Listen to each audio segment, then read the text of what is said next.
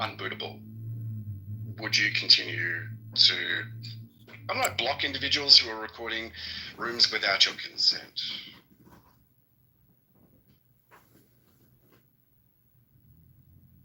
I'm in a one-party state, so it doesn't matter whether I like Edmund recording me or not. I don't have a right to. Hang on, I was asking. I'd like to hear your input. So what is the question exactly? Would I block him if I could? Is that your question? Clubhouse chose to be able to make this decision, right, of allowing anonymous to be able to stay in rooms and disabling moderators to be able to kick them out. Okay, would you continue to block people who are recording and streaming rooms without people's consent?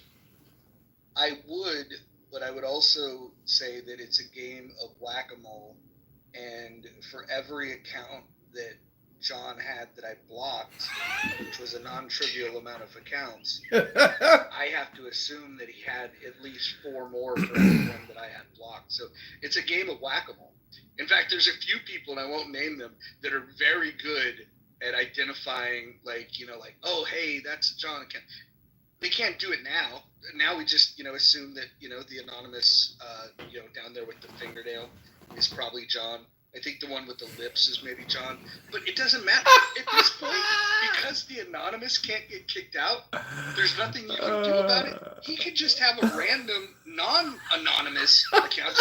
He could bring his own account, just change it to some name, put like a nondescript picture and bio. And we're just going to tolerate it. See, people who ratted Yeah. me out, they'd be watching my live stream and then they'll come in your room and say, hey, Kitover is recording your room. Like, that's the easiest way for people, who rat me out, because they were monitoring my YouTube. You don't get to be a victim when you're the perpetrator, John. Sorry. I'm not the victim here. I'm telling you what I do. I enjoy what I do, bro. Apparently, there's something that I recorded that upset you, but I assure you it was never intentional to upset you. Okay, I'm just pointing out you shouldn't play the victim when you're actually the perpetrator. Okay, got it. Thanks, Ro. Rowan, look, I've communicated my frustration, and I've successfully had multiple of his accounts clipped off of this app. I'll brag about that. And I've had at least one of his YouTubes at least temporarily brought down, or at least I think it was because of mine. So I've gone out of my way to do that. I'm just saying that I'm throwing in the fucking white flag now that fucking Clubhouse has basically said they're on his side. It's essentially this is the way I look at it, right? But can't you? I can't do anything to stop it. So my choices are I cannot be on the app, or what else? Like, Rowan, what could I do? What would you recommend with the current state of how Clubhouse allows anonymous accounts? How would you prevent this? There's actually nothing you can do to prevent it, and that's technically that's the reality. But to be able to to be able to, I guess now switch the coins and be able to say, well, Clubhouse is responsible for this, and John has no responsibility on that. There's nothing innocent about recording a person. Is it a personal thing, or is it just the recordings? And trying to commercialize it to its own extent. But like I said earlier, it is just fucking bizarre that a person would choose to be able to, be elected or try and get elected as a congressman. Whereas one of the main thing that a person needs is to be able to have trust. People need to be able to have trust in the person. Well, what's more important, courage or trust, Rohan? It's a low-down act. And how do you establish trust? How do you establish credibility? And commercialize like this, the recordings without consent. I think it's a low-life thing to do. Got it. I'll be sure to tell every constituent you don't like my recordings. You're actually fucking up with other people's enjoyment, and you don't give a shit about that. And that's okay. You do you, man. That's all. Did you ever think maybe it's a you problem? Oh yeah, I did think that lasted about half a second, which is about the same amount of time I'd give you face to face. Who hurt you? Who hurt you? Mummy.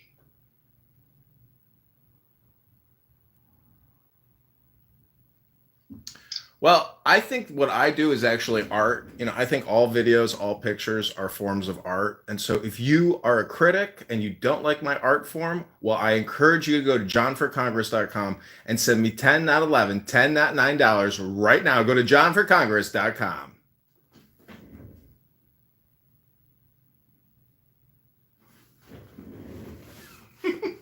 Listen, John, is it true?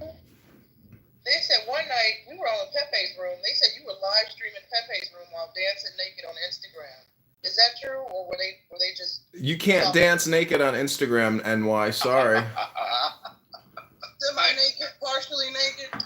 I gotta tell you, if you're in Pepe's room, you have no right to complain about anything that John does. I agree. And if you come down so hard on me, you should go look in the mirror because I'm playing a word game here. I'm a nonviolent person. I believe that spending $10 billion a day at the federal level is immoral and it's basically theft. And it's time for the American people to wake up and hear what people are talking about. And thus, that's why I've recorded Clown House for going on 6 years. And that is a sickness. Well, what if you just redirected your energy and I don't want to tell you how to do your art, but if you were to think about the power that you have at your disposal, and I think you're doing some of this already, which is this is why, if people think why is Mojo going so soft on him, it's because I've actually seen live streams on YouTube that you've shared that people now get to hear terrorist sympathizers, talking amongst themselves. And my hope is that the law enforcement community sees that stuff and takes action on it. And if that were to happen, if a single arrest were made because of a video that you've shared, I think all of the grievances that I have because, my PTR was up there and my voice was shared on a stream that got, 98 views, it would grossly outweigh, the inconvenience and my feeling of my privacy being invaded. Which, by the way, now that Clubhouse has changed their rules, I have no fucking I have no delusions that I have privacy on this app at all. I mean, privacy is an illusion from the beginning, even with the anonymous, because there are a lot of innocuous accounts that just float around and you don't kick them. And if you kick one because you think it's me, it's only because somebody's looking at my YouTube live. So, the privacy concern with me is there should be no concern. I'm very transparent and public. So it's these other rooms, which are terrorist supporters and potential terrorists. And, I have no problem having the FBI look me over 10 times. I've been in the military and I've never committed a crime. So, come at me and I'll give you everything I have. That's why I don't mind drawing attention to myself because I am an honest and good person. I have no beefs with anybody in my life. So, I'm a happy and a consistent person who comes on here and records the dumbest conversations about people talking about nothing. So, if you got a problem with me, maybe there's something inside of you that's not fully self-actualized. I don't know. Maybe it's a you problem.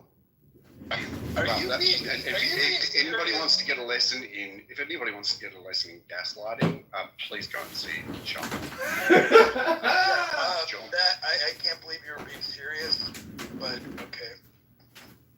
Well, wait a minute, John. If everybody is talking about absolutely nothing, what makes it interesting enough for you to report them and sharing them? Haven't you watched Seinfeld, NY? That's a show about nothing. It's George, Elaine, and Jerry talking in their apartment. They go on dates. It's a show about nothing. It's called Zen. It's essentially a word game. And welcome, everyone, to the secondary Clown House world game of John Kitover, who has recorded 6 years of this stupid app, and all of you in this room. So here's something to consider. Hold on. Here's something to consider. Right? And I think I have no idea what the actual motivations are of John. Only he knows.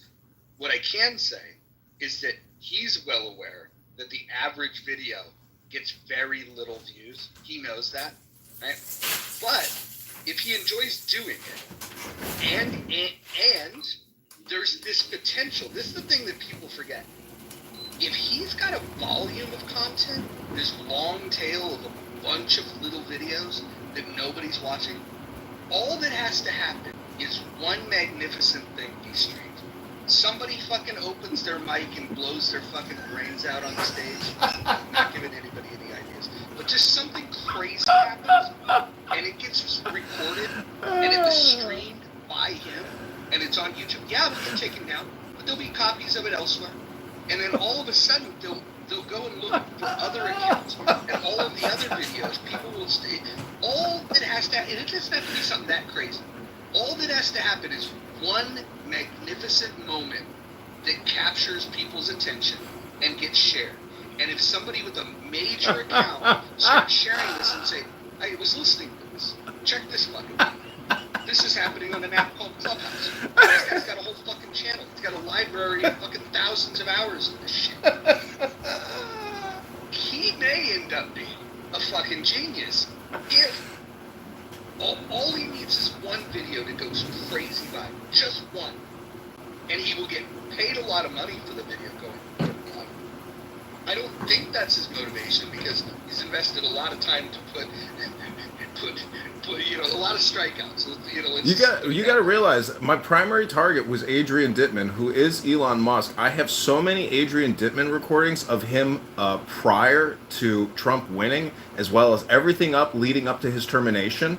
I have more Elon Musk recordings than anything, fucking 1,000. And those to me are really interesting because he's a nitwit and an idiot, and he sounds like every idiot. There's nothing special about the guy. He cooks butter steak and makes terrible jokes, and people don't really like him that much. But again, that's still just a show about nothing. So, I mean... Yeah, but Adrian Dittman is not Elon. It is Elon Musk. It is. No, it's not. I has David here stuff. We were in a room with Adrian Dittman, Elon Musk, and Elon's mom. And I don't know if you've ever heard this. It was on a Twitter space. So they were in the room together and they were talking. At the I get it. He has burners and multiple cell phones. Trust me. I will bet anybody in this room $10,000 that I can prove to you that Adrian Dittman is 100% Elon Musk because I have enough recordings to prove it. I have so many recordings it would blow your fucking mind.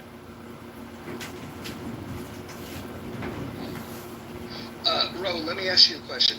Would you, if instead of John having YouTube channel after YouTube channel dedicated to me and Dr. Jordan, if he had YouTube channels that were dedicated to guys like Amir and Mikhail and some of the terrorists that were on here, don't you think that could be a potential good? But then it gets. Look, I was thinking about that, and absolutely. Absolutely. It would have some good to it. It has potential for some good. And the fact that he's saying that he's reporting some of these incidences, I think it's also potentially good as well, just to be able to highlight some of the problematic people. But would it sort of outweigh everything else? I don't know. What did I do that was so terrible? In the meantime, okay, and I'm glad you can reflect. Thanks, that's great. My sin of using Instagram and my sin of using YouTube. John, okay, control your narcissism. Until then, this is a maybe, there's a prospect. In the meantime, you've got many people on a social app that utilize this medium to be able to have shared information about how they feel and so forth. It's changed the experience for other people to the point where people need to be able to change their names to the point where if lots of people do that, then effectively there are more masks that are on this particular app. There's less benefit for people to be able to get. So there's a trade-off in some way. I think the fact that those rooms where the terrorist sympathizers are being streamed onto YouTube, I think that's fucking incredible. I'm just trying to figure out, is there a way, and this would be a genuine question to everybody in the room, including, I know how you feel about John prior to Clubhouse making their decision. I felt exactly the same. But is there a way that maybe we can, even if you still view him as a nuisance, where we could say, like for example, let's say one of the terror sympathizers comes into this room and we start engaging in a conversation and they're crashing out hard and saying some things that are highly problematic, right? Yep. What if we utilize this? It's like the comic book universe has the Punisher. Well, like, we should have a mechanism to call in the Punisher, and to be able to just, like, if somebody's crashing out super hard, I think rather than making John the bad guy here, if we said, hey, look, we're gonna set the fucking honey trap, and we're gonna bring you content that's far more entertaining than the stupid shit that we wax about. And what if we leverage this service? Think of it as a service that he's providing. He thinks of it as art, but we think of it as a service, and we figure out a way to leverage it. What's wrong with that?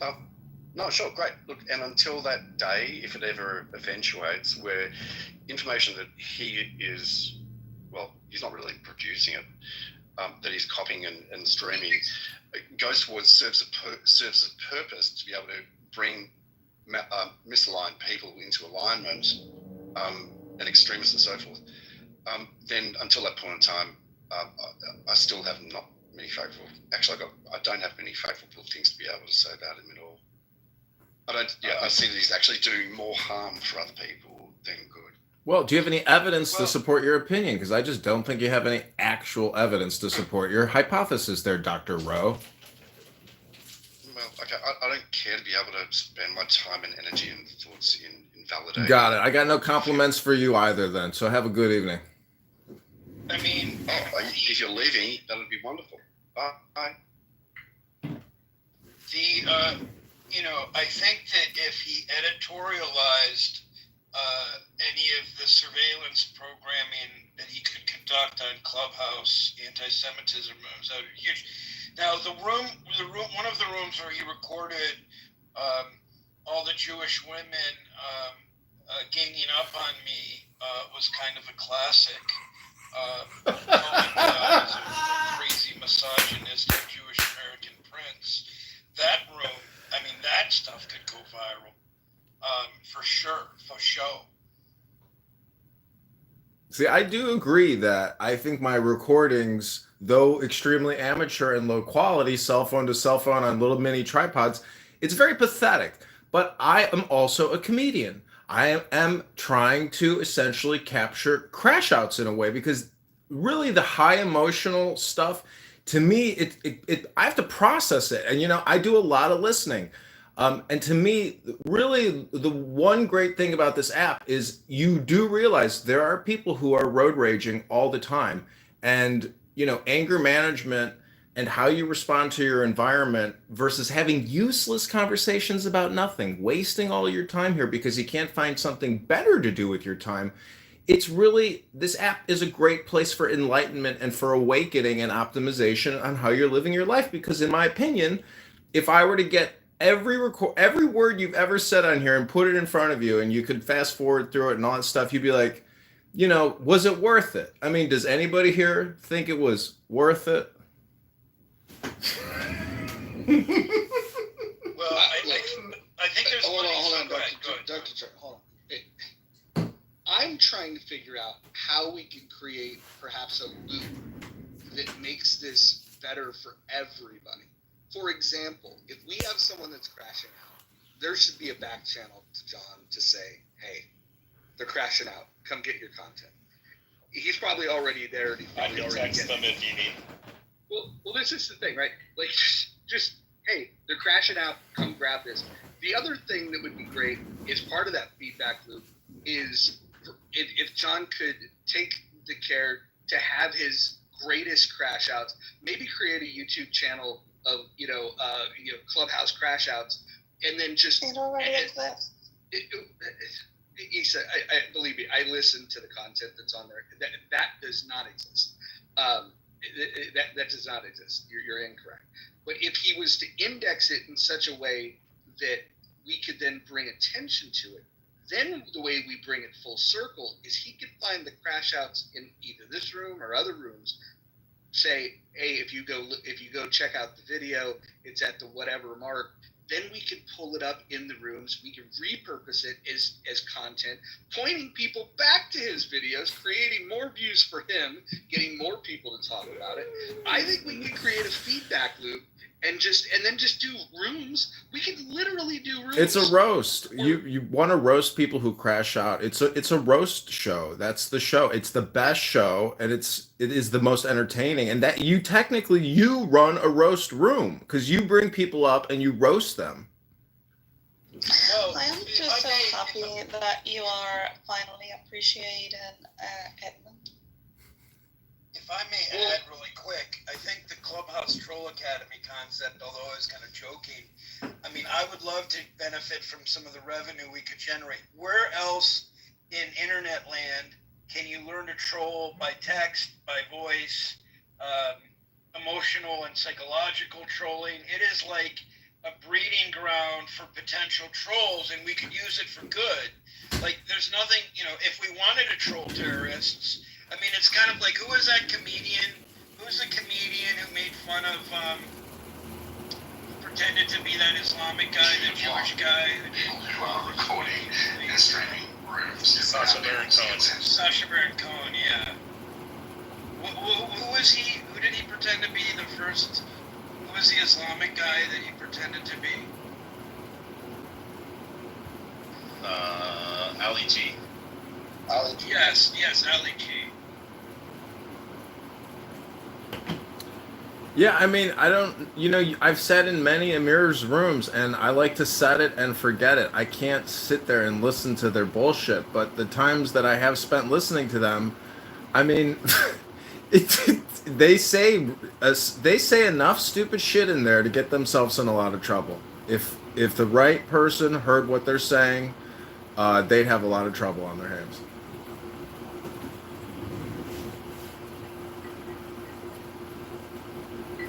Could you at least dedicate one particular channel to his room so then I would come through that to go find the content, to just play it, rip into it, allow the people that are so inclined to turn it over to the proper authorities, maybe do some voice matching, things like that. Why don't you just get a Mojo 2 account and live stream their fucking room with an anonymous into this fucking room, and then we can all roast them together. Make it an interactive experience, upgrade the quality of your show, get some more burner accounts, and let's get this party started.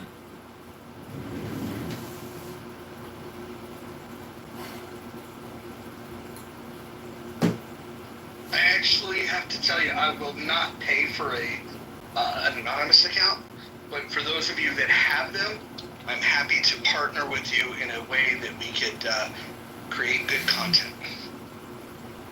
Are you talking about Ben Mandelson? If that's the content you want to create, that's fine by me. I'm more interested, to be quite honest, with some of the people that are saying literal criminal shit on here. I think that's a service that imagine this story. Clubhouse troll leads to investigation and an arrest of a terrorist cell in the United States. That'd be fucking amazing. Dude, he'd get elected. He'd go to Congress. It'd be amazing. He's running for Congress, right? Wait, can you repeat that soundbite? Can you repeat that soundbite, Mojo, one more time, please? Thank you. Yeah, and he already has all that content. He just hasn't filtered it. Maybe AI can help him. Fetch all those gold nuggets you have it. I mean, where is the FBI? Where is the CIA? Where is the NSA? Is all they do outward facing? Didn't you work for the FBI or something? No, I've worked for the government since 2002. people send out an alphabet.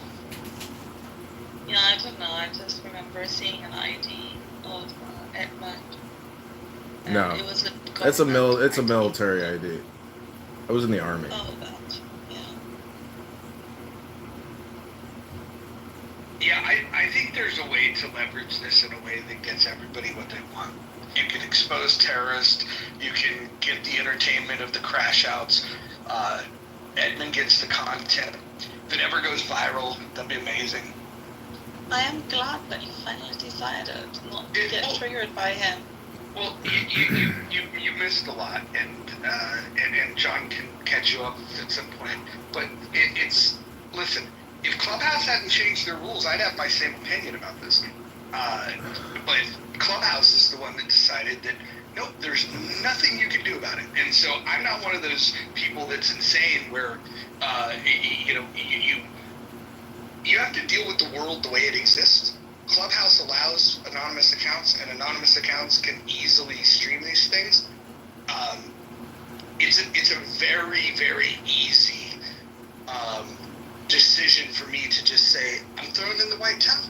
And then once you surrender, then you have to look at like, okay, what can be gained here? And I think the thing that John's done, and that we all agree on, even his biggest critics agree, is that he's doing the Lord's work when it comes to recording some of these terrorists. So.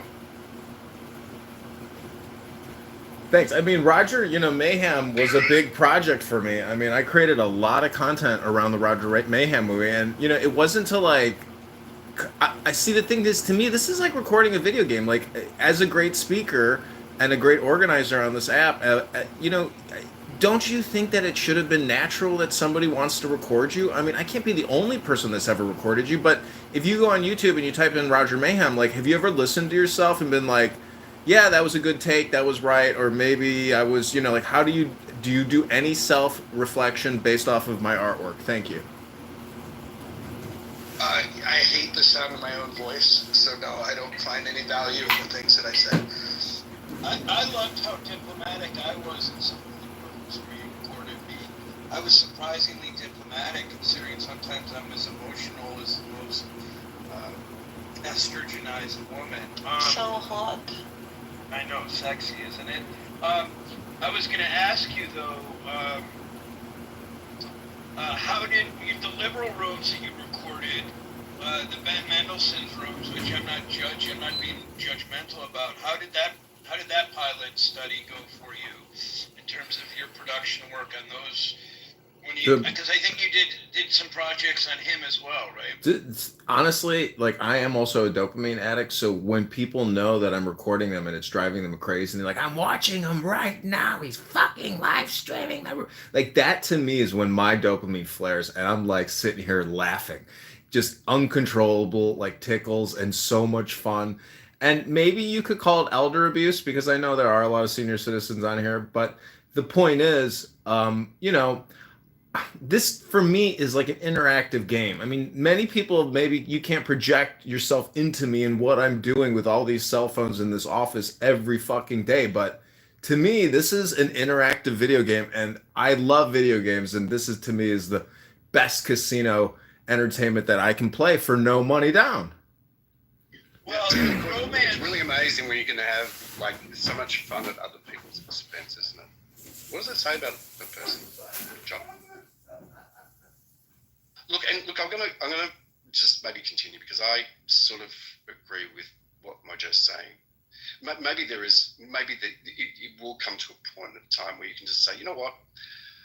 Maybe getting this feedback from other people, maybe I'm doing the wrong thing by other people. It's not right, but what I can do is focus on, these fucking terrorist supporters, okay, and the racists on here, and dedicate your time to actually doing something that's positive, make a positive change.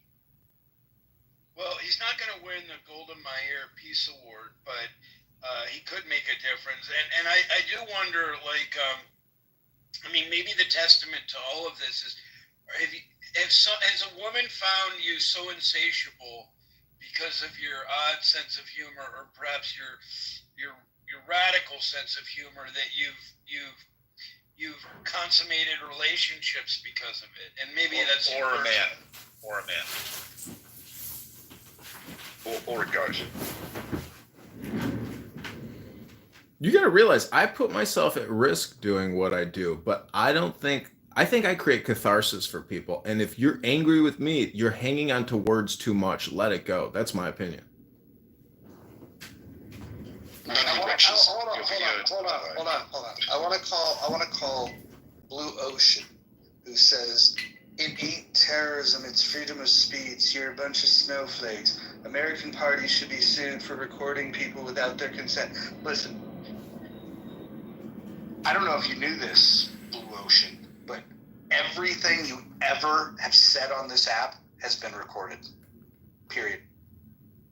So, if you don't like that, you shouldn't be on this app.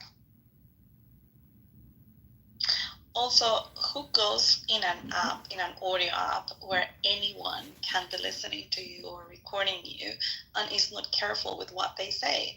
I mean, you should always, whether you're in More than half Clubhouse or the app. outside of To answer Clubhouse. your question, more than half the app. Well, yeah, but that's their problem. I mean, like, even in your own life, without an audio app or without a phone in your face, you should always be responsible for the things that you put out there. So maybe this teaches personal responsibility to people. Well, then that makes this a It's a matter of necessarily it being about responsible about what you're saying. It's just having a choice as to whether you want to be able to share your thoughts, ideas, and you have feelings a with the choice. masses. Hang on. If you want to share them with the masses, okay, then you have the option to do so. For example, if a room has been set to replays only, you have the choice of whether you go up there and you want to be able to have your voice recorded, right, for everybody to be able to replay. Okay, it's as simple as that.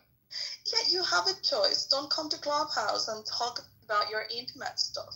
If you want to have the intimate choice conversations, go is into to waves. whether Edmund you doesn't go into private into rooms. those rooms or you don't go into those rooms, or you go up on the stage, or whether you don't go up on the stage. And that is a person's choice. It's not a matter of whether they go on the fucking app or not, for Christ's sake.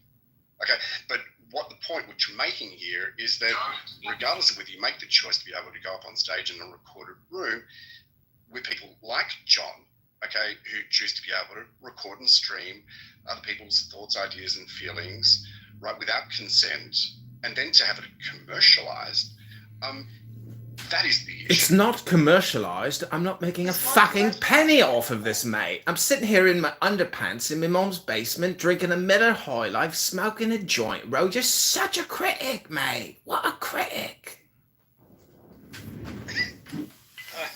If anything, he's losing money with this. Have you seen the amount of phones Exactly. he's got in his...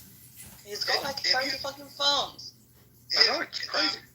Congressman Kitover, have you captured me gesturing in any way to Issa, like any flirtatious things I've said to her in past rooms, or overtly hitting on her or anything like that? Just curious.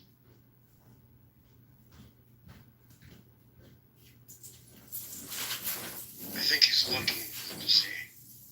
No, I would really love it if people were like, yeah, let's like actually record this and put it in the room title and create content together instead of barking at each other like wild dogs every single day. I mean, can we work together? This is why communication should be revolutionary in the sense that people can organize outside of the traditional communication network. But there's no organizing on this app. There's just road raging, people getting their dopamine for their, afternoon lunch desire. Like, there's nothing intelligent happening here. It's a fucking roast show. It's comedy. Can everybody stop taking it so seriously? If you guys think that you're special, you're not. One day I went into his room and he was streaming a conversation of his mom with his sister into Clubhouse. So he just does this all the time. Yeah, he was. Well, we all have to take into consideration these aren't private rooms. Everybody can come in and listen to you if you're talking about your sexual kinks or your depression or any of this type of shit. Like, if you're gonna come on here and talk about this shit and get upset and feel like somebody's streaming it, I mean, there's dozens of people in the audience that are listening to you. So It's just selective outrage. public outrage. I'm the scapegoat. I'm the Pepe. You can cast all your hate and anger and frustration into me. I can catch it all and just throw it right back at you. Does your mom and your sister know that you're streaming your private conversations into Clubhouse? Are you serious? You don't think they look at my YouTube and know that every single time they talk to me on the phone, there's a chance that I'm streaming them? You know, the funniest thing is people are paying fortunes for SEO and GEO, and it's like the chance that we're even getting exposure and visibility out of it is slim to, I don't want to say slim to none to hurt it, Congressman Kitover's feelings, but the truth of the matter is people are paying money to have the most ridiculous things about them heard and seen. So we should, in some ways, maybe we need to be grateful.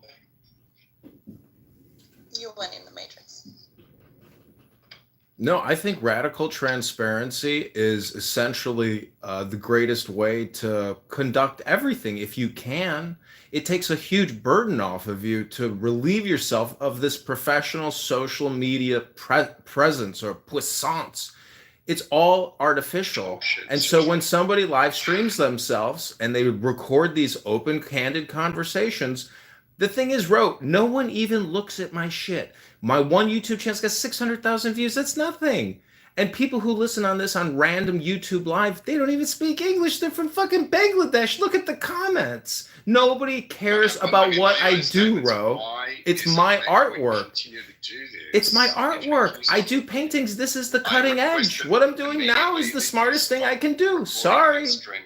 Yeah, but it's no different than somebody just standing out on the sidewalk and videotaping people as they're talking. Like, it's legal. He's allowed to do it. I mean, if you don't want to talk about shit in public, then go somewhere private. You know, make the room private. Don't let anybody go in there, or just get off the app and, you know. He's from Australia. He's not from London. He's never been to Speaker's Corner. No, I know. I mean, in the United States, you can record somebody. I can stand up with a cell phone and watch two people having like a personal conversation on the sidewalk, and there's nothing they can do. I mean, that's exactly what's going on here. Rich, that's out there. This is a public social media app. No, it's not a public at all. No, it's public in the sense that people can, or everybody in the audience. The terms and conditions say that he can do it. Okay, it's got terms and conditions. Yeah, and they said that he could do it. No, they did not say. Yeah, they did. No, they did not. They made anonymous accounts for no reason. Bro, the point is the now is all important. I'm going to say it again. The now is all important. And who am I causing harm to right now? Anyone? Anyone here being harmed by my YouTube live right now? Does anybody feel any harm? No, I don't want you recording. I don't want you streaming it. I don't want my voice recorded. And I know there are a bunch of other people who feel exactly the same. I'm sure of it. Okay, anybody else in the room, speak up, because one person's opinion versus my opinion neutralize it. Anybody else here not want to be recorded by me on my YouTube live? I'll tell you what, is there anybody else in the room who feels differently to what I've just said? Does anybody else give consent to being recorded and streamed? Go ahead. Put a 1 in the chat if you want to be on my YouTube live. Put a 2 in the chat if you do not want to be in my YouTube live. Again, number 1 for you want to be in my awesome YouTube live because it's so awesome and so much fun. Or number 2, you do not want to be in my YouTube live because you hate my fucking guts. Put a number 2 in the chat if you hate me and you want to see my YouTube live ended and canceled and it's a wasted time. Or put a 1 in the chat if you love it and you love it. Thank you very little. There we go. There we go.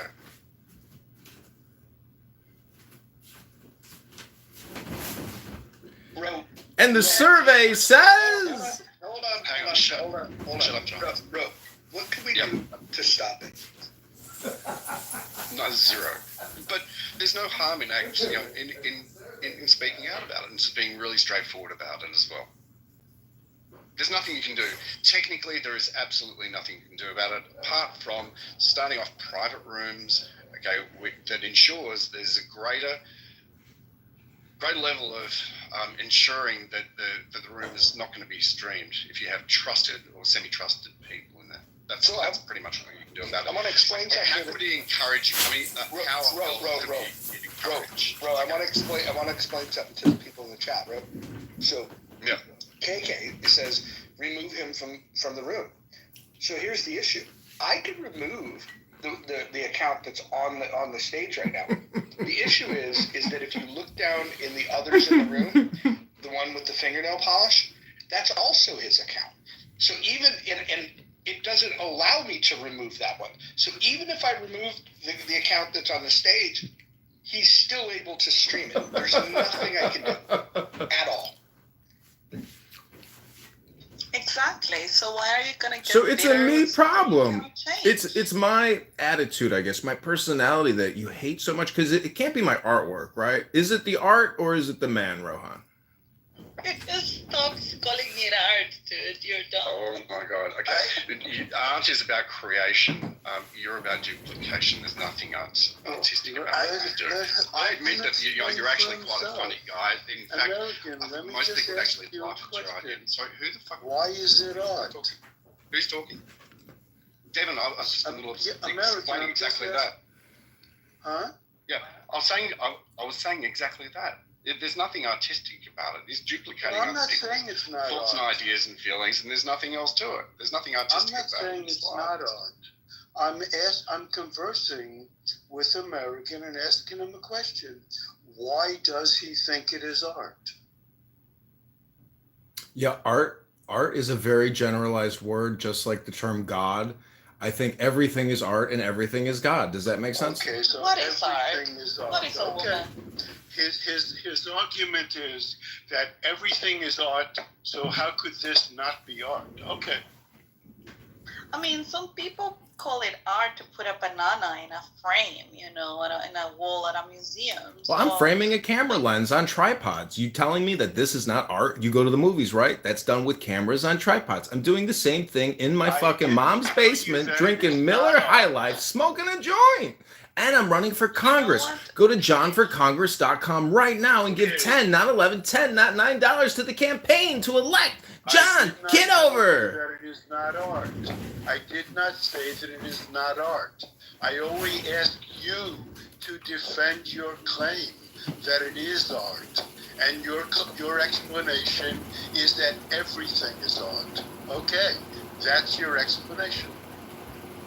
Well, as a professional artist, sorry, I'd like to chime in. I'm a big fan of his work. It's comedy mostly. And Sarah is a turnaround, right? Because he grew on. He grew on you. Listen. He does grow.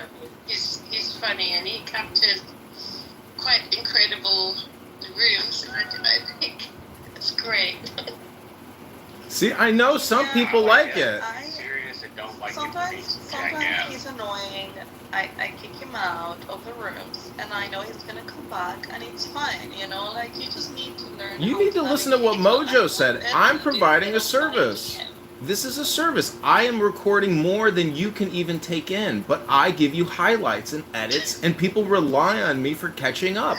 I'm literally a production company over here, and I get no appreciation, and people want to do all kinds of fucked up shit to me, and I think what I do is a great service. No, because recording people doesn't take much effort. It just means having like 8 different cell phones. Not that hard. See, I'm gonna tell you something, Marshall. Just create Marshall's got something. 50.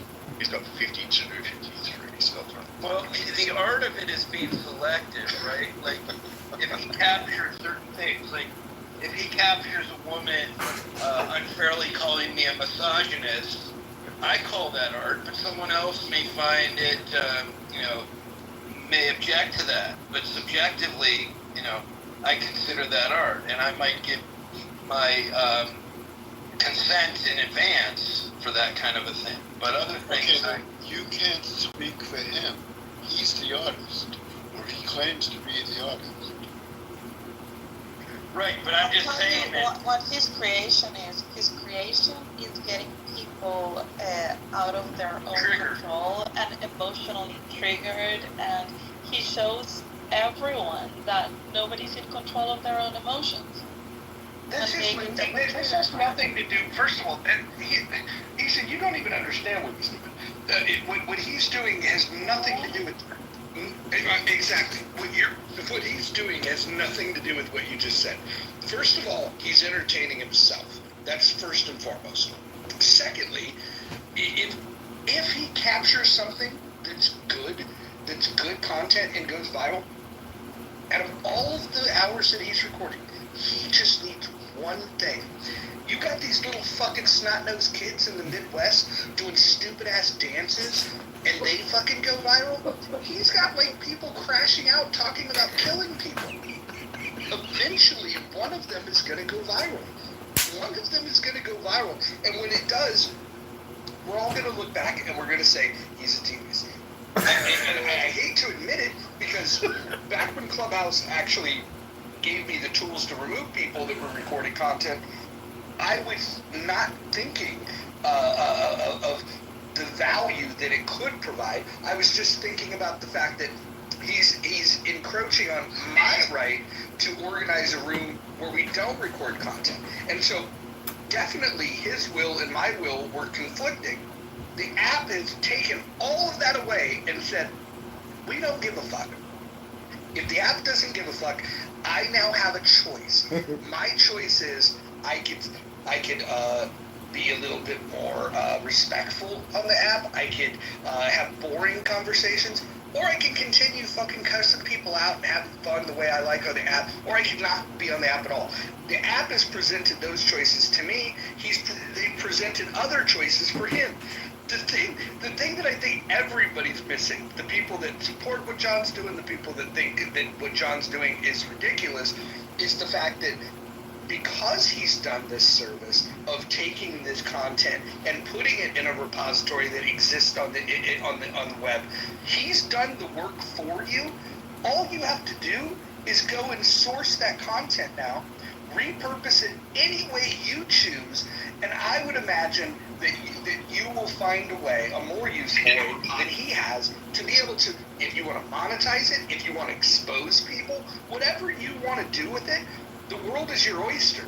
John has actually provided a fucking service, and I can't believe I'm saying this, because if I had the tools, I'd remove him, but because I don't, I have to live with it, and now that I've accepted that I cannot change it, now I'm looking at how can my life be benefited by the work that this guy's putting in. And there's a lot of fucking ways. There is a lot of fucking ways.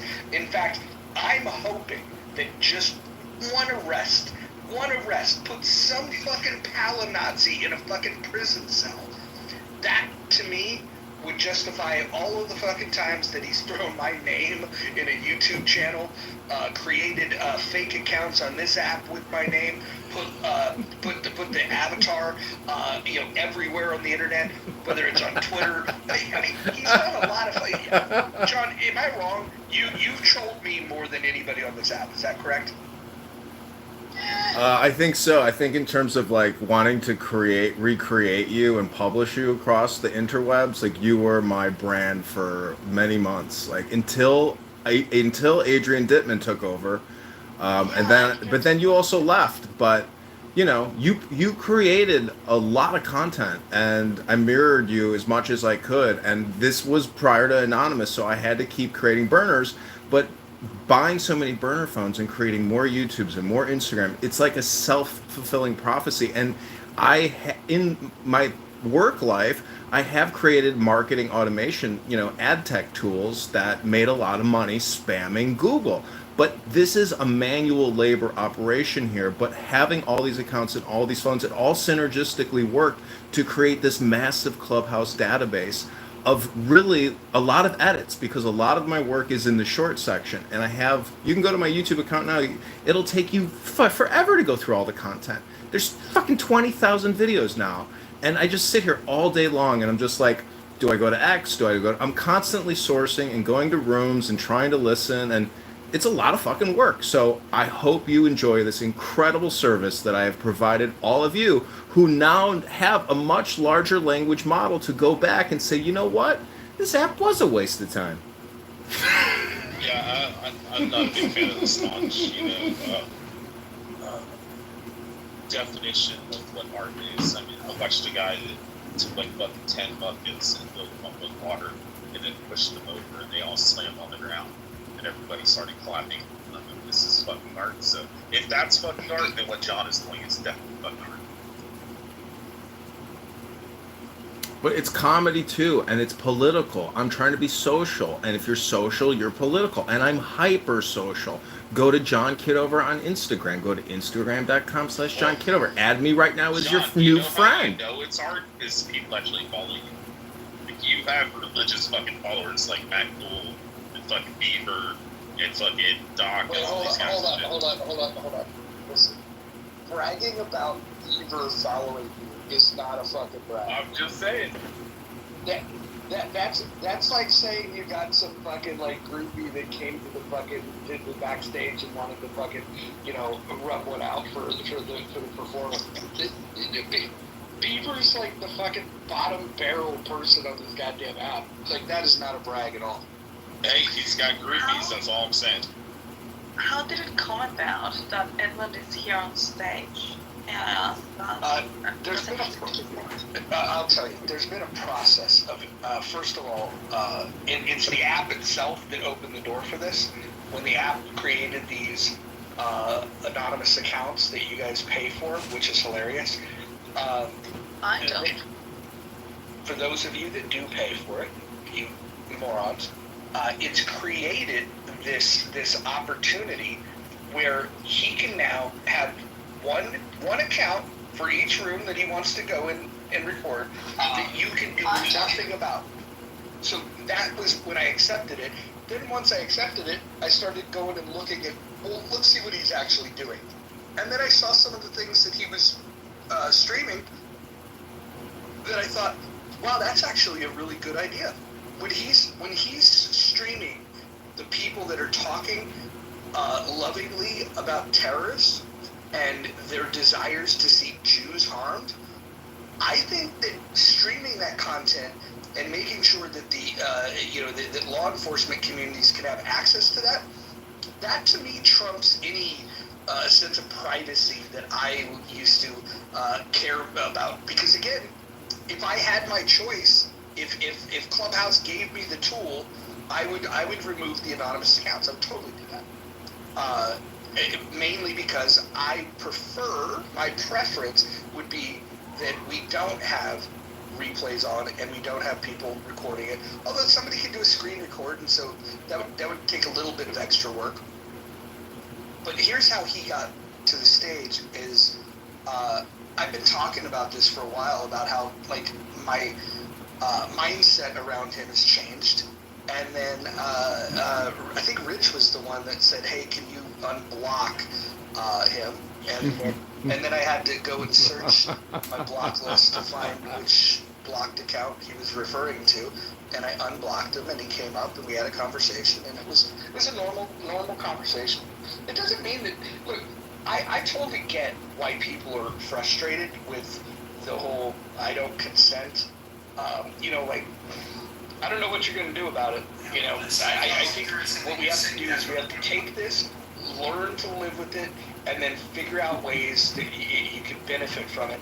And I'm seeing more and more ways that it can be beneficial. And so why fight the system? You take it, you enjoy it. Yeah.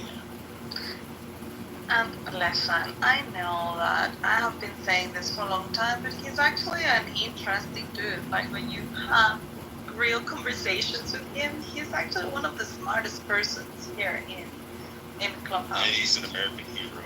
Sure. He reads a lot, and his takes are really on point. I mean, it's just that he triggers everyone's nervous system, but yeah, he's not bad. Sometimes he goes a little bit crazy. You need to kick him out of the room because all he's doing is yelling like a crazy person. But when he's actually normal, he can be pleasant. I try to be funny. I like comedy. I like art. I like politics. I like everything that everybody else likes, but I also like recording Clown House. And that gives me a little bit of an edge over people in terms of creating this database of people, and people really resent that. For your mental sanity, you should try to, compartmentalize a little bit and maybe create schedules for yourself, because I've told you, you know what he does? he leaves the phones on in the rooms while he goes to sleep. Can you imagine a sane person like Wait, listening to that Issa, I'm noise recording all night Amir's while you're room. They sleeping? go till 5 in the morning while I'm sleeping, and you're calling me crazy?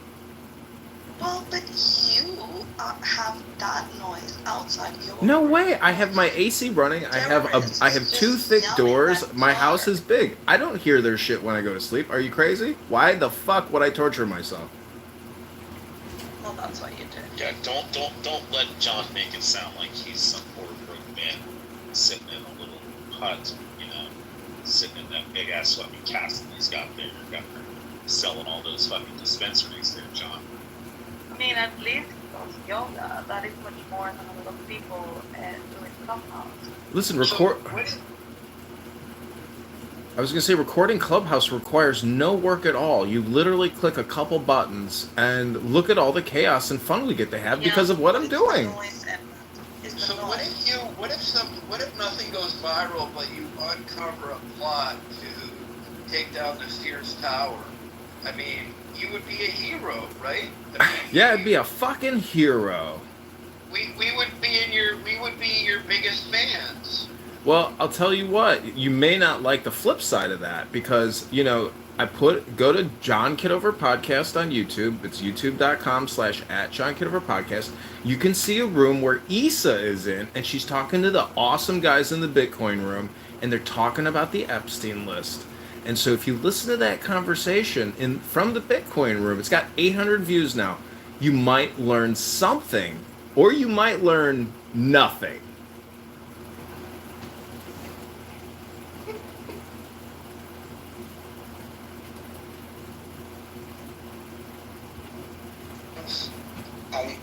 And so people can search for it. So now that people have been talking about this, if somebody wanted to find, okay, I want to find the lefties, where's that shit at? It's too hard to search through all this shit. And I know you don't want a lot of work on this, but maybe you could find somebody that would be interested in helping you do that stuff, because if people could search for it, I can tell you this, I would go to your channel if I could easily just sort by show me the lefty shit, so then I can just grab the content that I laugh at, and then I would just rebroadcast it in these rooms. Also, you've inspired me. My YouTube, I had Brandy Roderick, Playmate of the Year, Baywatch model. That was the last person I interviewed on my podcast. Without you introducing me to the potential for YouTube, I would have created my own programming.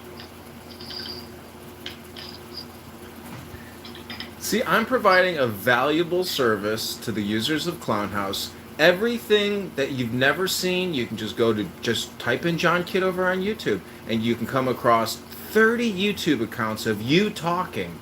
Literally, people in this room talking and talking and talking and talking. Over 20,000 videos of people talking. Are they talking about something, or are they talking about nothing? What would you say, John? I mean, another person that records every single room is Monica, but she uses the in-house system, which is the replays. And so you tell me, when you compare the content of both, when you compare the contents of both, tell me which one makes it for more interesting content. Is it Monica's rooms that are recorded with consent and people, I don't know, behaving like they're in a classroom, or Edmund's? Oh, also, Monica, anytime that you've ever told me to check the Discord, I've never done it. Not one time. See, this is the most fun you can have for free. How many replays do Monica get of her rooms, and how many replays do Edmund get of his rooms? Monica gets more plays of her replays than you do of yours. Of who? You. I don't do replays, honey. Well, this is the point. Monica likes replays, just like Edmund likes to record rooms. Well, why the shade on Monica? I'm not throwing any shade. What I am saying is that is another form of recording rooms, but it's less exciting. She's I'm just pretty much comparing the same it. exact thing. No. What you're missing here is that Monica does give people the knowledge that she's recording. Now, what you're saying is that secret recordings are more fun. The secret aspect of it is the part that I used to. I'm talking about comparing the services. Hold on. The secret aspect was the part that I was challenging because he was doing it without the consent. But now that you can't kick the anonymous accounts out, then everybody just has to accept that everything's being streamed. Once upon a time, we didn't have to accept that. Once upon a time, this app gave you the tools to make a decision. Hey, if I find somebody that's recording it, can I take an action against them that would prevent that? I actually like having those tools at my disposal. Maybe it's because I'm a control freak. Maybe it's because I think that that informed consent matters. That being said, the app itself has their own rules and their own tools that they provide. And so if I'm going to stay on here and run rooms and have conversations, then I have to assume at all fucking times that it's being recorded. And to assume anything else is just crazy. That wasn't always the case. You didn't accept it before. Some of us have accepted it 5 years ago. So Yeah, we because realized that some of it you was did- unbeatable. Some of you didn't appreciate freedom quite as much as I do. Some of you don't mind people recording without your consent because freedom's not something you're used to. And I can understand. Freedom allows others to do what they want and not trying to be authoritarian on them.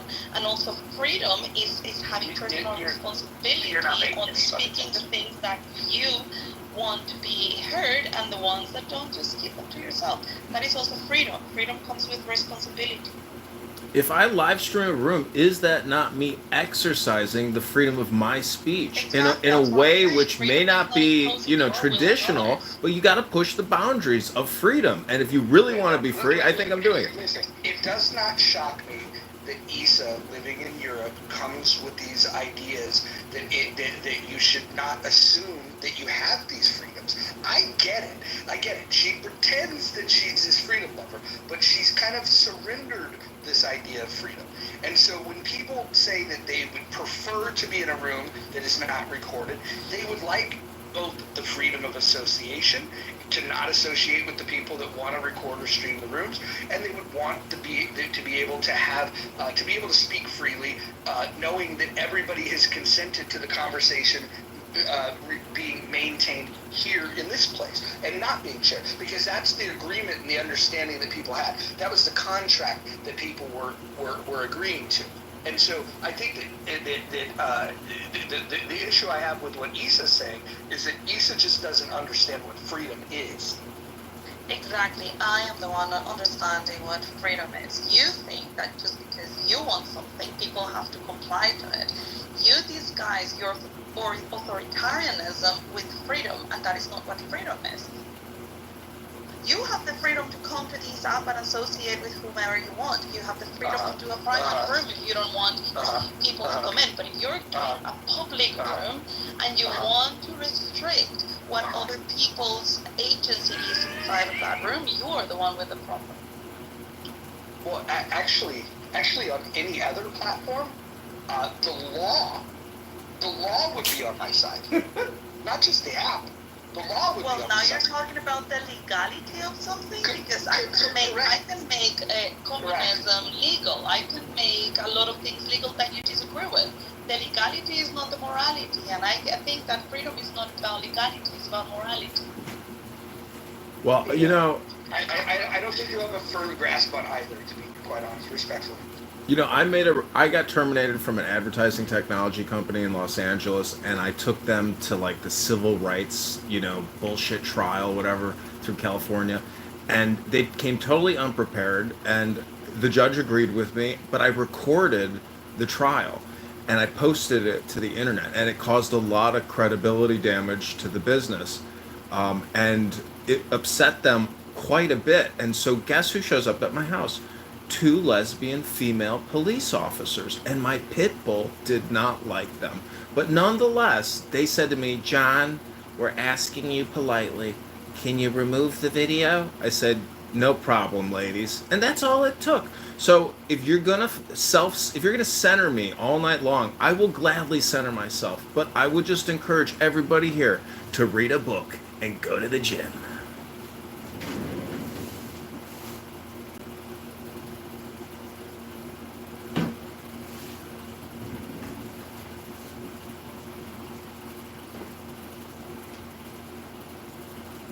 So I just have to take issue with one thing you said earlier, which was that Seinfeld is just people talking. The show Friends is just people talking. Seinfeld is artfully Jewish, and I love it. It's hilarious. It took a while for me to get into it, but I feel that it's culturally my own, and it makes me feel at home when I'm on the treadmill at the gym watching reruns of it. No, I agree, but what I'm talking about is this word game that we play and the emotional response to words, meaning that most people can't realize that this is like a comedy show, that this app and these rooms are roast rooms. And sometimes if you're self-deprecating, you're self-roasting or you're roasting other people. Many people don't like my recordings because maybe it put them in a bad light and not as intelligent as they thought they were. There's so many ways to analyze why people hate me and hate my recordings, but I say just let it go and embrace the flow. Maybe you should do a Kundalini rising exercise for everybody. Okay, this is your midnight deep breathing meditation with candidate Congressman John Kitover. Take the deepest breath of the day. Hold it for 10 seconds. 10, not 11. 10, not 9.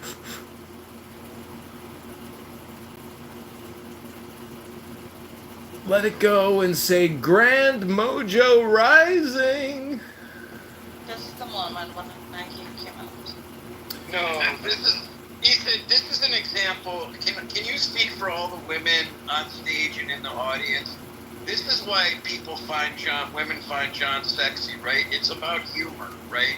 Like if I was as fucking funny as John was, I would have the game that he has, and I would be as prolific a breeder as he apparently is. He's not a breeder. I have a lot of books in my house. I got 15 bookshelves. But the point is, take the second deepest breath of the day through your nose. Hold it for 10, not 11. 10, not 9 seconds. Stop. Let it go and say, "I am fresh." And vote John Kitover. Go to what is it? JohnForCongress.com.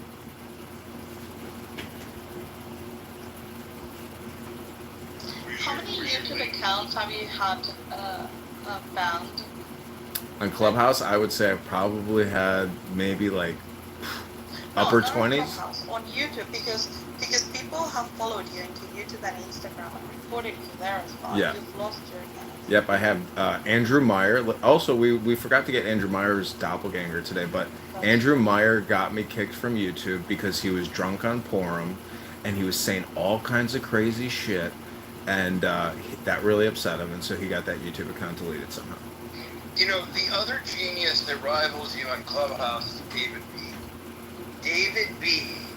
functions in ways that most people can't when they're sober, and he is so intoxicated, and he's making fortunes doing it, and it's like I'm kind of envious. I'm almost resentful. Do not be envious of David Bobadilla, sir. Do not be envious of that man. He does not know how to handle his vodka.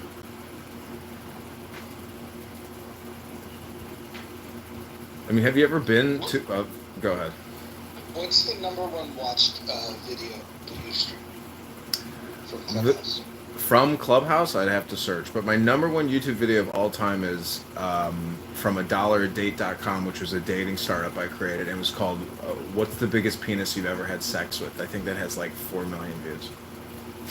No, but from Clubhouse. We don't care about your other stuff. I'd have to look. I'd have to sort by most views. So, but again, some of these accounts have 2,000 plus Do it. videos in there. You do it. I'm done. I've done all the work. You know, I've provided a service, and you're still yapping at me. Do it. Do it. You do it. Yeah, because you have your account there right in front of you. It's just a couple of clicks. It doesn't matter. It needs to be more sortable. Like the problem with what you've recorded, from my opinion, is that it's not. It's not actionable. Like if I said, hey, I want to go and find something interesting, I'm not going to go through all those hours to find it. So you need to. I know you can create playlists, which is one way to sort it. Well, also, if you could find one of the sycophants that you have, maybe Issa will volunteer, she seems to like you a lot, and just have them watch the video, and then in the first comment, they can do, like an audit of like at the 2-minute mark, they're talking about this, at the 5-minute mark, they're talking about that. If you had somebody just doing that, that would be much easier. Yeah, I agree. But again, I could hire a secretary to come in here and do 8 hours of data entry a day, but if that's technically all SEO work, and hopefully the account would grow to a few thousand and I could monetize it. I mean, for Christ's sakes, I don't know if you know Hampton Spears. I know you do. That little F word has like 50,000 subscribers on YouTube, and he's making like 10K a month because they are friendly to people like him. People like me, I get shadow banned. People report me on this app. My work is not valued until today. So I thank you, Dr. Mojo, for finally giving me a little bit of credibility on this piece of shit app. Thank you very much. Just remember, Rowan values everything you do. I know, Rohan is my #1 fan. He honestly I think you're really funny, John. I think you're really smart. But I don't like the fact that you've live streamed me talking endlessly about nothing. Edmund, do you have a donation link for your campaign? No, not yet. The woman at the bank is giving me fucking never-ending emails. She does not want to open the account for me. Just a real quick news break. What do you guys think of this notion? I think it's ludicrous that I've seen in some of my Jewish community groups that people are making the assumption that the guy who went to Park Avenue and shot people up was going after Jewish people just because sadly two Jewish women were killed, I think. As tragic as it is, I think that's crazy. Does anyone have any comment on this topic? You think that's a crazy conspiracy theory? Wake the fuck up, Dr. Jordan. I think it's how would he have known? Like, Did you think he just like stepped out? Yeah, it was planned, coordinated, researched. It was a fucking strike. I mean, you think it was some random guy got off the train because he's fucking having a bad day? No, it's fucking sophisticated attack. I don't know. I'm shocked. I mean, I'm very much combating anti-Semitism, but I have trouble believing this guy from Hawaii originally played football in Nevada or wherever, travels across the country, goes up to the 33rd floor or whatever, and happens to get these two people in his line of fire.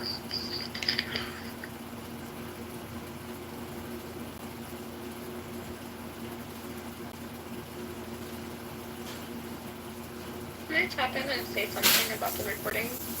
Okay. Sure. Okay.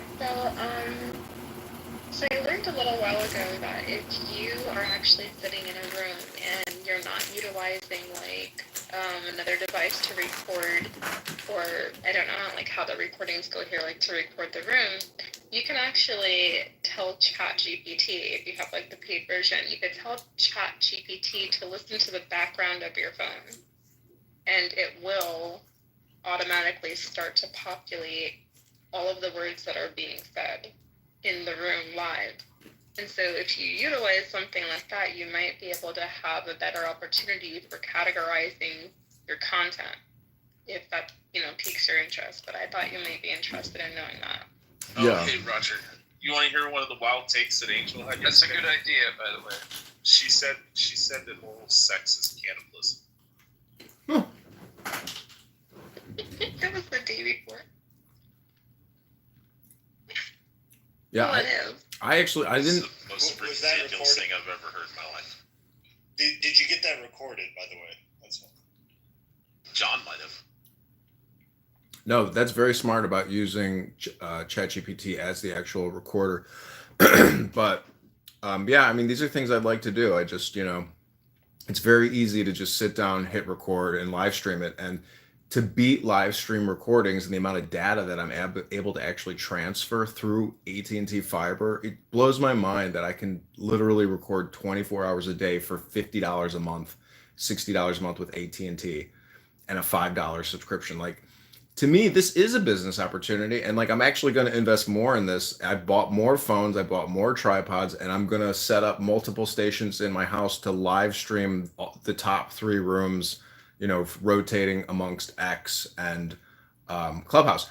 Now, the interesting thing is, like, that Bitcoin room, Issa, you may hear some random things, but just recording a 3-minute clip or a 15-second clip or a 1-minute clip of somebody saying some unique take about, say, Jeffrey Epstein or something you never heard before. Like, this is a chance to pick up on some little tidbits here and there in terms of, like, knowledge or intelligence or gossip, but it's really just a fucking gossip show. That's all it is. Well, you also might have an opportunity too to take some of your content you already have and see if ChatGPT takes your feed of that recording, so that you can then begin to categorize it. Have ChatGPT categorize it for you. But there are, as I shouldn't say, there are things that you could probably look into, like apps to assist you with that. There are already more advanced tools than ChatGPT to create libraries and taggings and stuff like that. You don't need to do anything. You just need to give them access to wherever you have the library, and it will tag it. So I bought a new device. Then create clips with AI, and you don't have to do anything. Amazon just bought a new company called Bee, and it's an AI recording device that you put on your wrist or on your lapel, and it records, forever, infinitely. You can just record 24 hours a day. Everything you do is being fed into this AI listener, and it documents the whole thing. So my plan is to put this thing next to my primary Anon account, and then get transcripts of what everybody says as well and publish that as well.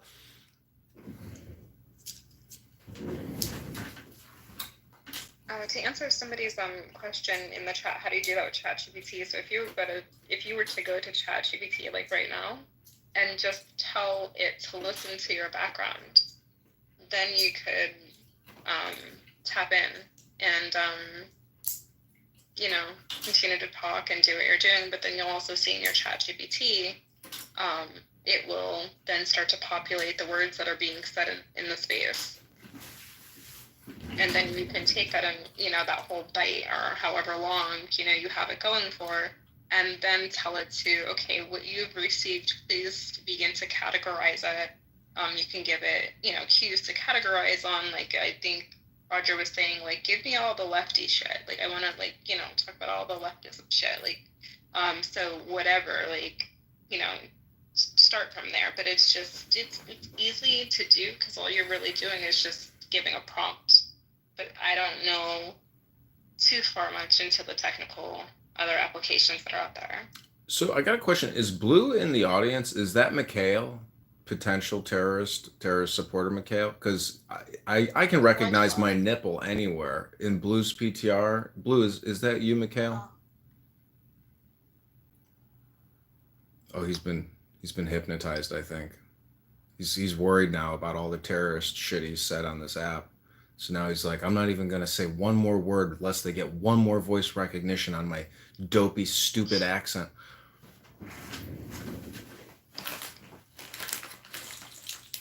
No, Mikhail is the guy. If you open his profile, Mikhail is the first one that he had a conversation with. Well, Mikhail took a screenshot of my titty. He likes to play it here for everybody. Yeah, but if you see the screenshot of the screenshot. You see, what you fail to understand is that by having a picture of my titty on your cell phone doesn't make you cooler. It makes you the beta cock.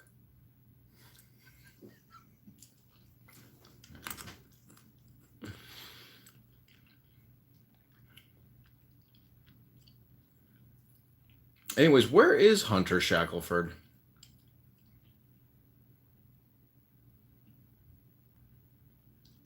She retreated after she got caught up in some scam that she got caught for. Who? Hunter Shackelford. Oh, but that was years ago. I haven't seen her around for like 3 years. You didn't happen to hear the Isaac Hayes room today where everything in this white man's world is a scam except for Isaac Hayes? Was that on Fanbase or was that on here? It was on here, and there was an African-American gentleman in the stage who was calling him out saying, "This motherfucker, he just runs investment scams, taking your fucking money, loser." It was he got called out so bad, it was fucking awesome.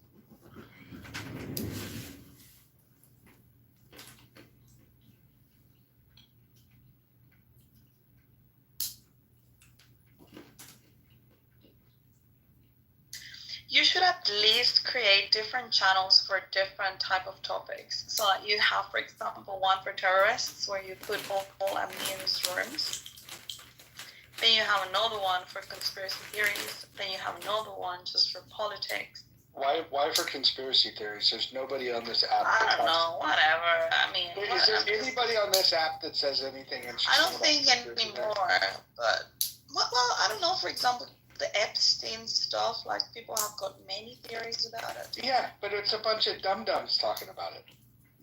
That's fine, but that's what creates content, right? Either a dumb thing, or an outrageous thing, or a smart take. Listen, if I don't win the primary in March, maybe I'll start to diffuse my name from the index, and because I'll probably be looking for a job. My last day with the IRS was in May of this year. I was a facilities consultant, and so basically I opened and closed IRS offices across the Midwest for the past 5 years.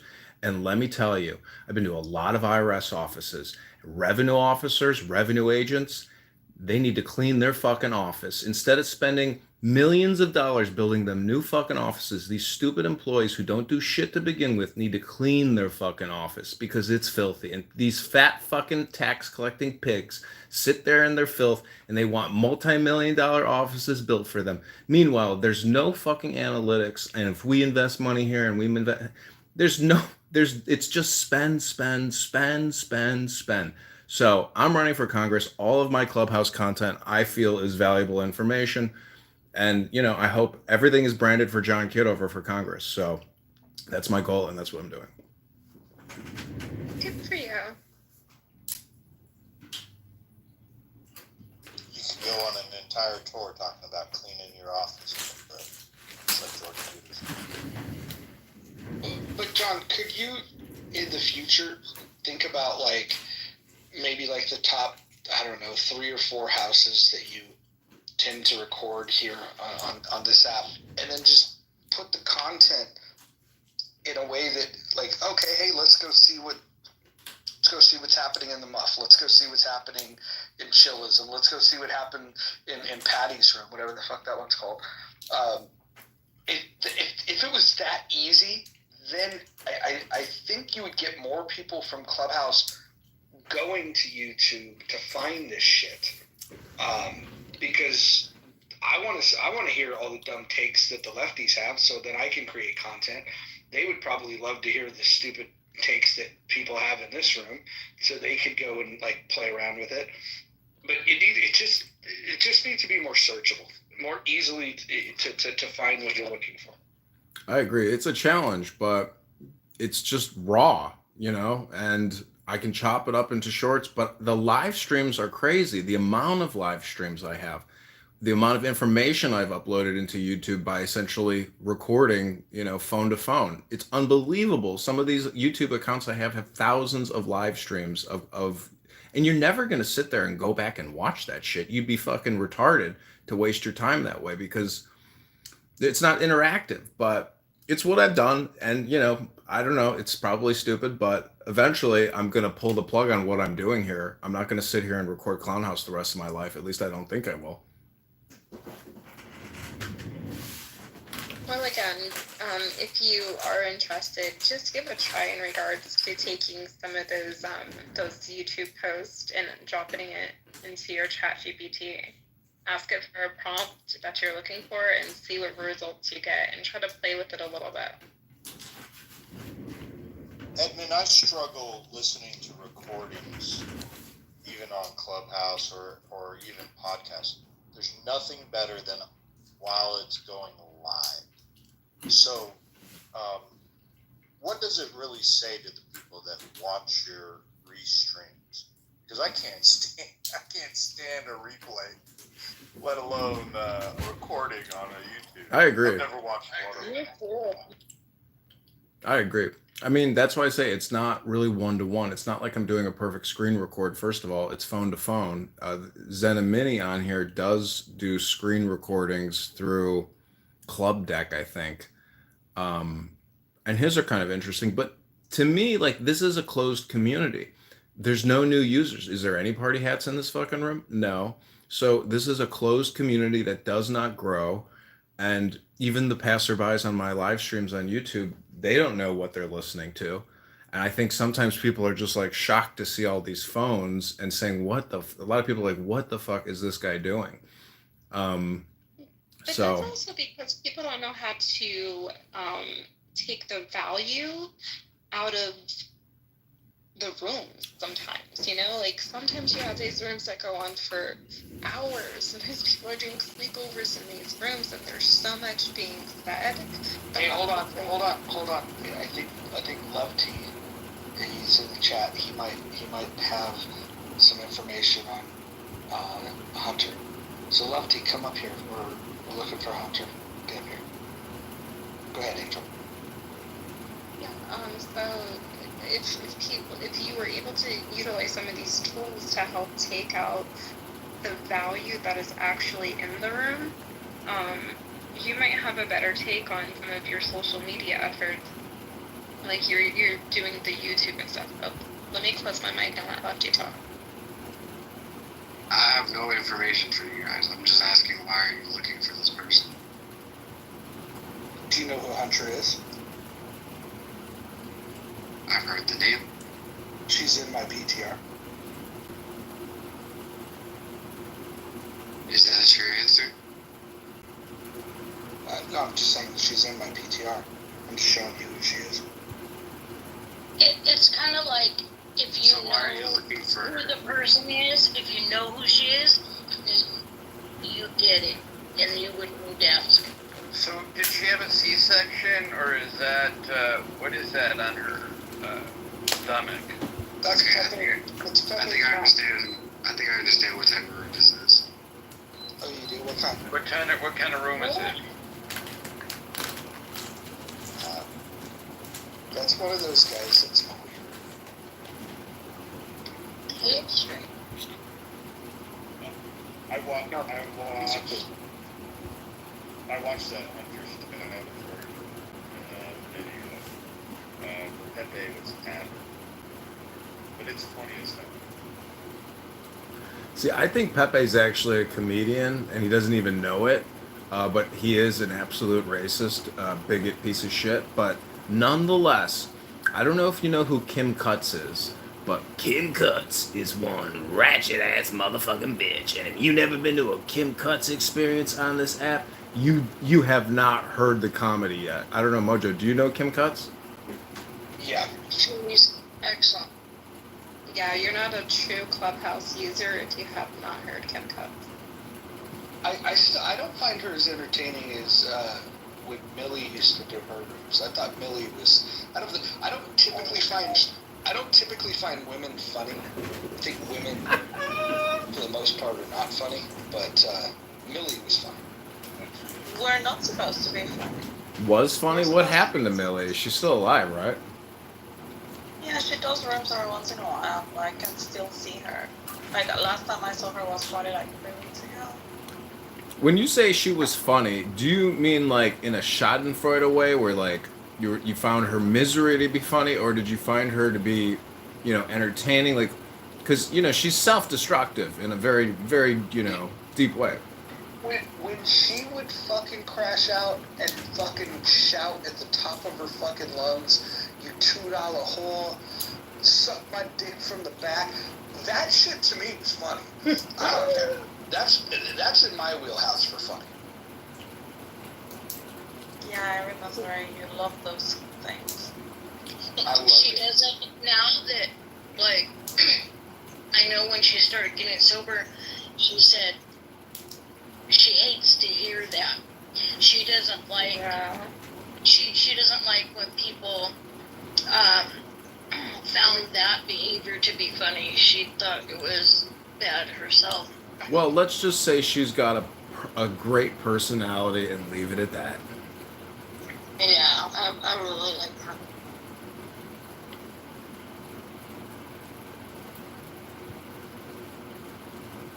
So, ladies and gentlemen, what is it that we have learned most about our fellow Americans on this app? Anybody? Many of no. Oh. Nothing is surprising anymore. I wasn't gonna say it, but I am gonna say it. Many of them are socially suicidal. That's what I think. Dawn likes tacos. I do. I do. I like tacos too. Oh my God, I'll always come over. Everybody come over to my house this weekend. You're invited. Okay. Do you think this app had any role whatsoever in helping Donald Trump get elected? No. Yeah. No. Who said yes? Angel. Yeah. This app doesn't have, even at its peak, didn't have enough people that could move the needle in any state.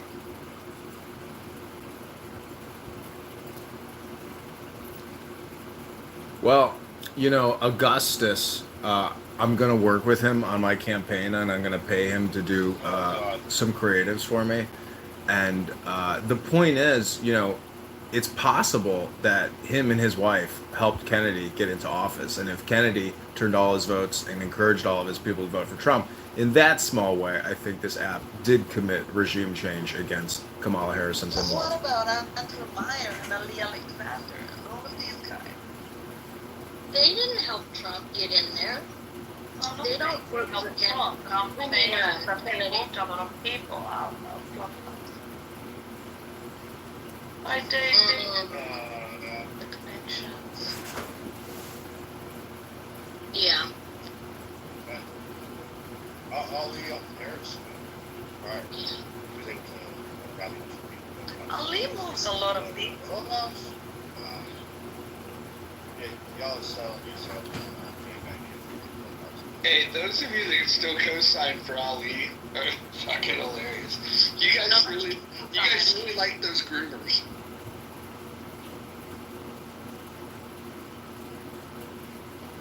I don't speak with Ali since that thing that happened was like, I think, December 2022. What about his I think. What about his background prior to that? That didn't give you a clue. Well, I didn't even know who Ali was. We became friends when we were here, but I didn't know anything about him. Just like I didn't know anything about a lot of other people that ended up being very popular and having a lot of influence. But I had no clue. And then after being in Clubhouse is when I started learning who was who. But I didn't know. We talking about Ali?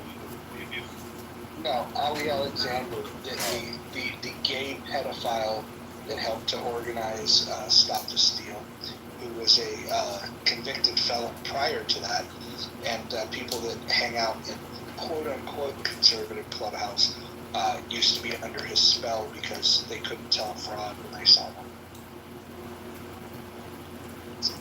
This is my first time actually ever hearing about this person. I didn't even know that they were on this platform. What is you did, Angel? Oh, if you guys like disgusting human beings, Roy, this once Did I a week. really? Why doesn't this person's name ring a bell to me? Like, I've been here since season 1. Because his name wasn't You had to go into the rooms with like less than 20 people that where the conservatives would do a little circle jerk, and guys like Andrew Meyer and Ali Alexander would sit there and preach to the people, and they would bow down and lick their balls. That was what was happening. It was you know how you have Trump sycophants? These were sycophants for Trump supporters. It was hilarious.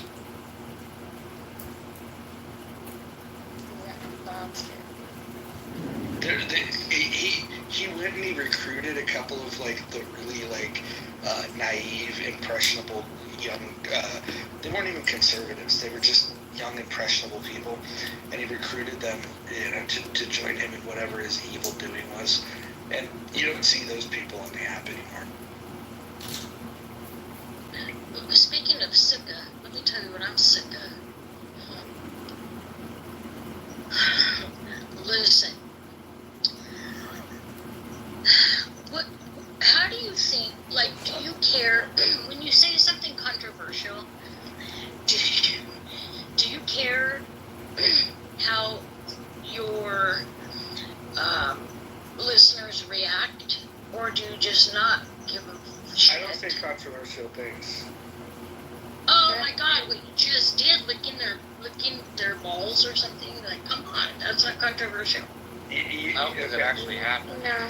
Yeah. No, it I didn't. didn't say anything controversial either. I was there. Some of those were from people kissing his ass. They would sit Nobody there. licked nobody's balls. Listen, you guys would sit there, and anytime the person was loud, you guys, like, that was like the measuring stick for who was the most conservative. You guys started with Alex New York, who's not a conservative, by the way. Then you guys went into the Ali Alexander camp. Then you guys got into the Andrew Myers camp. And anytime there was somebody on the app that actually like might have done something in politics, somebody like Marshall or maybe Stephen Bader, you guys would treat them like shit.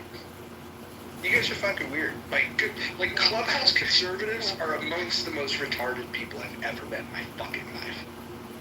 To be fair, Marshall. Marshall's been on here a long time. To be fair, Marshall has done more for the Republican Party than the entire rest of those conservative Clubhouse rooms combined. Can you vouch for that, Marshall? That'd be really. And of course I have. As you know, Joe, I've been in campaign politics for about a decade. Stephen was a badass, by the way. Look, Stephen finally got his respect. You guys used to fuck with Stephen, and you didn't realize how in the game he was.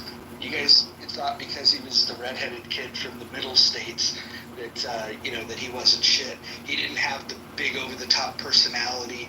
He wasn't grooming kids. He wasn't sucking cock. So like you guys didn't like them the same way that you did the other guys. Like as long as your conservative heroes are sucking cock and talking loud, those are the guys that you like. That's not true. Stephen has been my friend since day one. I have a And video. Marshall as well. Wait, So, Don, how I many don't people think are it still was- friends with Roivas after he said that he wanted to fuck my son? Oh, Don, oh. did that crash out? Wait, who was it? Who was it? Wait, wasn't that Roivas. that Indian guy? No, he's not Indian. Damn, you said that too? That's I crazy. didn't know that. You don't remember that, Don? No, I didn't. I didn't hear. He had a about co- We got in an that. argument. He had a cope session a couple weeks ago for himself because I guess he got into it with Andrew or somebody else, but he had to have a room to like pacify himself because he was that emotionally upset about everybody knows these conversations are so stupid. It's unbelievable, and that's why I think recording them has some value because it is like it's like a mini high school or something, I mean, but again, like Mojo said, when somebody from this app, commits a crime and they were known on here or something, I mean, it all gets flushed away in the next news cycle.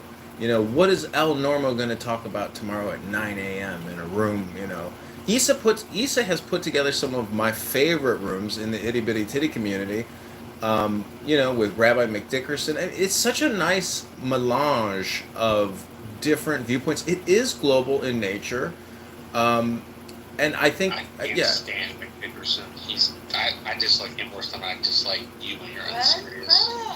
Well, wait, who was? Anyways, I'm just saying that the arguments, the rivalries, the hatred, like it's all just a stage. It's all drama, and I hope everybody has enjoyed it. I've tried to document as much of it as I possibly can because I know this is limited. I don't think that I'll be here forever. I don't think you'll be here forever. But I'm not saying this is goodbye. Not to cut to you, but we have to stop saying that this is staged. These are people's actual personas. Like, they're not. No, I agree. And then I bring all the people from the different corners of Clubhouse for you so that they clash for your content. Yeah, and it has to be controversial content, otherwise. The clash is what gets the numbers and what gets the attention. Let me just say, the clash is what gets the attention. But if you've been here long enough, and if you've really tapped into the various spaces, even in some of just the other side, whatever, I'll sum it up as that. You begin to really. You're referring to the blacks? Yeah, those rooms are. I'll just say the other side. You get to hear these fucking personas loud and clear. You can kind of call a shot, ahead of time if you really pay close attention. People actually, it's weird. I have it here.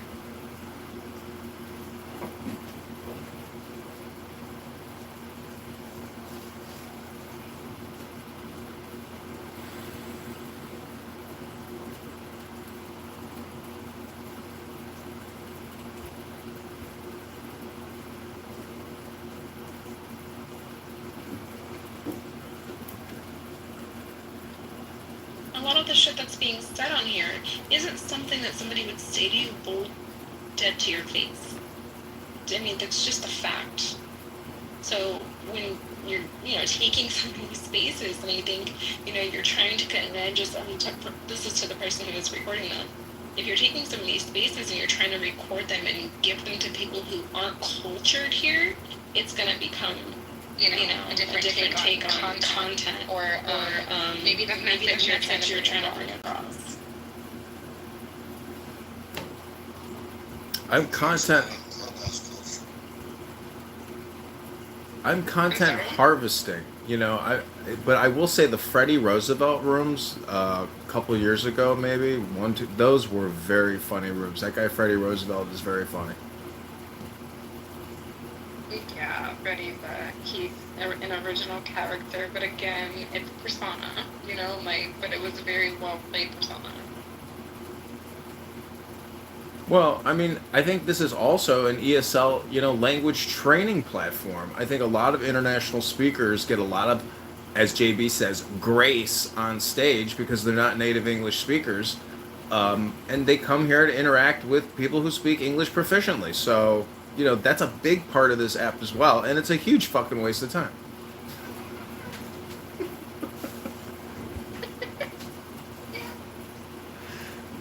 Those rooms are funny.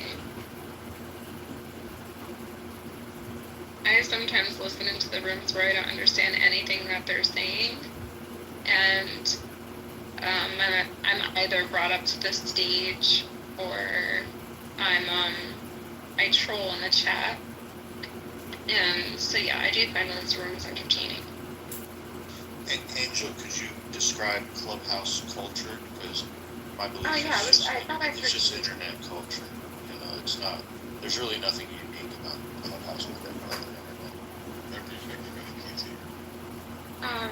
So I would say this.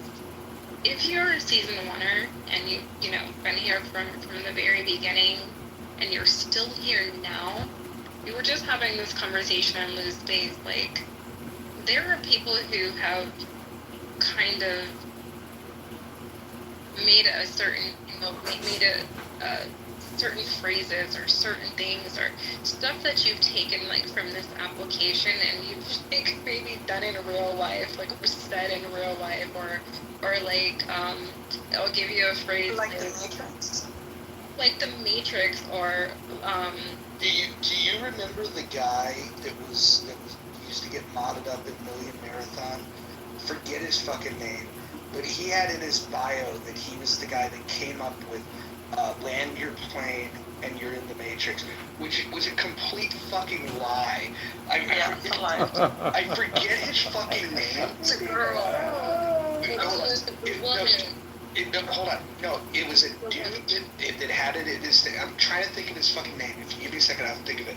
He was like a big black dude. He had no fucking personality, and for whatever reason, they mod him up, and he had no claim to fame. He couldn't fucking string together words to put a sentence together. So he puts in his bio that he came up with these things, and like only once did somebody call him out on it.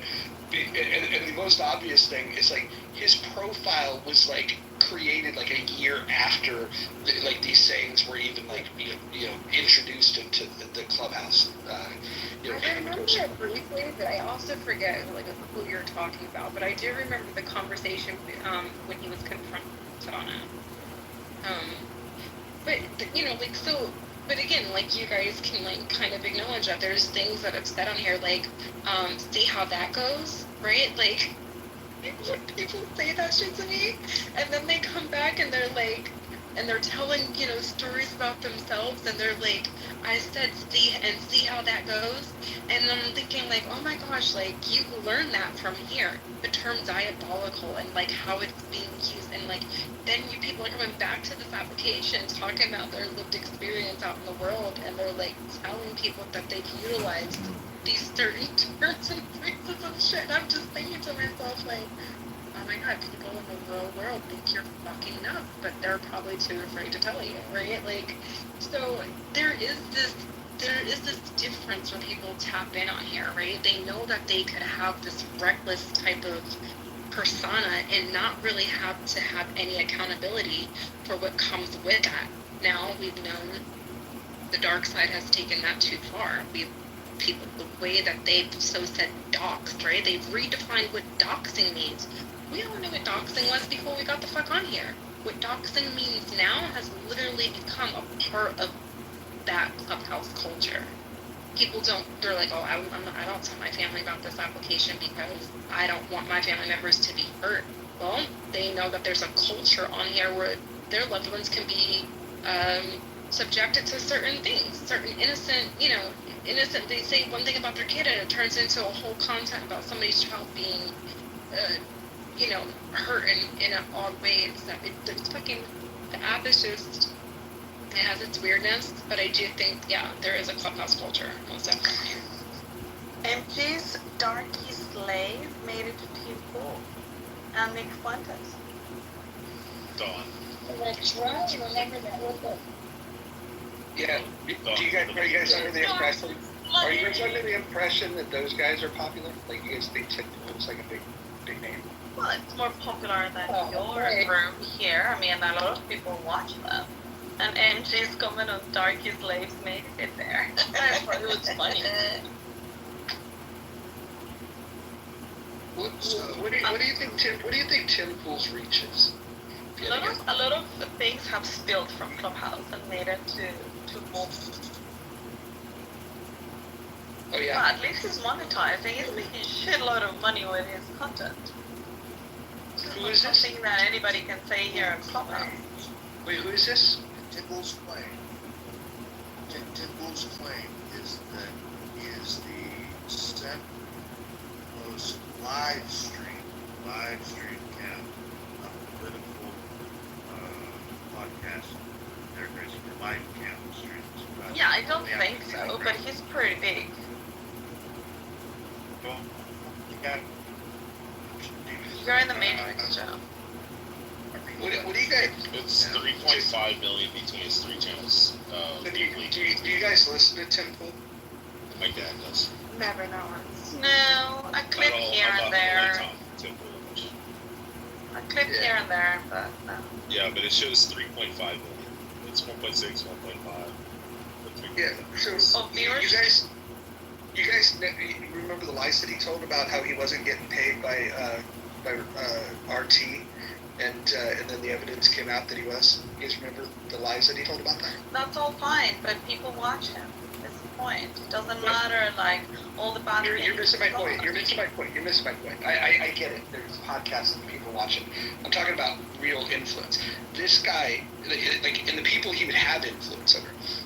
This guy told people that he did not get money from RT, and then it came out that he does get money from RT. And I would just ask, is there anybody here that takes somebody like Tim Pool serious, or gets their news from him, or thinks that he has valuable insights? I'm just curious. My dad. He's also 62. Out of curiosity, I don't think he does RT shit. And he goes over it along with the Daily Wire and Russian television, Russian national television. Yeah, what's the impact of it here in America, though, is what I'm asking. I mean, seeing how he's quite literally getting paid by Russian propagandists. Yeah. Right? And Americans are like, oh man, Dylan, let me eat that shit up. Yeah, Joe, have you ever watched RT where they talk about the Ukraine war? Hold on, if you make the argument that Tim Pool's not influential, then how could RT paying him be influential is what I'm asking. I'll tell you who he's influential with. It's not serious people. There's a certain subculture that find a guy that wears a beanie and rides a skateboard and uses small words. I think they find that refreshing because I think traditional media is being rejected, and so there's a lot of like your nitwits would look at somebody like a Tim Pool and they would go, oh man, this guy's on the front lines. I mean, I don't trust any of these people that were just a couple of years ago like far lefties. Tim Pool, far lefty. Fucking Candace Owen, far lefty. But you guys, if they say one thing that resonates with you, you don't care if they believe it. You don't care any of that. Like I would bet that there's people on this stage that are fans of both Tim Pool and Candace Owen. I would bet there's at least one person. That's all fine. You don't. I would bet they also like Tucker Carlson. Everyone, and you can think I would of bet everyone there's at least whatever you. I would bet there's at least one person that likes. Fine. All of that is fine, but the point here is not the quality of the information, but the fact they actually arrive to millions of people. And it doesn't matter if they're like the most retarded people, they are reaching to a lot of your nationals. The people in the US consume them. And whether you think they're dumb or not, they're the people voting, and they have influence on them.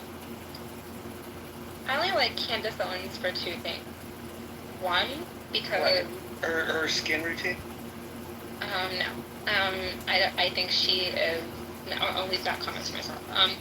But I like her for two reasons. One, because I love her her little thing that she did with kind of the exposure on the organization Black Lives Matters, and I like her also because she did something with Kanye, and I love the fact that she wore the White Lives Matters T-shirt.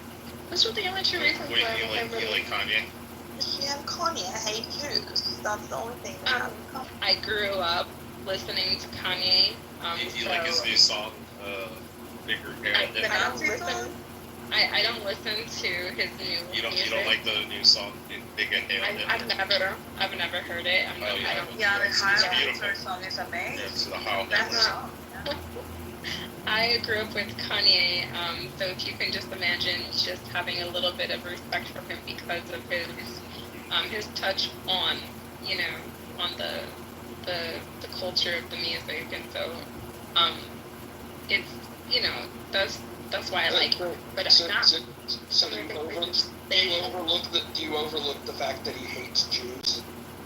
I don't overlook the fact that he hates Jews, but I don't believe his hate for Jews is actually genuine. I think that he actually has a vendetta because of some of the elements that have happened to him. And again, I think that these are things like I think I think the things that he is, has experienced, did kind of bring on his own. So I think some people, when it comes down to taking accountability for the monster that they created of themselves, they run away from that like they're literally running away from terror.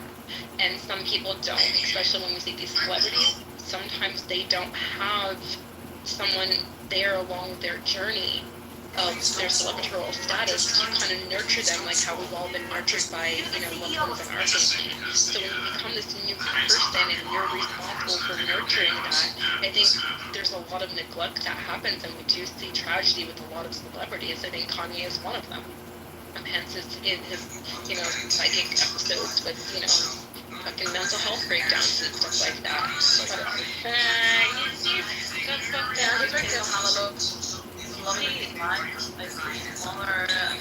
Yeah, but he pays for his mother to I think that was very surgery.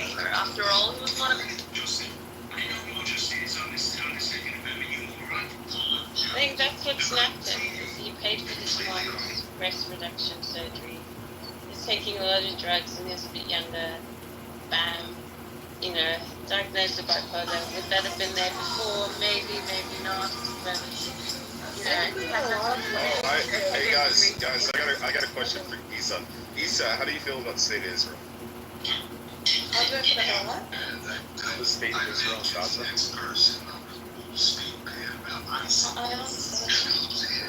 How do you feel about the situation in Gaza? In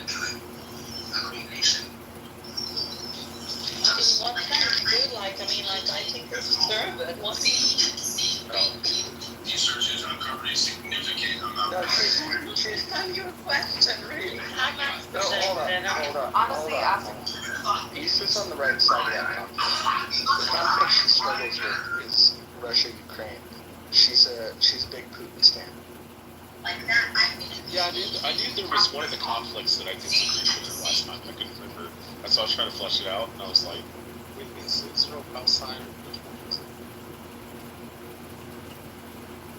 when you say right side, can I learn your take on it, if you don't mind briefly?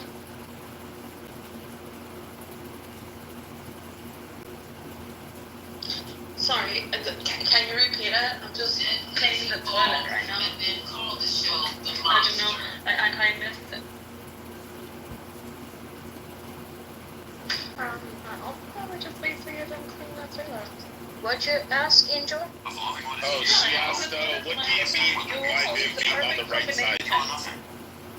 Oh, because of civilization, you have one of the sides who has actually civilization and has morals and is compatible with Western values, worships life, and wants to live in peace, and you have the other side who worships death, who wants to constantly be killing the people from the country called Israel. They are trying to fulfill prophecy, and they are not used to living in peace. I don't know. They're can never have. They're terrible. So again, she gets this conflict right, but if you ask her about Russia and Ukraine, all of a sudden she doesn't apply the same logic. I think in Russia, Ukraine, both of them are thugs. And you cannot, I don't stand for the values Ukraine stands for, because the president is a thug. And it's also one of the most corrupt countries in the world. And in a way, sorry that they're going through what they're going through, but it's not like they get a pass just because that little bitch they have as president goes whining everywhere. That doesn't make him a virtuous man. He's very far from being a virtuous man. I'm not defending either Putin, but I don't think that Ukraine is completely blameless. I think that they both got what they wanted to get into, and that's it. I mean, and you think, because you believe that Russia is worse, then that makes Ukraine good, and I don't believe that. Ukraine doesn't have to be good to be the victim of tyranny. And I think the interesting thing is that you can see clearly the terrorist attacking Israel, but when a tyrannical leader in Russia invades Ukraine, you have a million reasons why you think they're justified. It's fascinating. And in fact, every word that you just spoke in defense of them was exactly Russian counterparts. Their exact propaganda, and you probably heard it from Tucker Carlson because he sets their game. Yeah, I have to agree with Roger on that one. I was going to ask you if you have dived into, getting an understanding of this on your own. Delved. Excuse me. Delved. It's not a fucking English class. If you have delved into learning more about this on your own, because I don't, your response didn't seem too much of you. It sounded I love fish. Bark at your dog. If you want a burger, if you want a burger, Here's how you make it super easy to ingredient. Disagree about something. That's what I was asking about Israel. I don't agree with you. The fact that we're friends or we get along doesn't mean that we have to be one on it. Why? And I'm fine with that. There are people that are not fine with it. They try to be authoritarian or people that don't like that. I do respect people's thinking and I don't care. I do hold different opinions that people sometimes. I mean, I do, for the most part, agree with your position that we're both pieces of shit. But I do think that Russia is a bigger piece of shit, so. So you're really claiming Scarlet? Yeah, there's definitely an echo. Yeah, This is not going to help Latina fucking stereotypes when it comes to housekeeping.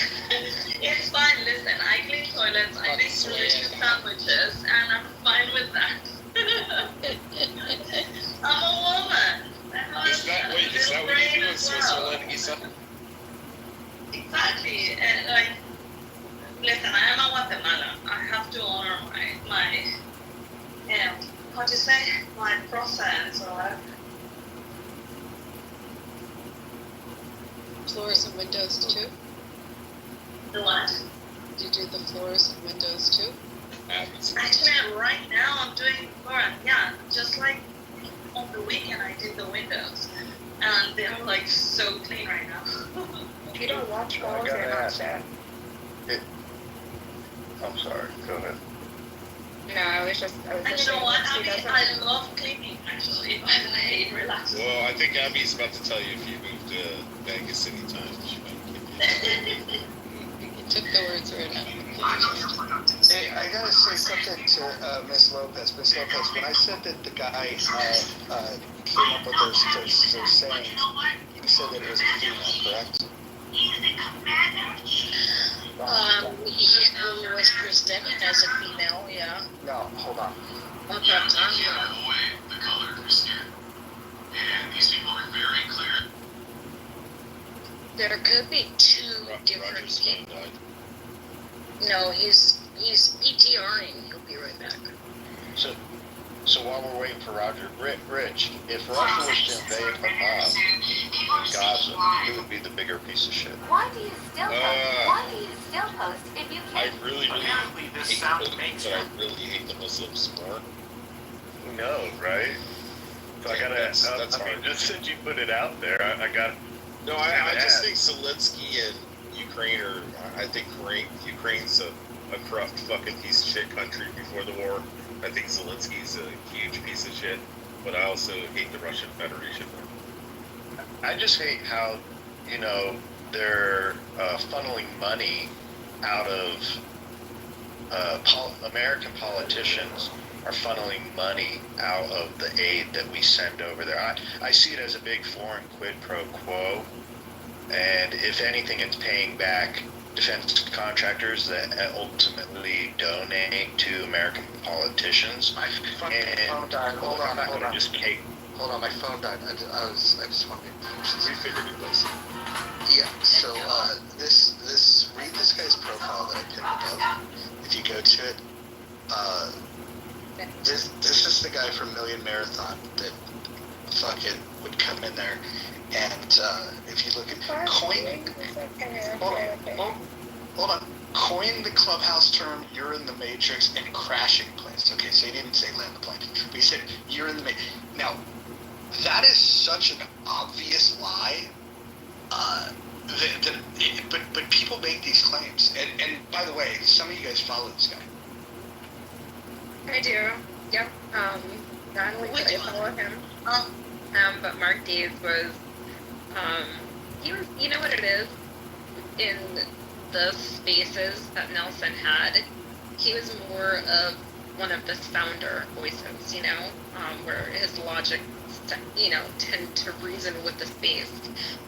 But why did he make up a claim in his bio that's about Islam? I don't know, that's one homeboy. I have no idea, but that happened way before I even knew what Mark Days was. There are I've been here since day one. People claiming the same thing, Roger, because there's also a woman claiming that she started the phrase in the Matrix and two other things, but yeah, totally different person then. So I apologize. I would just say a lot of people say a lot of stupid shit on this app every day. I mean, for example, like I said, Angel said that, you know, oral sex is cannibalism. That was one of the things ever. What? Isn't it just attempted cannibalism? Yeah, she said if you suck a man's dick, even if you don't swallow the sperm, it's cannibalism. And if the man eats her coochie, it's cannibalism. Isn't that more like chewing gum? Though, like if you don't swallow it, I was like, you're eating. Oh my god. There he is, folks. It's Marcus. Hey, I also invented in the Matrix. I got crashing out. And more than that, hang on, I invented yelling on Clubhouse. I was like that now. I invented yelling as loud as you can when you're angry on a Clubhouse. That's all. You know, did you trademark it? Did you go and trademark it? Unfortunately, do you guys remember that guy who was doing, well, he didn't trademark their stuff, Abby, there was a guy who would, what the fuck is his name, Roger, 10K, 10K cards. 10K cards, like, he would take people's, like, club names or house names or whatever, and he would go and get the domain for them, and then try to sell it back to him. Try to sell it back to him for like mad money though. Dude, so he would a big thing. He would go to a domain broker where he'd get a discount on getting the domains, and he would get people to give him money, and he would say, okay, I'm gonna blow this thing up, and then he would want to know what your company name was, or what your full name was, like whatever your brand was. And then he would go get a domain in that name, and then he'll go, look, I've secured this domain for you. And then he would sell it back to you for a profit. It was the fun. You got every version of what you could possibly want your shit to be. .net.com, all the shit, bro. And motherfuckers just gobbled his cock. It was fucking so crazy. That was a good time. That's a really good time. That one was fucking good. It was a good business plan until I made 11K card. Do you guys remember? Angel, you've been here a long time. I'm trying to think who else might have been here at the very beginning when. Do you remember before the saying, "You're in the Matrix"? What the popular saying was prior to that? You're glitching? Nope. In Black Clubhouse, which I spent most of my early days in. First time I came in to do like some of the the whole business rooms. Then I discovered Black Clubhouse, and all they used to say was, "You're in the pipes." That was the saying. God, Roger, that's so fucking day one. You're in the pipes. You're in the fucking pipes. Or something in the water, or I forgot the other one, but yeah, that the fishbowl, yeah, there's, gosh, that took me way back. I forgot that one.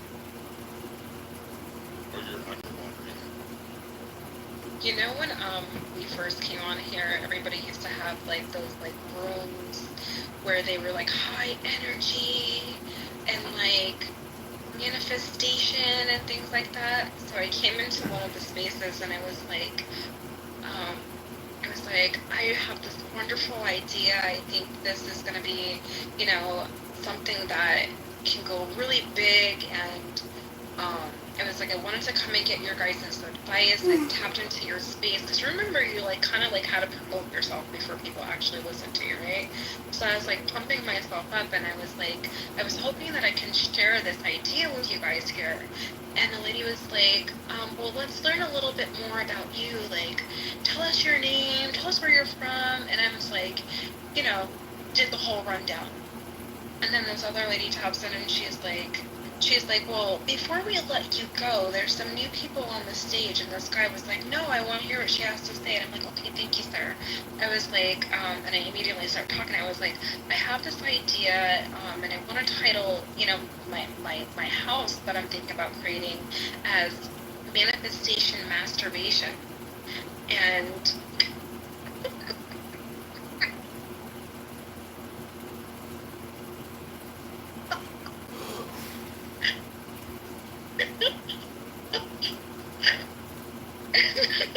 the lady ran off with it, and she was like, that is such a really good idea.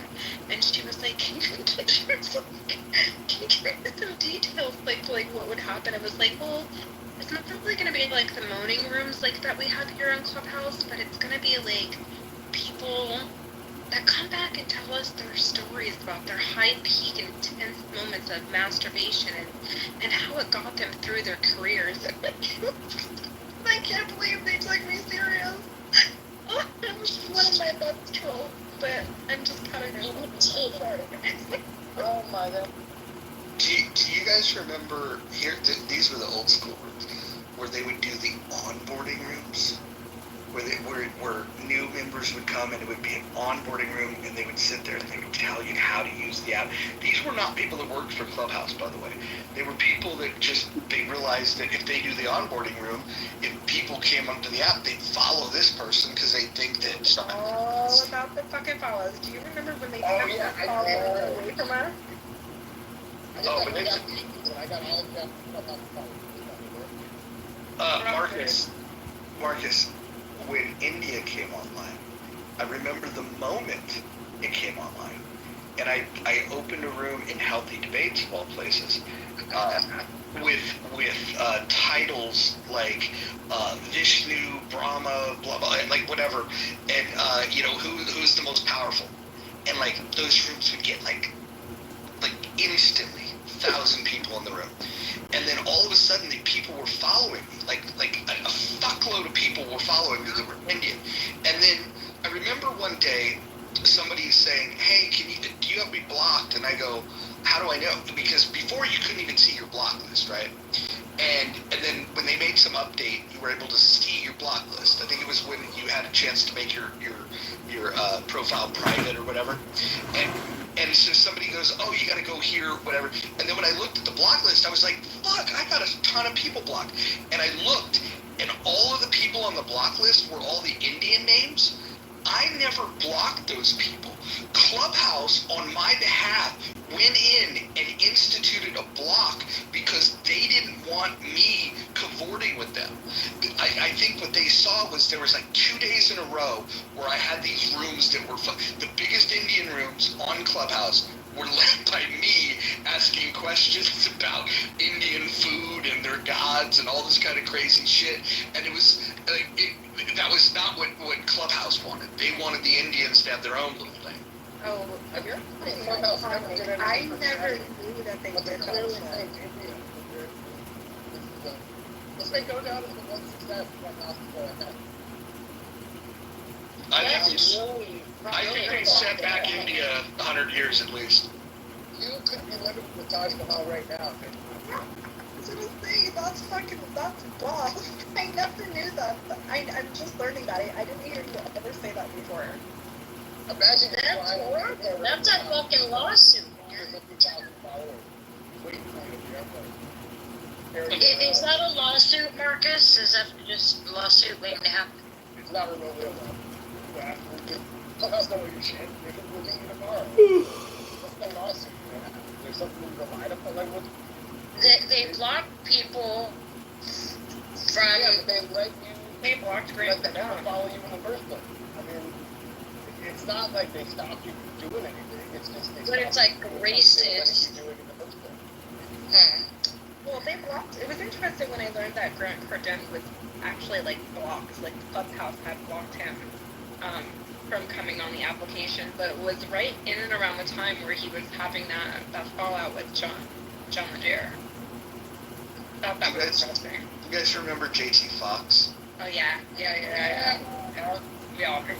I got a JT Fox story for you from Chicago because he was running his bullshit consulting, seminars here, and a girl that I was dating, her sister's husband was involved in his, real estate success secret course bullshit. So he called me. I talked to him on the phone.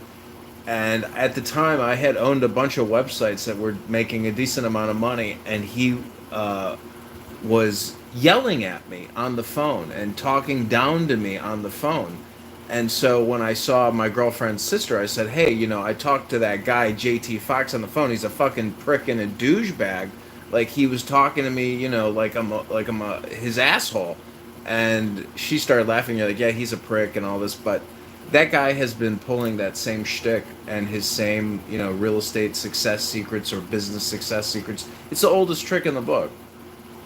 You know what his deal was? So, like I said, when I first got on the app, when I very first got here, I was in like these business rooms and the success gurus and whatnot. And because a friend of mine that invited me said, hey, you should check this out. So I go into these rooms, and when I first got exposed to JT Fox, I was working on a project, and they were saying, like, they were pretending that they were going to give money and invest in these companies. I didn't know what this app was, and I was just like, I'll throw my fucking little idea out there and see if somebody wants to throw me some money, right? And so you did your pitch? So I did the whole pitch thing, and then JT Fox and another guy basically like shat all over it, right? But then they said, you know what, I got something I want to send you, and then they reached out to me in the back channels. This woman asked me for my phone number. This just back when I had my real name on here, I gave my phone number out. This woman calls me and says, hey, can I set up some time for you to speak with JT? And I was like, yeah, sure. And I didn't know he was a scam artist. I had no idea. Found out all started doing the Google search of that all later. But what he does is he goes, hey, look, you were mentioning, your idea, and he goes, it's not investable, but I can help you get there. If what you need is you need to do a few things, and I can help you do that. I can sell you a block of consulting hours, and he was going to help me get to the point where he could then help me get the investment dollars. And I was just like as soon as he went into that pitch, I realized exactly what those rooms were about. It wasn't about investing in anything. It was about selling consulting hours. Dude, the funniest shit that I've ever seen on Clubhouse was they would bring up these people who were like the fucking cousin or the brother or sister of like a 1980s or 1990s fucking famous actor or actress, and bring them up on stage and put them up there for 4 hours and let them fucking talk. And they'd be the only person on stage just putting them up on a fucking pedestal. And I'm like, what are we fucking doing? This person's the second cousin of some 1980s fucking has-been actor. Fucking Clubhouse is stupid. Dude, look, they've had A-list actors on here that I don't give two shits about, but I think one of the raddest things, and he was in here earlier, is Timok being in these rooms. I don't know how old. Well, I'll explain who he is. When I was a kid, there was only one fucking action film, a kung fu movie, that fucking had a black lead in it. And in the neighborhood that I grew up in, that was a big deal for the people I grew up around. They had their own little black superhero. And so I don't know if you've ever heard of the movie Last Dragon, but it was extremely popular. And Time Out comes here all the time. I think that's one of the raddest things. I've been in rooms with fucking MC Hammer. I don't give a fuck about him. I think his music is shit. I think he peaked when he was the bat boy for the Oakland A's. But Timok, he's got he's got that one thing under his belt that's huge. But it endures to today. You know that I think that this fall, maybe in the wintertime, they're going to re-release the film for its anniversary across the country in select theaters. You don't do that 40 years later unless it was culturally relevant. It's pretty fucking rad that guy shows up.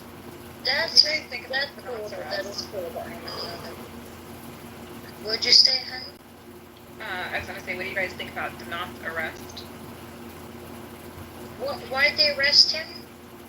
I think it was a charge of battery, but I think this happened some time ago.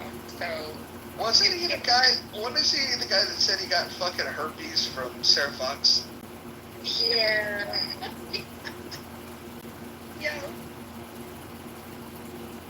Yeah, did not that African American guy, or he was in the army, or who was that guy? Did not. I know that name. Did not. He's a sea actor, but he does all those rooms where he busts people out on their shit, and then he brings the receipts, right? But he twists it. He has this great capability that few people have to twist it and touch, reach in and grab that part of you that says, hey, I want to kill this guy, or that's horrible, right?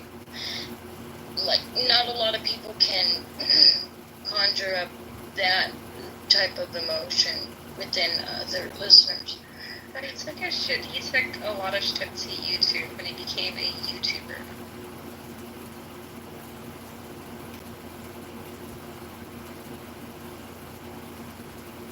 He's just a great smooth talker too. Well, Hampton Spears is the most successful F-word, N-word that I know on this app.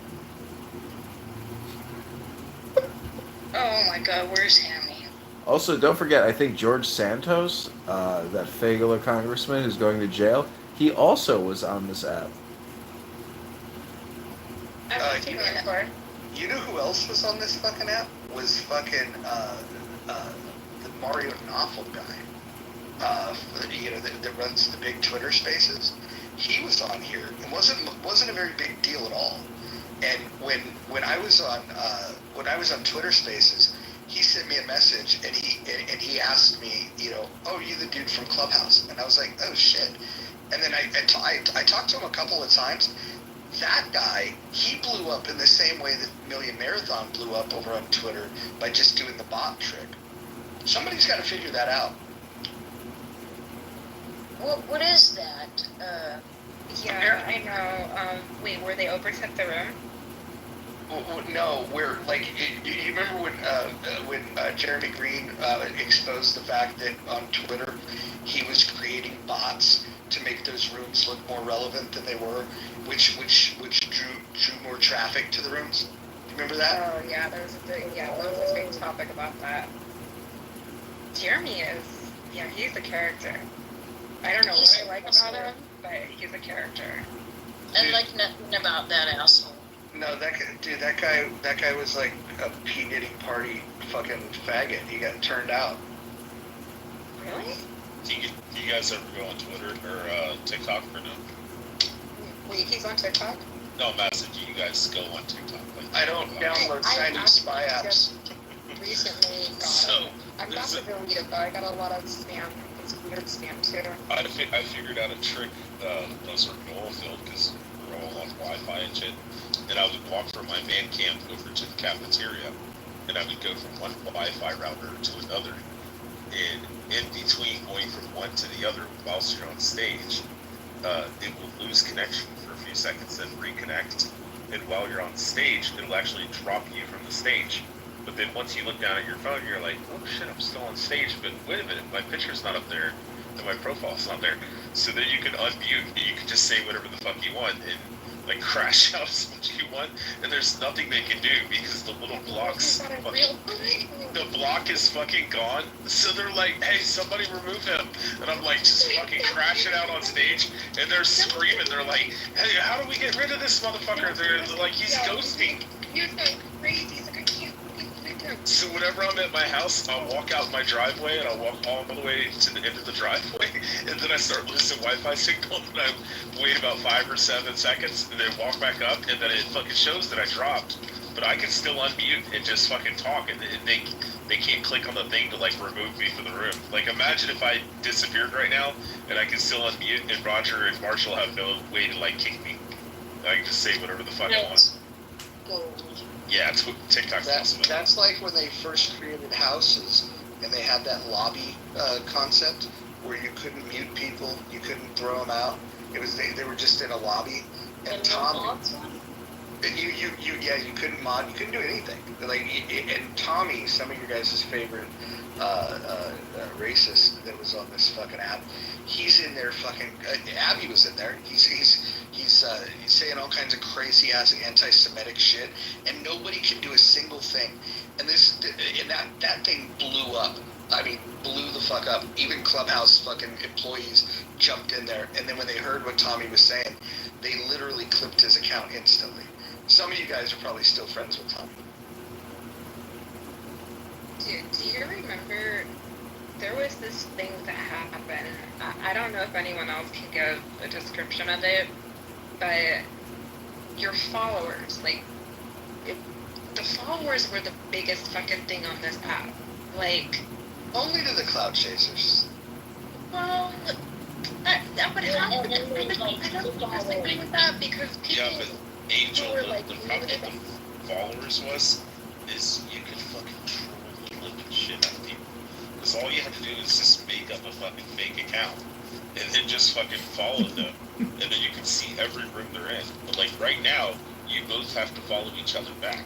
If you don't follow me back, like if I follow you, I can't see what room you're in. Right. Yeah, you actually have to follow me back. Followers, what I was trying to say about the followers is that it was the numbers, like the amount of people that you had followed you. And I remember specifically one day, Nelson was in his room and he was like, there was this comment that he made. He was like, about his followers. He's like, I got access to like 24,000 odd followers and this and that. And he like, but he said it like with his chest or whatever, right? And it was like a big thing. And he was like, a little while after, he was like trying to launch, from here onto the platform of YouTube, and it just didn't take for him. He couldn't get a good grip over there, and he kept on slipping, and his content was not as consistent as everybody was so used to seeing him here on Clubhouse. And then one day, motherfuckers clicked into the app, and followers were gone. Here's why that was gold, though. Wait, I'm gonna say this, let me finish this. But something happened. Like, I can't define it, but you can hear it in the tone of people's voice. Like, those ticket people, those name brainers, those, like, the big name people, like, something happened to the tone of their content, and I will never forget that day. Well, here's what was great about it.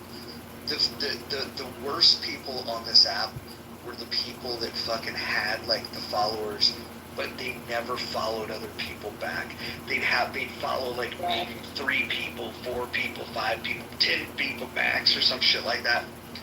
And those fucking people are the ones that fucking were the most crushed when they lost their followers. Because if you were mutually following people, then it wasn't that big of a deal. I mean, yes, you lost followers, but you'd still like when that day happened, like I still had 5,000 mutuals because I wasn't one of these fucking prima donnas that thought they were too good to follow other people.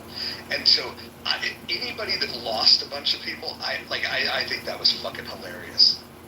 Yeah, because if you're mutually following someone, they're mutual, then they become friends, right?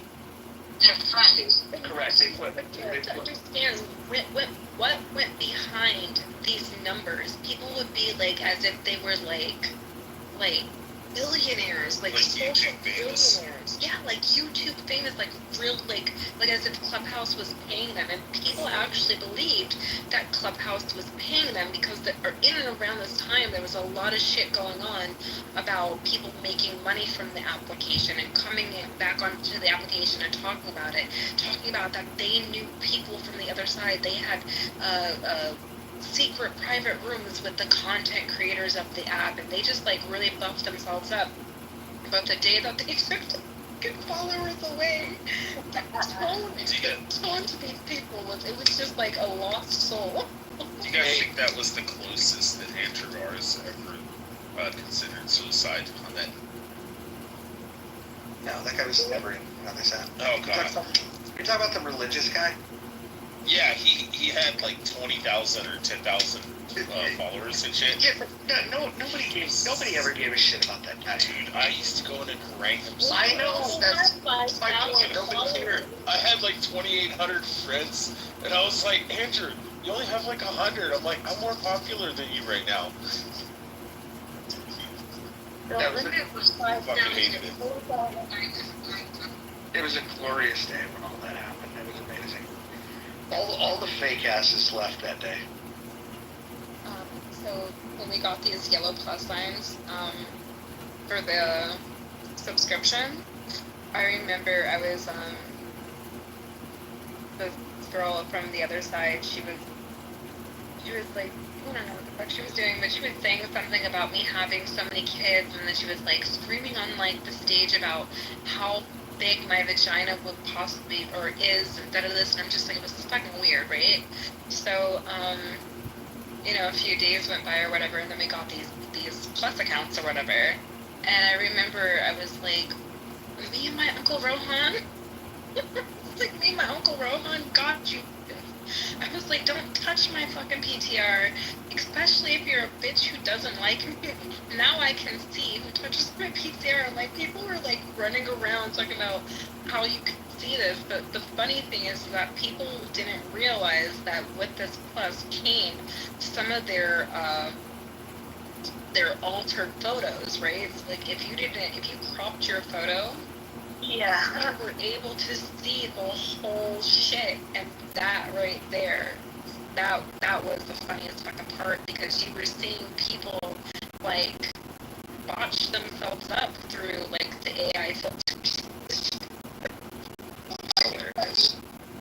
And then you can see their screenshot of their screenshot, and it was like, oh bitch, wow, you might not want to do that one. So it was that was another highlight of this app. Sorry. They used to have a fucking house when houses first started. It was the beta house, and it was for a bunch of people that were like dick lickers of the fucking people on the app. And I won't say who, but somebody got me the invite to it, and they almost instantly regretted it. There was people that like were like protesting, like, oh, why is he here? And do you guys know who Nozzle is? Anybody familiar with Nozzle? Yes. Yeah. Yeah, so Nozzle, what a fucking fake ass. This motherfucker, he would fucking go in there and like all he gave a shit about, like everybody had feedback, the kind of feedback that if you were to ask people today, like, hey, what would make the app better, right? Like real feedback would get like beat down, and Nozzle would always talk about like, we need to be able to monetize, and like he was always, because he wants to make money from the app. That's all he cared about, right? And so when they were talking about monetizing houses, like that was him. That he was like the engine behind that. And then when they killed that, he tried to figure out a way to like monetize it anyways without the app's help. And then he had done so much like essentially free consulting for them on a bunch of topics. And then when they were hiring for somebody, he thought for sure they'd hire him because he'd already done all this work for them. And like he got so pissed because they told him that they weren't going to hire him. But the reason they hire him is because he didn't live in the U.S. Right? I won't say where he lives, but they said that at the time they were only hiring U.S. People. May or may not have been true. He got so mad. He's seen sometimes on this app, but then he starts going around to different apps.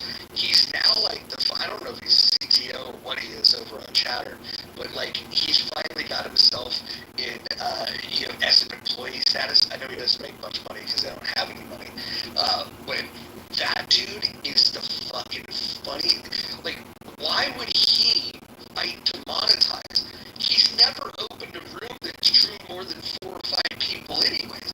Like, how is he going to utilize the monetization? So now that he's got like an employee role, I think he's leveraging that. I don't know exactly where he lives, but I'm guessing it's in a fucking part of the world that makes like maybe $3 a day. So, but that guy's fucking fake as shit. Yeah, but he's super, super smart when it comes to He's fake, respectfully. Respectfully, he fixed. I had a problem. He told me how to fix it, going to developer options. What? Carry on. No, he told me how to do it, going to developer options. He fixed it in a minute. I have been emailing Clubhouse. But he Nozzle has helped us.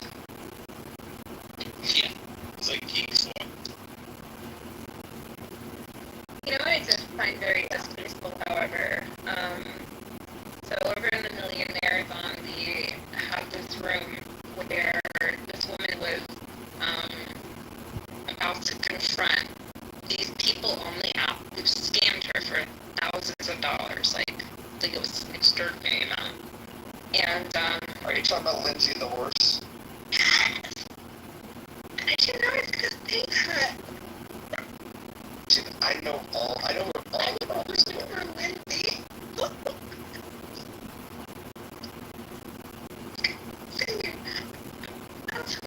she's the one who's still on here under a different name. Oh my god, bring her into this fucking space. I want to say hello. I was like, yeah, that fucking room was, that was epic because it was a total lie. It was like a whole fabricated, I got scam play, and I just, when I was in it, I believed it. But then, well, so I think it was to kind of like make this one. So Barbara Majeski was the one who supposedly got scammed. But interestingly, in and around this time, Barbara Majeski was also doing like some like TV stuff, and I think she was really trying to get traction, for herself. And I remember Grant had said something, I'll never forget it. He was like, even bad publicity is publicity, like, it was weird because people were always coming after Grant for shit that he was saying, and then I was like, oh, I actually think that he comes in and says shit like that on purpose, just to get people to kind of like look at his name and figure out who he is, and like whatever. So this ends up happening with this Barbara woman, and it was funny because around the time that she was like, going through this, she was trying to like. And Barbara was like a TV personality. She was like no. And it was so crazy because I felt like she was doing fine by herself, but I felt like she maybe thought that she was like obligated to kind of like bring people in with her, into some of her successful moments. Like I remember there was one where Jonathan Bean's daughters came onto one of her morning shows or whatever, and it was a big thing, and he was like, Angel, can you acknowledge that Jonathan Bing is the stupidest person on all of Clubhouse? And it's a complete, absolute fraud, and if anybody wants to peek him in here, I'll tell him myself. I actually had to pull myself away from Jonathan. Great, as I want to just say this, I met Jonathan this application. He has my personal phone number. I have his personal phone number. We were Clubhouse, whatever, I want to say friends, but we were Clubhousey. And we did a lot of back chatting and, you know, setting up plays and things like that and shit. But a lot of the stuff that, you know, he was putting down on this platform is just, don't fall for it. That's all I can say. And if you're, you know, He's like a woman, just, you know. He's just the definition of a midway. I don't even want to get into it. He's just so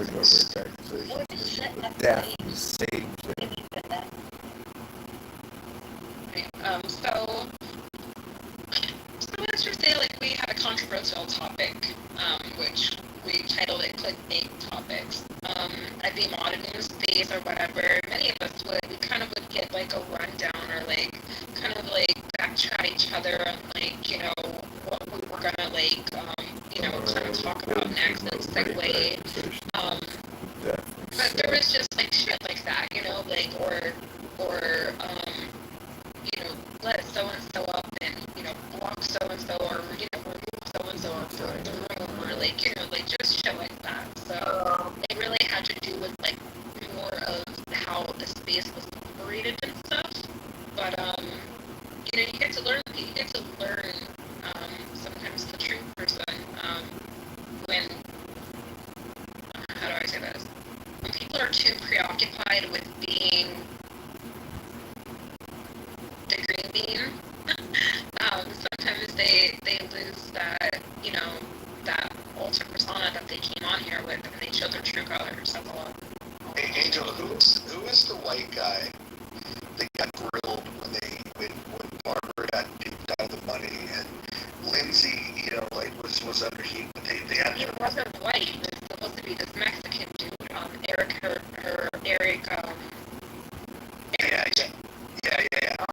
He certainly didn't look Mexican. He looked like white. He didn't, but he always talked about it. He's like, he got really offended when he, like, you know. No. So anyways, that guy sat on a fucking stage for a fucking hour, letting people like just grill him, and he's just like, "Look, I'm here. I'm answering questions. I'm not running away." Yeah.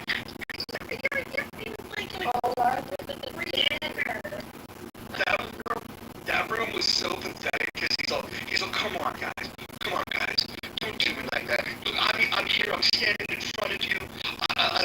He's like, I'm throwing myself at the mercy of y'all. It was just dirty though, because they really did him dirty. Like, so he was always the one who was like, when you're in those spaces, like the back channel became, you know, like another highlight to like this app. You know what I mean? It's like if only the back channels could speak.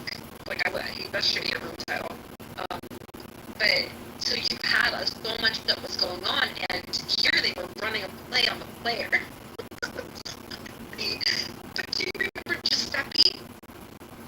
Dude, we were just talking about it in the chat. When Giuseppe used to back channel me, and he would just be like, "Mod me, bro. All my followers will come. Mod me, bro." And I'm like, "Fuck you." Fucking, I don't know. And I think when, listen, I swear to God, when they took away the followers, Giuseppe was gone. He never saw him again.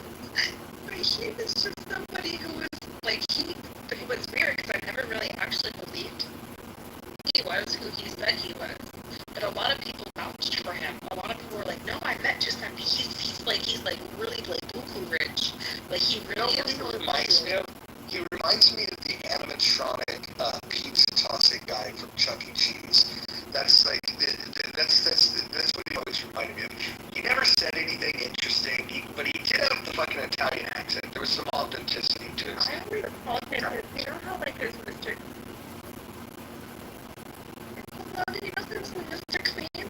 I called him Mr. Fabuloso. Because I know that Fabuloso was like, you know, I don't know, but I always called him fucking Mr. Fabuloso. Just because he had like a really shiny head, he reminded me of Mr. Clean, but he had like this accent, and he acted really famous, and his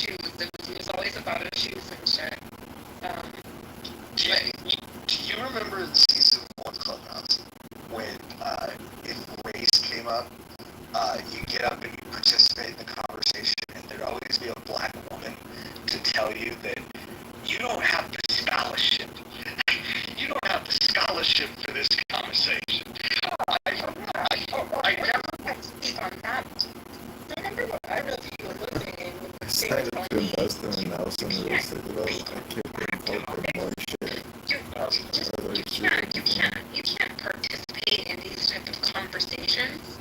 And the whole delineation campaign that they went on from those rooms became, I guess, my segue into calling the woman a hard ER bitch. Yeah, then all hell broke loose from there. Anyway, and I made a t-shirt. And so, yeah, that's what happened. But those rooms were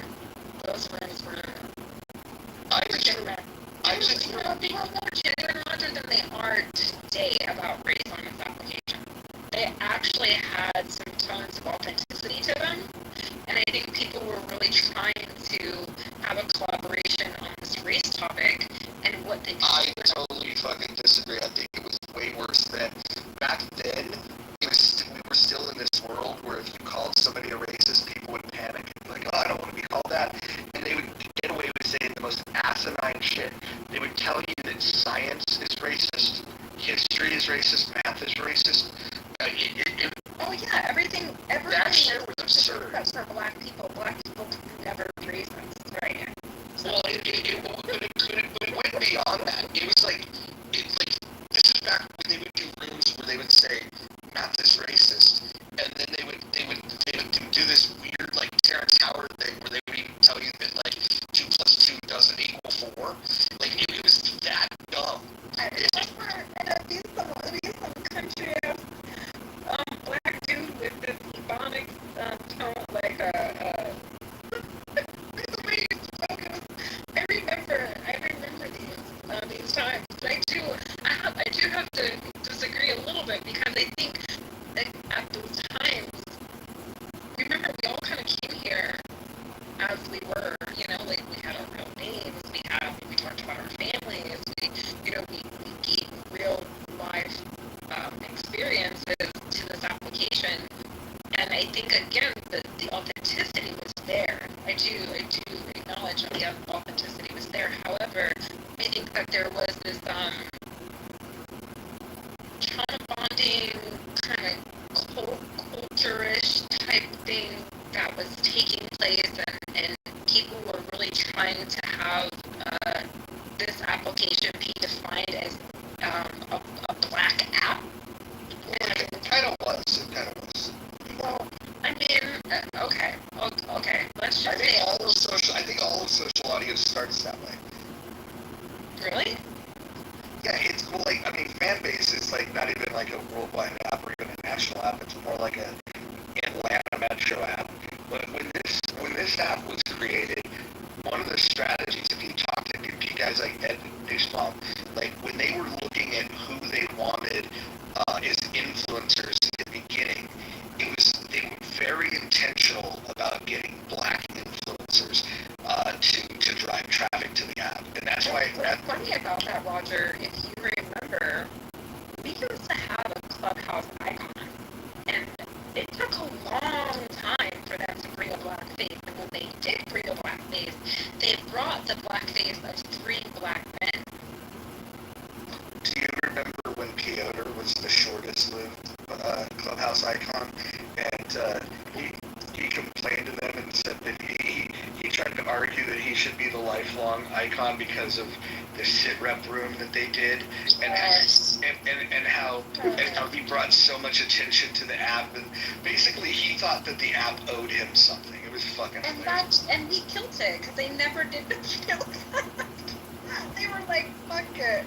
It just became the wave, the hand, and that was the fuck it, and that's what it's been. But I remember specifically that they would have these icons come, and they would speak, and they would generate a space, but these spaces that they were generating never they never made the numbers. You're right. Edmund should have been the face of the app. Nobody has them. ever, and so much as he has. Wait a minute. If you're going to get a lifetime achievement award for the app and name an app icon, I would say it has to be Norm. Norm is the icon of the app. No.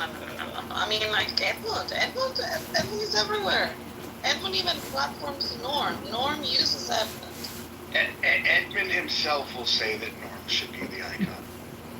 If you had to give a description of Clubhouse icon today, who would it look like? John Kitover. It would look like Roger's old PTR, man. I'll never. Norm is also very well known in every corner of Clubhouse. I'll never forget. I'm live streaming a room. I'm live streaming a room, and then I'm also live streaming myself, like laying on my bed, listening to the room. And El Normo is watching me on my live stream, listen to him talking, and I just couldn't stop laughing. I was like, "This is so funny that it's just so stupid, but it's entertaining." I think if they had to name an icon now, they'd have to pick somebody from India. I mean, that's where there's like 10 times the amount of users in India that they have on this side of the app. How do you know? Because we can't. Honestly, it's not the entire world. It's not the entire Clubhouse world what we see, right? And I used to get good information until when I stopped getting information about Clubhouse was when they didn't even care when I said I'm going to Fanbase, fuck you guys. They didn't care about that. They were just like, he'll be back. But when I fucking went to Chatter, that was like radio silence. I never fucking. And you said that you were never gonna come back to Clubhouse. That's okay. Look, it's promotion. You would understand. Roger, give me your feedback on that launch. On Chatter? Yeah, but like from knowing Nelson from here, like what is your overall heartfelt honest take on that? Yeah, I terrible person. Yeah, I'll say this. I have nothing bad to say about Nelson, other than, and this is just an honest critique that I think he would accept. He promises things, timelines, features, things like that, and it's never on time. And then when the deadline comes, there's no real, atoning for it. And so if you have a new app, the one thing that you want is you want your yes to mean yes, your no to mean no. Don't tell people that, shit can happen, but you don't want to promise that, hey, it's gonna happen on Friday, and then it doesn't happen until fucking Monday. That's a bad look. And I think that was one of the things, that was a false start for them. And then I think the other thing that was a big mistake, in my opinion, was when they first started, they could have done any type of algorithm that they wanted to. And instead what they did was they chose to promote and highlight certain things. And when he made the conscious decision to put his hand on the scale for Jonathan Bing's rooms, I think the app, that was like a fatal wound. It was never going to recover from, because there's other issues, right? You need a lot of money to be able to operate these types of things. I don't think he was never going to have the kind of money to sustain the ups and downs.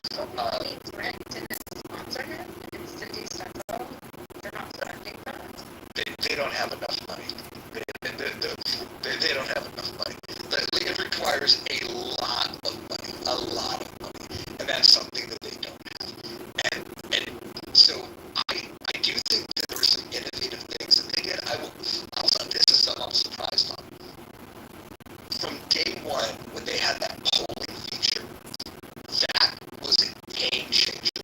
I don't think the video was all that exciting, because the only people that wanted to be on video were a couple of dolled up makeup whores, or I won't even say the person's name, but there was one person that would always, make duck lips and fucking pour wine and walk around her house, and it was nobody else wanted to fucking couch playing with our dog. Nobody cares about that shit. Right? After a car. What's that? Was the person you were talking about named after a car? Yes. Yes. So yeah. But so some of the features that they thought were going to be a big deal, I think nobody gave a shit up. But that polling feature was fire. If that polling feature was here, people, I think that was a game changer. I thought, big game changer. Like I think you're like maybe not understanding the full concept of that video feature. And because I'm almost never on Chatter, by the way. You got me signed up. The reason I don't even go back anymore, by the way, is simply because they said so many problems. I understand that they set my passwords, and I just. Which part do you think I don't understand about the video? Let me explain the video part. Okay. Yeah. No, I'm curious. I'm curious what you think I don't understand. No, you don't. You're saying like nobody gives a shit about it, and that's wrong. I'll tell you what they do. So you're not in this room, but I am in this room. That's why I know about it. So there's a woman named Dawn Fields who runs a couple of rooms. I know the movie rooms. I know Dawn. Okay. I know Dawn, and I know that you can do certain things, like you can play a trailer if you want to. Exactly. Yeah. Again, nobody cares. Those rooms care. Yeah. I get it. 20 people care. Okay. 20 people. Okay. Look, you know what? I look at my VCR. I don't need to go to the gym rooms on Sundays. I don't go on Chatter anymore. But for what she wants to do, and that's the reason she runs most of her rooms on Clubhouse, but runs the Sunday trailer room on Chatter, because it does have that feature. And you're making light of it, but depending on what you want to do with it, and by the way, for certain people, like I don't think he's on Charter, but like someone like Piotr who does all this like global diplomacy, whatever. I mean, that video feature could be used for him to go run like interviews, like not his interviews, but like to get news clips and pull them, and show them to people. I mean, it depends what you want to do. It may not be what you want to do, but other people may want to do other things. Yes. And so, as somebody that spent some time on Chatter, probably more than the rest of the people in this room combined, I can tell you that nobody cared. Are there use cases where somebody could find it? Sure. But there was nobody on the app to fucking do that. And here's the bigger problem, Ken. Here's the fucking real big problem with it. Is that if it did catch on, do you have any idea the expense in terms of content delivery? If you're streaming the video on your application and you get a bunch of people fucking doing that, if everybody's turning on their camera, for fuck's sake, or if you're just streaming a video that everybody's consuming, the amount that it would cost, if you think audio is expensive to deliver, which it is, video is the most, it's the most media-rich file that you can deliver on the internet, right? It's not an image, it's not text, it's the fucking biggest fucking thing that you can deliver. It's massive. And audio's smaller than video. Video's magnitude's bigger. But audio's expensive too. If they would have hit the scale of Clubhouse, they would have went out of business just trying to deliver video. They would have had to turn the feature off or start charging people $10 a month. That's probably true, by the way. That is probably true, yes. Okay. I'm just saying. The only thing that got me a little upset with you is that I think you're just a little derisive of, like, other people have other desires, like Dawn. And I think I like Dawn, and I think that her use case is legitimate. But you're talking about a use case that would accommodate 20 people.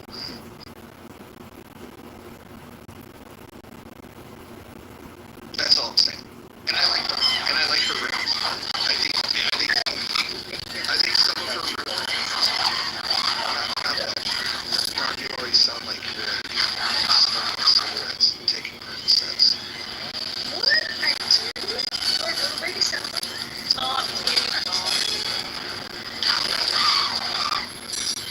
Come on.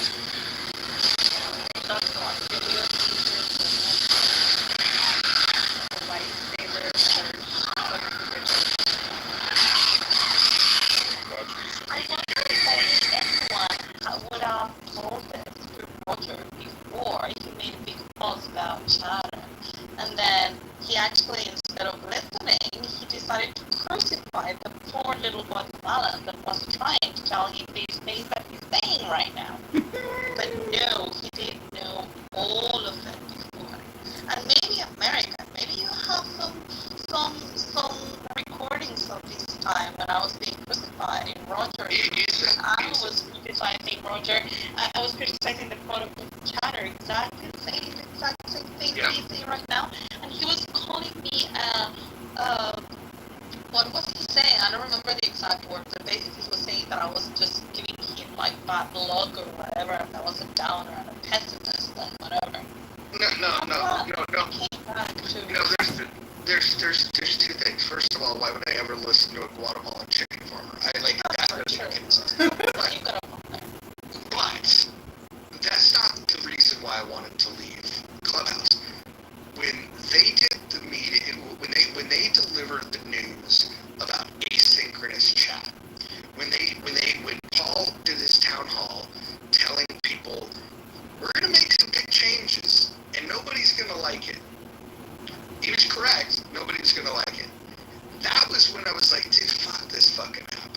And I'm not criticizing you for not liking Clubhouse. I'm criticizing what they did. I'm criticizing you for how much you trusted chatter, and I know you're wrong, and your interpretation of what happened there is just fucking incorrect, and I'll explain it to you. And anybody that knows me knows that this is true.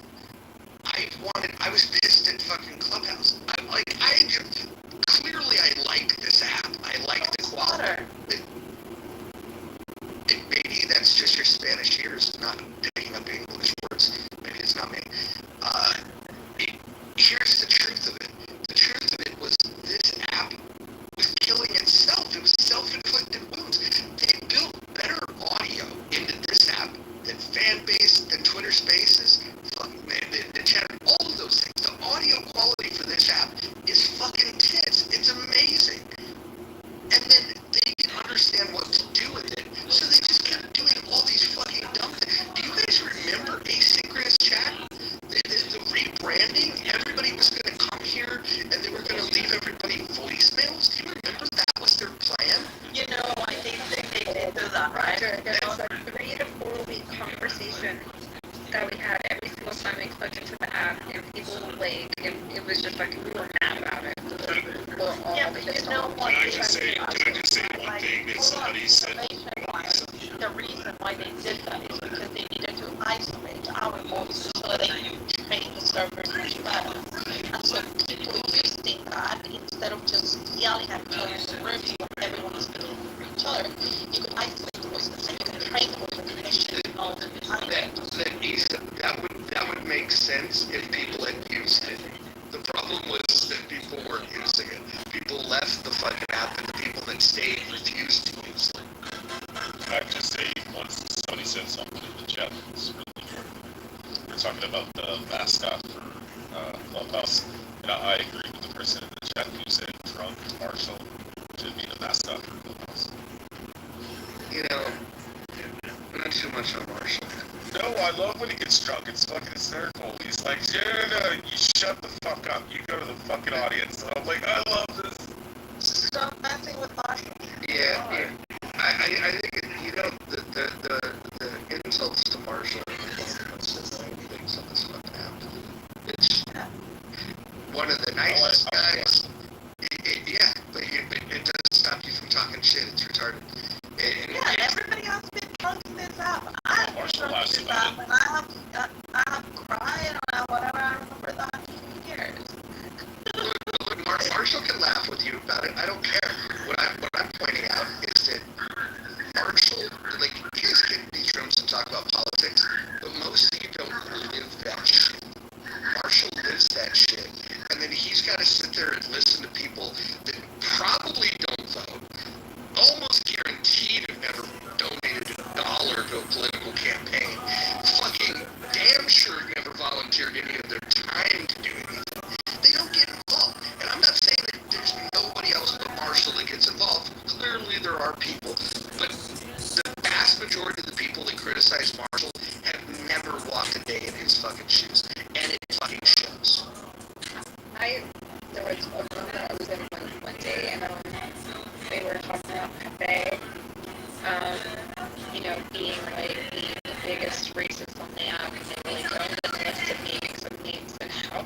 Marshall's name got thrown in there, I was offended. And I didn't ever really know Marshall like that. And I was like, I said, I forget exactly what I said in the chat. I was like, I think some of you guys just want white people to take accountability for being racist. And it's like, you guys got your, I don't forget what I said, something about your numbers incorrect or your math wrong or something like that. It wasn't too far longer than I got removed from space because I was like, we need to start, I said something about we need to start a club or we need to start a house, about blacks are racist and things like that, and Pepe was going off in the room, like he was like, and he was calling people like all these bitches and hoes, and he was like, it's really black bitches, black hoes. Yeah, it's like, something and whatever, please go the fuck off. But I just remember this, like, first time I ever heard somebody say watch and see and would turn racist, and it was like, what the hell? And I don't ever really, like, Marshall.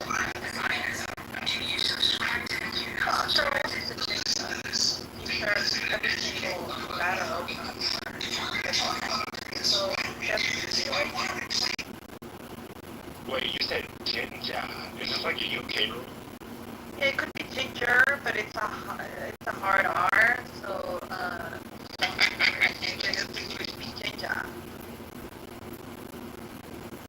Yeah, that's an A. Yeah, it's probably just your accent. Yeah, but look at the word ginger. There you go, you said it a good time. I couldn't stay, I can't, that's one of the other rules. I feel like there was waves of like, things that would happen on this app, like, the error when they try to get all white people to, be accountable for being racist. That era was, The best ever was Breyer. Breyer was the most sanctimonious motherfucker on this app, and he did a fucking he did a house called Debate Dojo, and he was going to train people how to debate properly, and he did a room about CRT, and he was this white lefty he's the white lefty that wants to cape for all these issues, and he thinks he's so fucking knowledgeable. And the black community came in there and they let him know that you're not qualified to speak on this. And then they did a room where they were talking hella shit about him. He stands there and just takes his stick. It was just like, and he was just like, I'd like to learn, I'd like to be a better ally. And he just continued to kiss their asses. They told him basically they told him that he was a piece of shit. And he continued to kiss their ass. But he was never the same after that. He went to I was afraid that was a backdoor troll, but he was dead ass. Friends, you only got moved to the audience because this is a black audience space, sorry. Oh wait, black. Yeah, but there is quotas in this, and there's only one person, there's only one spot for one black person on stage. Hey, stop. Hey, why don't you guys shut up? This isn't a Pepe room. For fuck's sake. Yo, that reminds me of the time when I remember when Grant Cardone was the black community's president, because he was like, oh yeah, so when I saw my body with black people, I thought we would this way. And when he said that, everybody was mad at him. And then, Wait, so I was there for this room, and I remember specifically, there was a clip or something that they had gotten to YouTube, and they had posted it up, and they were like, what's going on with this, all this black celebrities and stuff he's had in his face, and but he doesn't give any contributions to any black schools, any HBCUs, any black movements, any black this, any black that. And Grant came off and he was like, I give a contribution to black people every day. And then that's what he said. And he was like, and so then Cindy Stumpo was like, well, what do you mean? What are you saying? You have to dumb it down? And that's when it became like a big thing where he was like, I dumb it down for, for people to be able to get it. And people then kind of ran off with their spin-off rooms, and they were like, Grant Cardone says that he has to dumb it down in order to speak to black people, and that was epic too. That was a great time. As he kind of just stood there and his shit too. What's your guys' take on Grant Cardone? He is. He's gonna go in his own way. Before you answer, He likes songs. I think he's an inspiration because.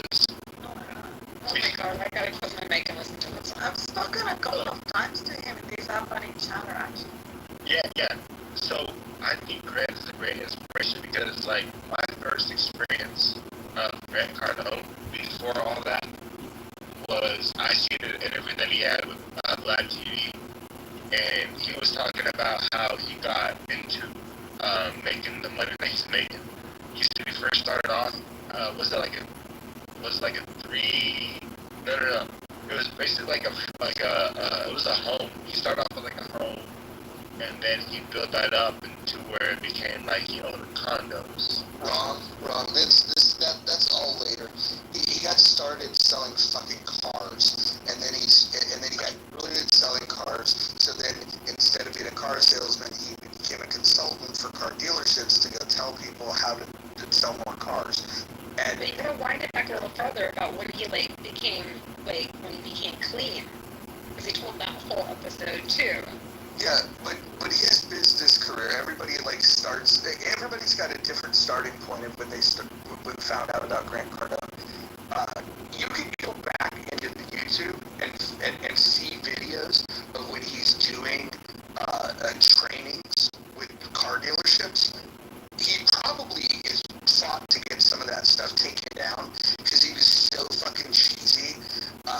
It's just terrible. He's like a snake oil salesman. But I don't complain about the people that like him, because there's some people that like that shit because they don't know how to sell, and they think that that's what selling is, and they think that somehow that if they just do what he does, that they're somehow going to be successful. If he was as good as he says he is at any of these things, right? If selling cars, if he could sell a lot of them consistently, he would have continued to do it. He would have started a dealership. He would have started multiple dealerships. What he wanted to do, when you get into consulting, it's a hit and run. You get paid for your consulting, and you're no longer accountable for the success. Because in a business like that, there's so many car dealerships. You just go from one to the next, to the next, to the next, to the next, to the next, to the next. He's like running from his problems. When he got into real estate, he did make some smart moves. Like if you have leverage, you can make smart moves. I don't think there's anything special about him, but I also don't think that there's any harm in what he does about buying real estate. And the one area where I think he's probably going to get himself in trouble, and John Legere called out on it. I probably shouldn't say it out loud, or maybe he'll try to sue me. Maybe he'll try to sue me too. Maybe he'll try to sue me. But the truth is that the investment dollars that he's asking people to give, he's not an accredited investment, and so I do think that there's a good chance he can get in trouble. I wouldn't go as far as to say what John Legere said, despite the fact that I share the same sentiment about Grant. So, not to defend him, but I mean, I'm going to tell you, listening to his more recent commercials, like him on like Sirius XM and everything, he's basically, I don't know, follow doing this, but he's basically trying to pre-qualify people now, because he's basically telling them you have to call up or fill out a form to see whether you're even qualified to, be an investor. So he apparently is doing that. So he is like vetting whether they're leaves there. That's the leave. You have to kind of remember to he goes off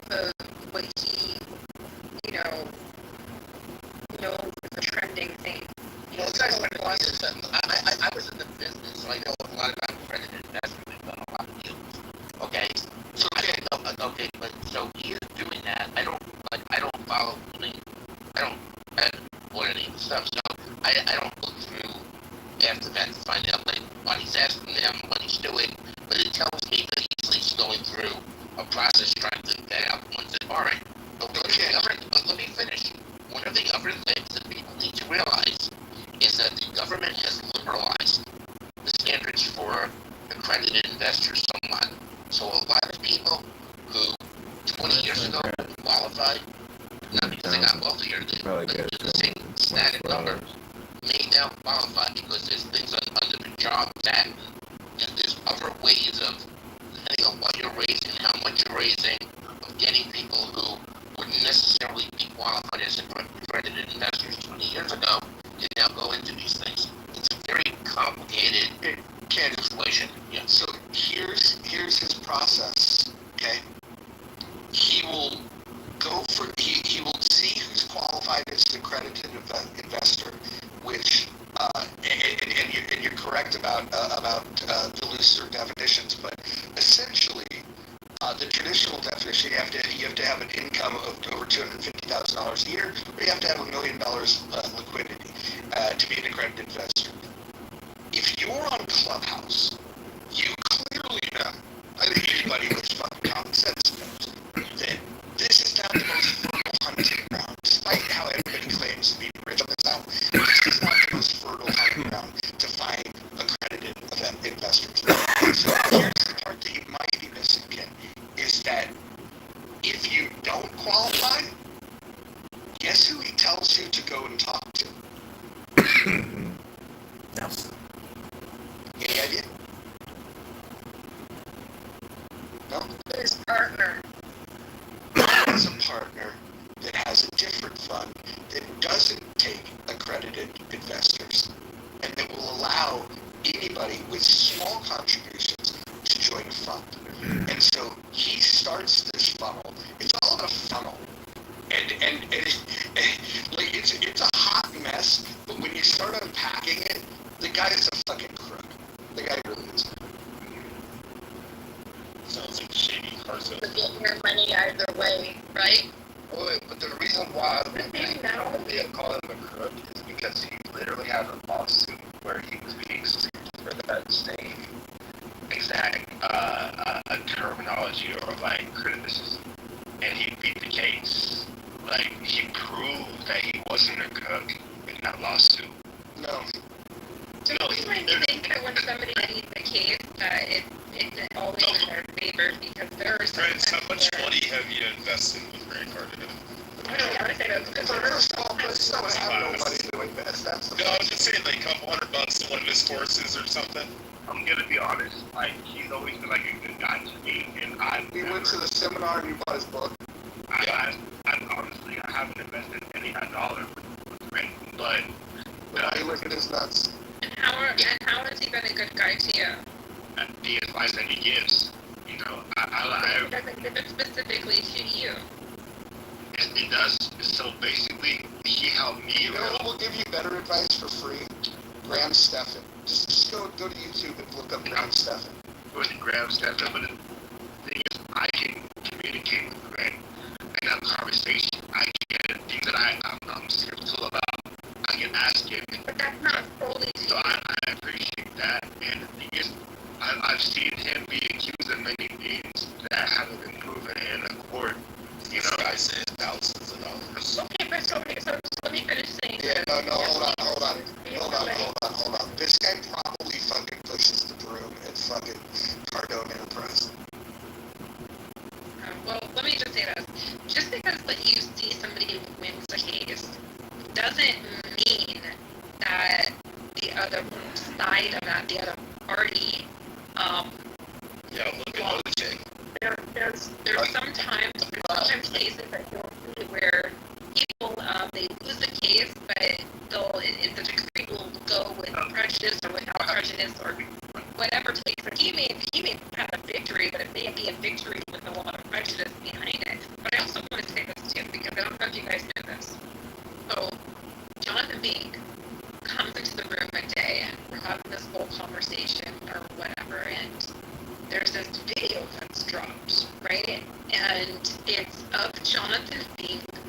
meeting up with Grant Cardone, and he almost instantly, upon like just initially walking up to him, like tucks a stack of money in the dude's hand. And it was a transaction for me. It was the way that that transaction took place. It was almost like, I'm paying for your attention. It literally screamed desperation. But, I kind of just sat back and, I'm a person who, like do the opposite of what the saying is. Like we listen, we don't judge. I mind my business and I judge very heavily. And so as I listened to the relationship over the next few months or whatever, I kind of learned that there was a lot of like dick riding and a lot of individuals who were giving heavy contributions into Grant's whatever he got going on, like the various things that he got going on. Grant never once came back to the application and actually uplifted these individuals. Never, not once. I'm gonna say, go ahead. Jonathan Ding, like, is very successful, and so is Nelson, and so is... I know them. I know all of them. I can call them right now. This guy's been in an audience about 10 times in Million Marathon, and now you guys the first. You're not talking to anybody who's to that. I can call Nelson, Jonathan, I can call them right now. But my point being is that Grant specifically throughout his well, I'll call it social relationship with us in the Million Marathon, when to go talk about these uplifting moments that he had with a lot of, wealthy men in the Black community. I'll let you share that after I'm finished, but let me just say this. We watched in real time, here on this application, a man that we all know, Jonathan Meade, slide $10,000 into Grant Cardone's hands as he's going in for the shake, right? Upon initial meeting him for the first time. And he kind of bragged about this because it was like a bet or something that they had going on, but the bet was irrelevant to the actual transaction of this in real time watching it, right? The bet really had nothing to do with it as you're watching this video. You wouldn't even know that this was about bet unless you knew Jonathan, unless you knew the situation that took place before this. But it was this video and this transaction that kind of led its own segue into this social exposure of Grant Cardone. Here was a real person in real time that was giving him $10,000 on the spot. He could have utilized this application and utilized the wealthy man like Jonathan to actually give a real live example of what it is to lift this person up into what he says he could do for everybody else. This was a given. Jonathan literally threw himself on the table for him to be the example, and Grant never took that. So now all of the feedback that you've given about Grant, Jonathan, Nelson, and on, what do you think about that? Why do you think that there was such a heavy missed opportunity? We were all here to witness it. Why don't you think Grant took advantage of it? So I think you were skeptical because of the amount of the transaction. But in all reality, there was no skepticism in the transaction. Jonathan's business has nothing to do with anything that happens on Clubhouse. Neither Nelson. Okay, but you're not going to answer the question, so don't even respond. If you're going to do the do-si-do, and if you're going to do all around the mulberry bush, I'm the one who's going to pop the weasel and say no. If you're not answering the question that I'm asking you, Jonathan, there's no skepticism in what I'm saying. Jonathan handed him the $10,000 in cash. But he was transparent. Right on the spot. Regardless of what it had to do with anything, Grant could have taken this $10,000 and said, hey, listen, with this, I'm going to put you into this, and this that would equate one of my members coming in with $10,000. Why don't you think that he made an example out of Jonathan when Jonathan was literally putting himself at the forefront of saying, hey, make me an example. They were rooting I mean, if you were in the Million Marathon, I was modded up every day. You heard it. You heard their relationship. You heard them driving in the jet. You heard them going to places together, meeting up and doing all that. Okay, so when it comes to the lawsuit, right? Grant Cardone spent over $1 million in the lawsuit, right? He gained nothing from the lawsuit. You're not gonna answer. What I'm saying is like, so the lawsuit. Why don't you stay on topic, Dick Ryder? No, because he can't do it. Because you know the truth of the matter is that Quincy, I'm here, and this is no shade or disrespect. You're just not as invested into what you say you're invested in. You're trying to give me feedback and scapegoat the question that I asked you. Now, I'm not the smartest person, but you're avoiding this question at all costs because you don't want to answer this because you want to say something different and blame me. I have no skepticism. I'm cool with Jonathan. There's a couple things about him I just don't. I'll keep it to myself, but I can say it to his face. I actually like Grant. I follow him, and he follows me. He follows me back on Twitter. Follows me back on this application. He follows me in other places as well. I've actually I know people who work for him, and I'm cool with them. And listen, I'm very happy and cool with them. But you're not answering this question for whatever reason lets me know that you're not as invested as you're claiming that you are. What I'm saying, okay, so with the lawsuit, Grant spent millions of dollars in lawyer fees. The lawsuit didn't have any. This. Hold on. No, everyone mute up. Everyone mute up. Listen, there's two things happening here. Prince is trying to talk about something like you've laid out what you're saying, Angel, and Prince just ignoring every word you're saying, and then talking about the lawsuit. He's ignoring every word. So, Prince, do you want to respond to what Angel said, or are you just going to bloviate about whatever the fuck you want to talk about? But the thing is, I'm responding to what she's bloviating. Okay. Okay, great. If you don't respond to what she's saying, I'm going to think that you're not serious about having a conversation, and I'll just move you to the audience. You want to have a conversation. I do want to respond to what she said without demanding that you want to insert this other item that has nothing to do with what she just said. Yeah, talk about that later. Okay, so what she's saying is that she feels that Jonathan Bing was just so infatuated by Grant Cardone that he just paid him $10,000 to have him in his presence. Like the thing is, like I said, no. Let me do this for you. I'm just because you sound like a young man. I'm like old, so I'm gonna have patience with you. I'm gonna say it one more time.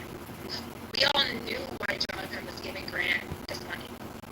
This had nothing to do with my feelings. This had nothing to do with what I was thinking. Like there was a bet that they had. The amount is Jonathan was going to meet Grant in person, and the first thing that he did was planning an initiation of that first engagement of meeting Grant Cardone in person. He gave the money as he went in for the initial handshake. What was the amount? $10,000 in cash, right there on the spot. It was literally Jonathan recorded it. $10,000. It's $10,000 on. Sir. It doesn't matter whether it's a lot of money. Grant Cardone has him. He tells you verbatim, I have something that you could buy for $1. I have something that you could buy for $100. I have something you could buy for $200, $300, okay? He says this verbatim. My point being is, if Grant Cardone is on a social platform like this, and the Hold on. No, I want you to shut the fuck up. That's what I want you to do. As a matter of fact, you're a fucking retard. The idea that you think that all of these people that you just named are multi-millionaires, you're wrong. Their net worth is a lot less than you think. And you don't know them. You know of them because of the interwebs. Don't be such a fool. Let's carry on with a different conversation. That guy's fucking retarded. fine. He's just fucking a retard. He doesn't know what the fuck he's talking about. He's a fanboy from fucking Clubhouse, and now he wants to dick ride everybody and pretend that he's counted their money. Yeah, he got me with the "he did so much for me" statement. I should have stopped there, but I went like, because he said it. That's appropriate to ask him this question. You know what I mean?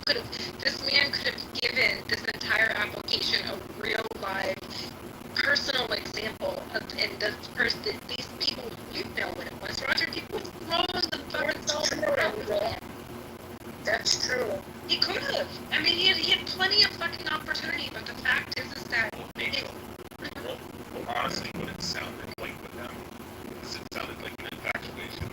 Like I'm guessing Grant Cardone was on here. Yeah, I understand. He could come on and talk to people and say this shit. Like this guy came up and probably asked one fucking question, and Grant Cardone gave him some advice, and now it's like when somebody meets a famous fucking female actress. She's in love with you.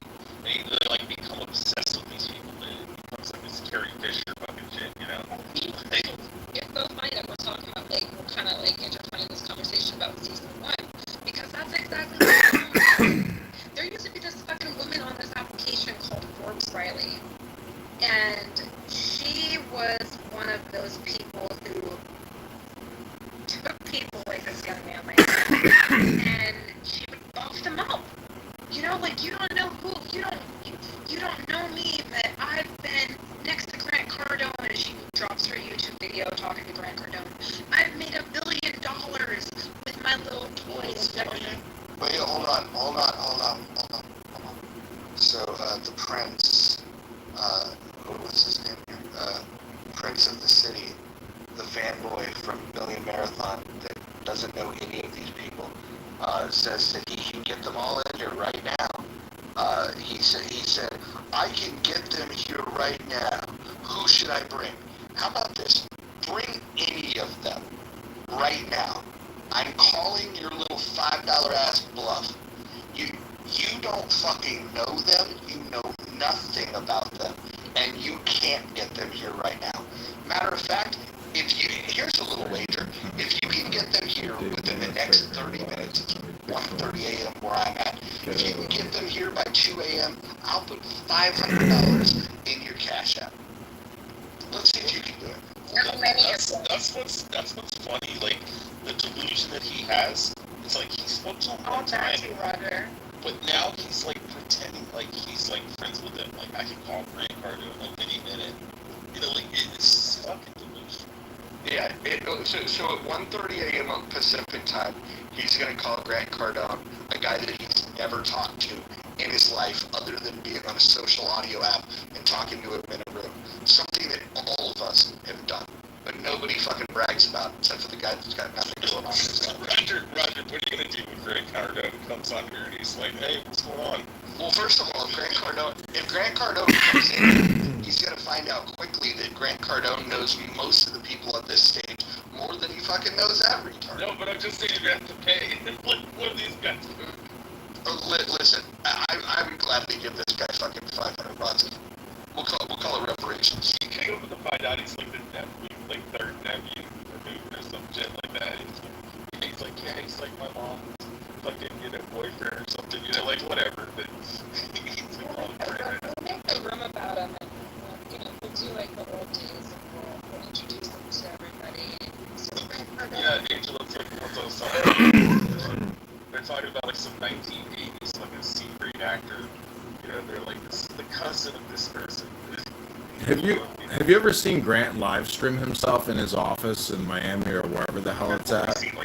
And he does his dry erase board, and it goes on for hours and hours. And he's yelling at people. He's basically instructing people in the studio. And the point is, most people don't realize that it's an EDU scam or a BizOp scam, and it's just a recurring subscription to get access to his university. So, you could call it a scam, but it's like me charging people to go to my YouTube accounts. It's the same stupid, back end where it's a digital library of his fucking conversations, and it's like, oh, that's the university, huh? Wow.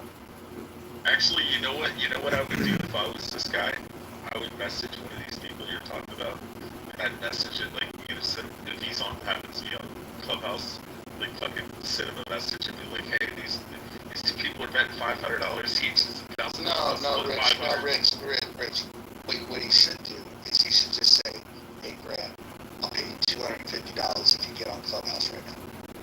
That's what I'm saying. Like, if he wins the bet, if Angel said she'll match it, it's $500, you get $1,000.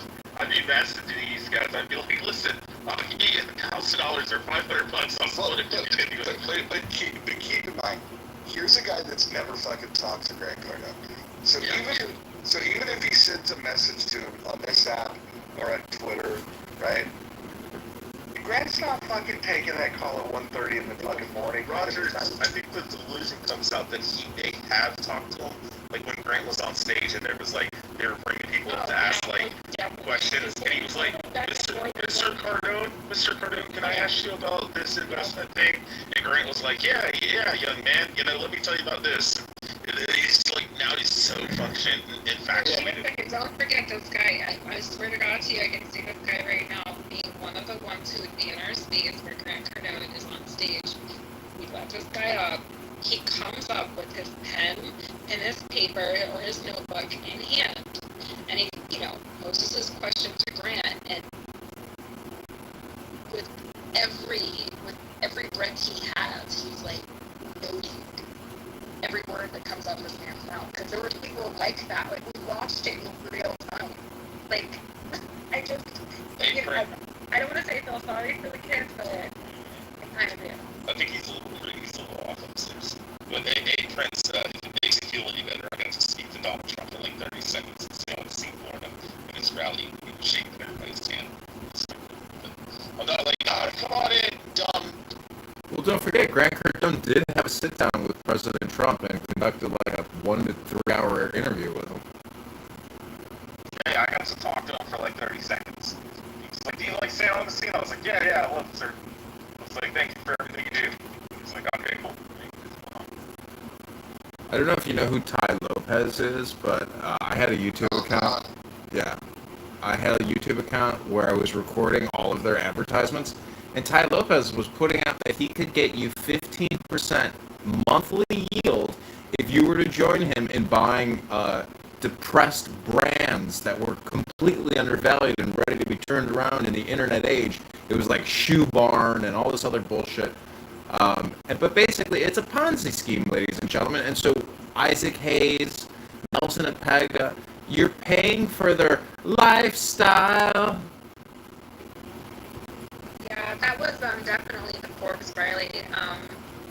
So there was this space, you know, beach queen is what they called her, and she was one of the main mods in a lot of spaces. You know, she'd come in, and I swear to God, people knew nothing about this woman's background, but when she got an opportunity to speak, she spoke with this really high-pitched voice, and she would tell you that she could help you create the way that you were going to say your sales pitch, and she has this platform that's off the application, and you can zoom in, and it's $2,500 for you to have access, but today, and today only, this space and this space only, she's going to give you a link, and you're going to be able to, you know, kind of click in on that, and you'll be joined in, and you'll have like a free consultation and everything, and during that consultation,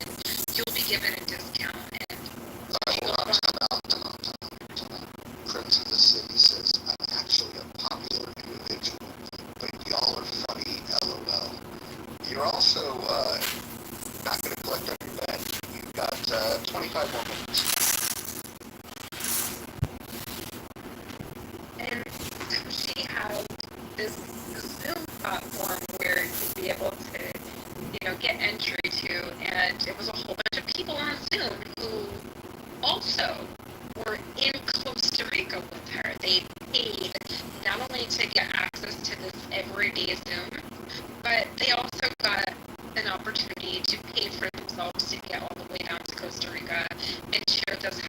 her and her model, buff builder, 20-some years younger boyfriend, who is also her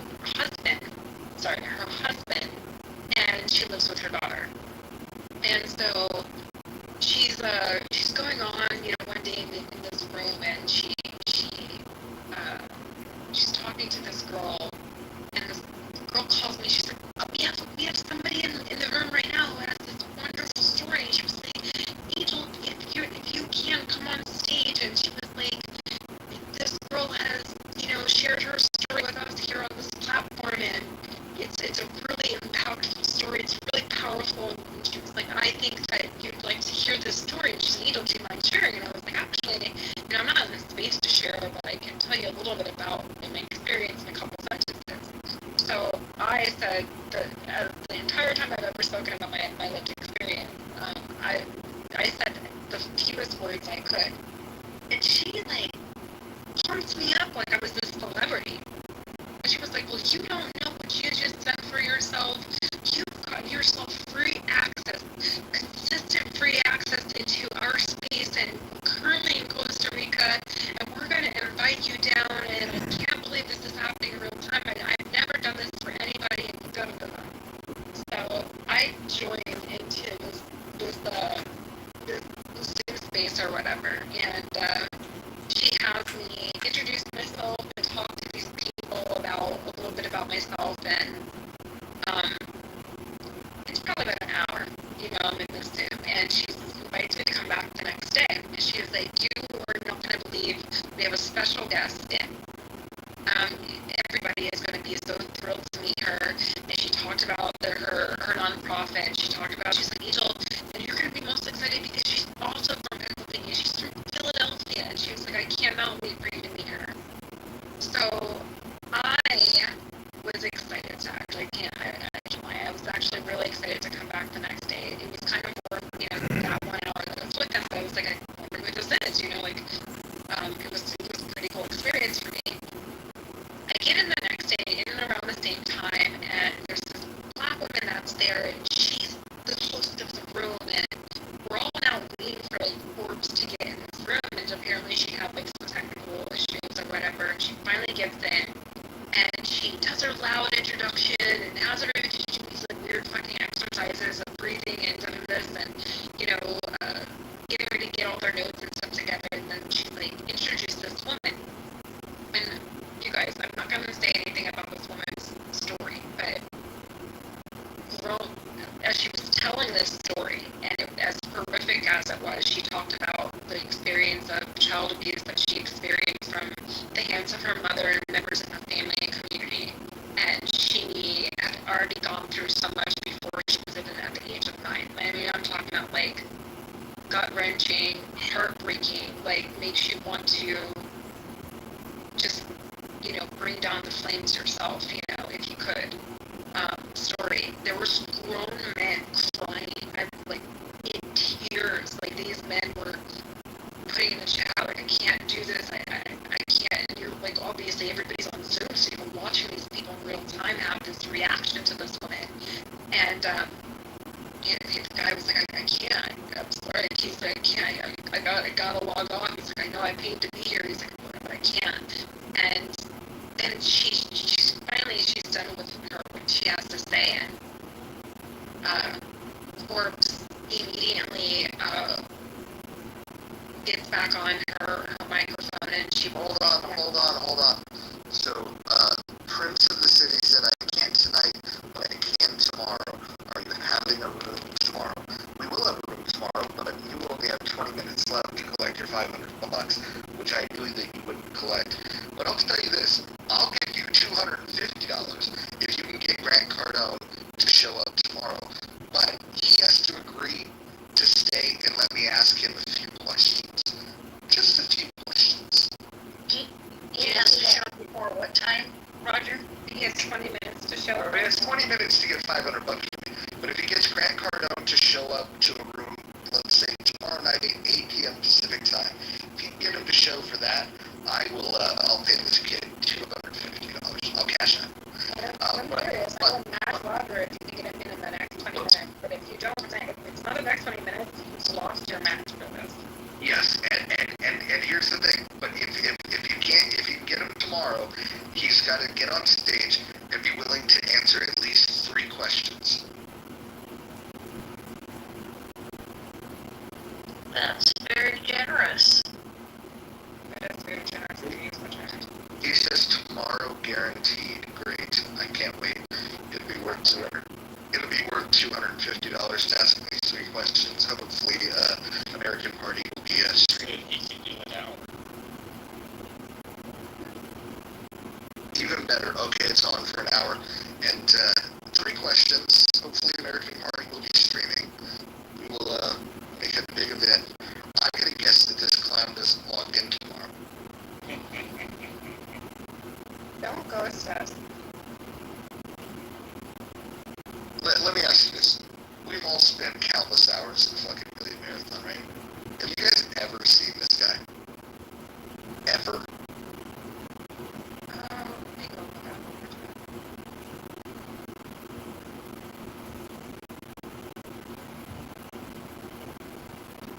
No. I can't say that I haven't seen him. He does kind of look a little bit concerned. I've brought people up from the group, so he does look familiar to me. Is he somebody that you remember contributing? Or? I do remember him being on our stage. I do. Prince, you can confirm that you did speak to us on the platform of Million Marathon, is that right? Because that's where I think I remember you from. Can you say yes or no to that?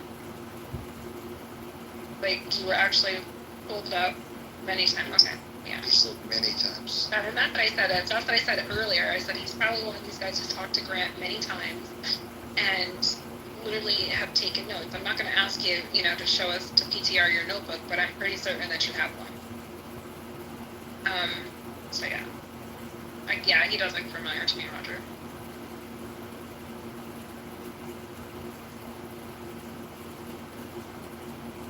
Nick said, do you know anything about the whereabouts of Hunter Shackelford?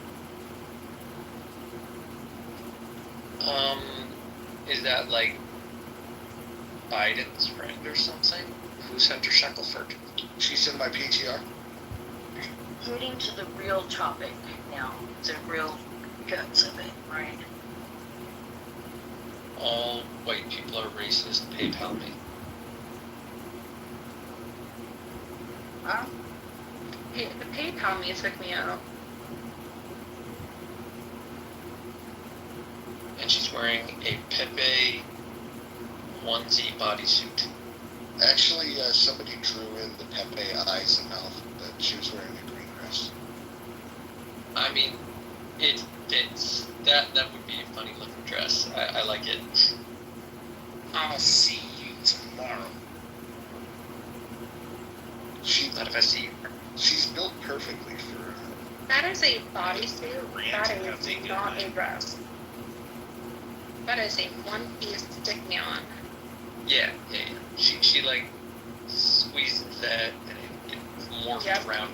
Or exactly. It has done its best to tuck, and that is a stick-me-on. Wait, Angel, is this some kind of saying or something? Oh, the stick-me-on? No, he said, I'll see you tomorrow morning. And then he said, the Grant, have a good night. Why would he say it's tomorrow morning? I said tomorrow at 8 p.m. Hopefully he's It not. might not be his first language. Even better. Himmick said, do you think that that outfit that Hunter's wearing violates any of the 613 rules? So, not 613. The rabbis have some modesty standards for what to wear. There's I don't know if it's a biblical about covering up erva, but it's definitely implied. No one curses his grandson because they revealed his nakedness. They're modesty standards. The general rules are you're not supposed to wear flashy clothing. This applies to men and women. Flashy clothing, form-fitting clothing, so clothing that just clearly accentuates your body, like this woman, that'd be a problem. and then with like men, it's like covering up their genitals. For women, it's covering up their genitals, and most of the woman is covered up. Like they're allowed their forearms and like shins. Let me ask you. Mentioned covering their erva. Does that include the vulva? Yeah, erva, basically like nakedness or like your shame, something like that. But it basically means genitals, most essentially. But like the term erva of like your private body parts, it's kind of a legal status. So like a woman's hair is considered erva. Like that's her private part. It's her decision whether to show you her hair.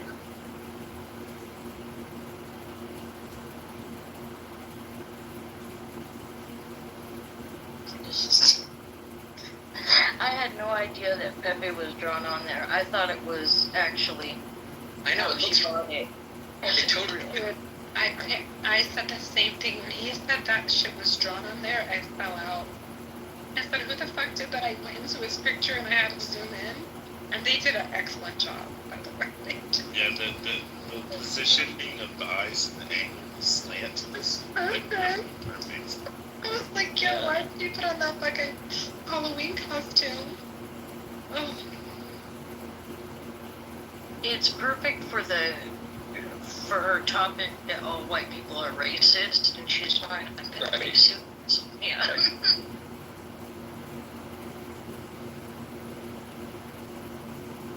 Yeah, this is so you guys don't know, I do this little thing when I click on, normally I kind of like to troll wigs and weaves and things like that, but I've kind of, I've moved on a little bit from there, but now I have this thing where I'm like, who has the best PTR of the week? Like just for myself. I look through the crowd and I'm like, that might be a good one for the week or whatever. Some of them are mostly lame, but you win, Roger. You definitely win the best PTR of the week.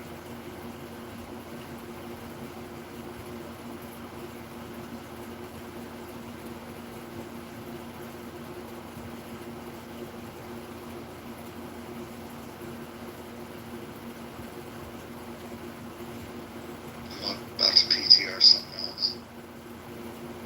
Okay. This should be good.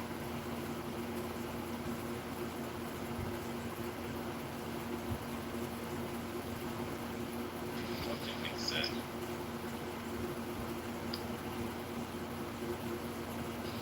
Finish a sentence and then just disappear. PTR.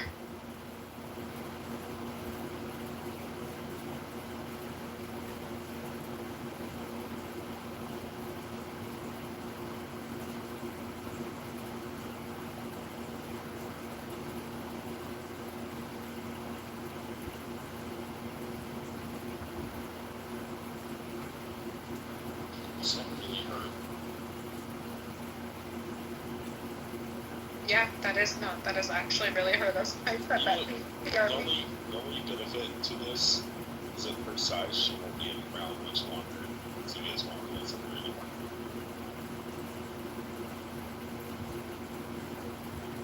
You guys ever see the Fat Positive video troll that they put together? They had all the women that are like plus size model, like or extra plus size models, all this kind of shit. They're going through each individual one, and they're like died on such and such date. And it's like bam, dead. They're just going through showing each one of them, like all these famous TikTokers and shit like that. They're like, we're big and we're healthy, and it says died 6 weeks later. Hey, Rich. Yeah, what's up? How many drinks would it take for you to fuck her? Oh, there's not enough alcohol in the world. I don't like big girls at all. Like, yeah, I'm like a 160 limit. Like a 160. It has to be a tall girl to be like 160. Yeah, I don't like big girls. But Kima would take this down. Oh, I bet he would. Kima would be smashing. Kima. What happened today that made this Hunter Shackelford person a topic who I never heard of until you titled the room, but like we were reminiscing about Clubhouse legends, and there's not many bigger legends than she. She is one of a kind. I wouldn't spend any time reminiscing about Clubhouse legends, simply because there's more important things going on in the world. Baseball lost the legend yesterday. The real Ryan Sandberg. Yeah. Her anti-pretty saga was, yeah, that was brutal. PTR. For her it was brutal, but PTR. I remember it. Dude, I got a buddy. He's like fucking 5'6", black dude. Yeah, kind of yuppie black guy. But he loves him like that, dude. I thought he was joking. You know, he was talking about a girl like that he thought was fucking super hot. And we were all giving him shit. We're like, oh, come on. It's like, no, this is really what I like. There's dudes that are into that shit.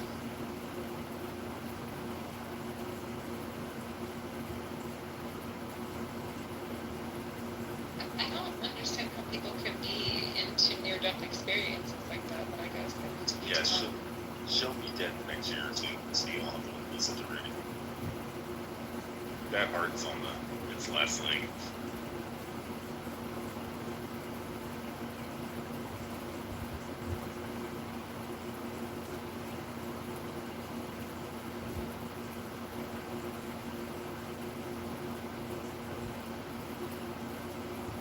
Yeah, her anti-pretty saga that took place was, I think, kind of the entry to her meltdown that she had on the phone. PTR.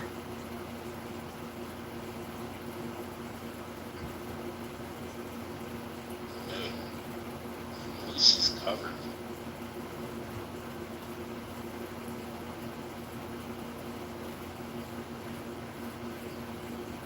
She looks like a stunt double for King Kong. Dude, I was about to say 100 anniversary.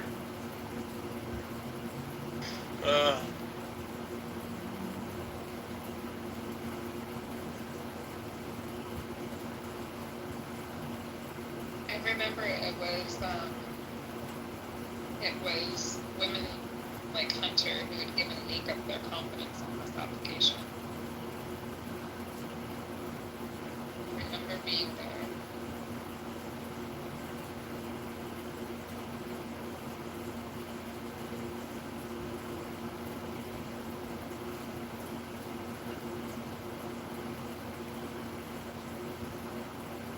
You have to throw a bag of flour on it just to find the best spot. It'd probably be everywhere.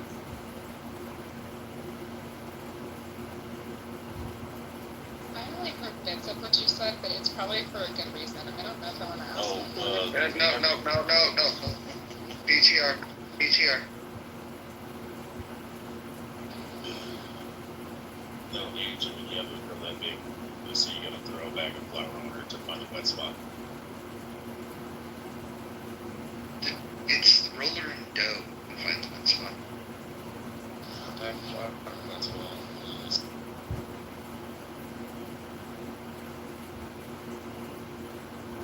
I like that shirt though that she's wearing.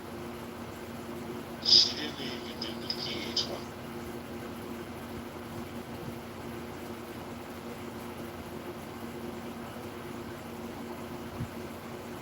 It's actually a really sad photo, Roger. And this shirt is the reason why it is.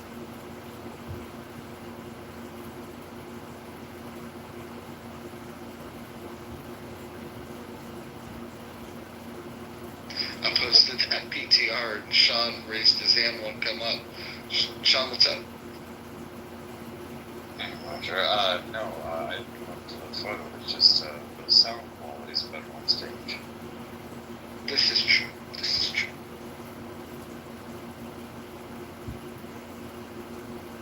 See if I can find any better photos of her. Yeah, like, I don't know, maybe I can, like, understand this photo a little bit better if maybe it said something like for all that or something, but not just that. Roger, this is the first one right here. That's a terrible picture. Look at it.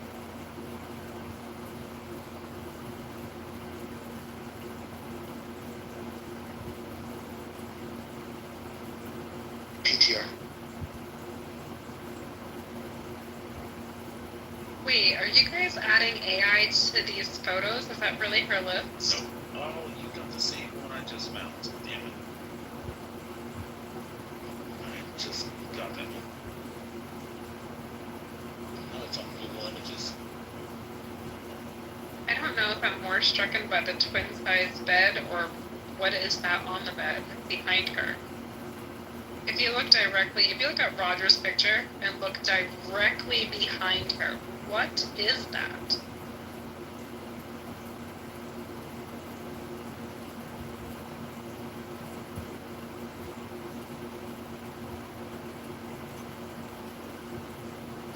I'd say that's a little dookie.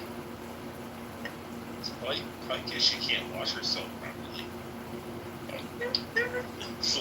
It's like crusty, it's like crumbles from the butt crack. Or from Okay. Here's the last one. God, my thought was the same. Like, no, she had a spy to the edge of the bed and doesn't realize that's there. Look at this one. I mean, I agree with Simon.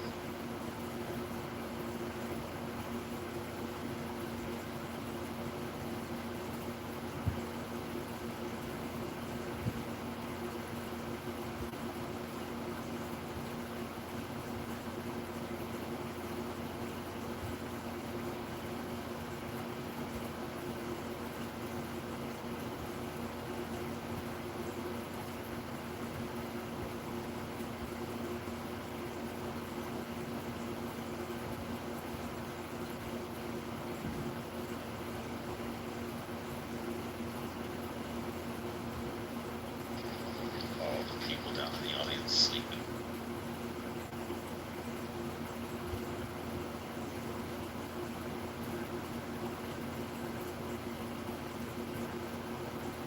But I can count on one hand how many times I've fallen asleep on something else. Hope, why don't you come up if you're awake?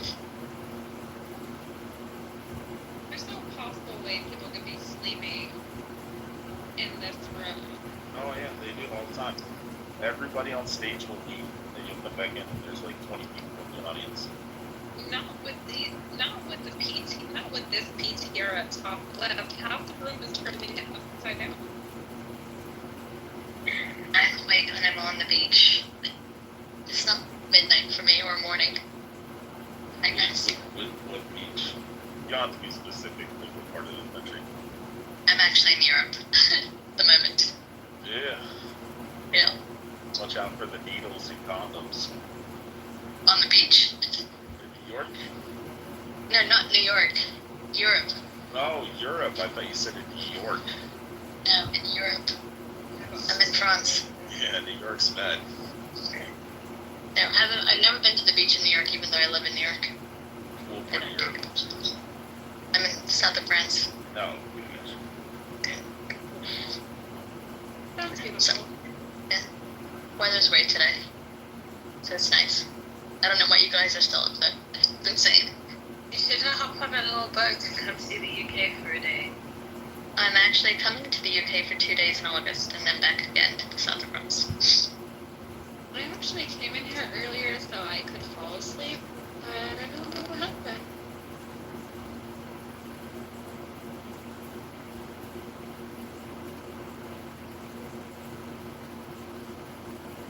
I don't see any of the chat on YouTube. Like, where am I supposed to look to see the chat on YouTube? On his page, the reason that I came up is I didn't see it either. If it was streaming, it would not have come up. Just saying.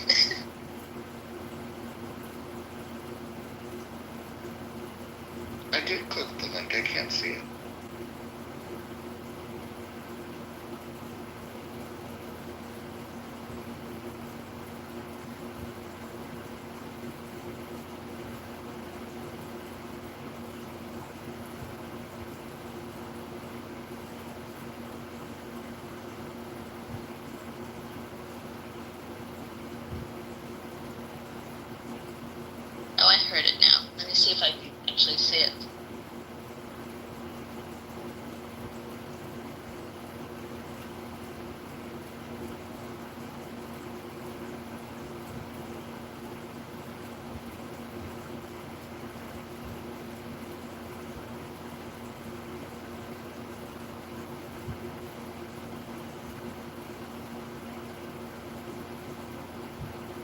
it's there. I'm going back down, guys, or keeping quiet.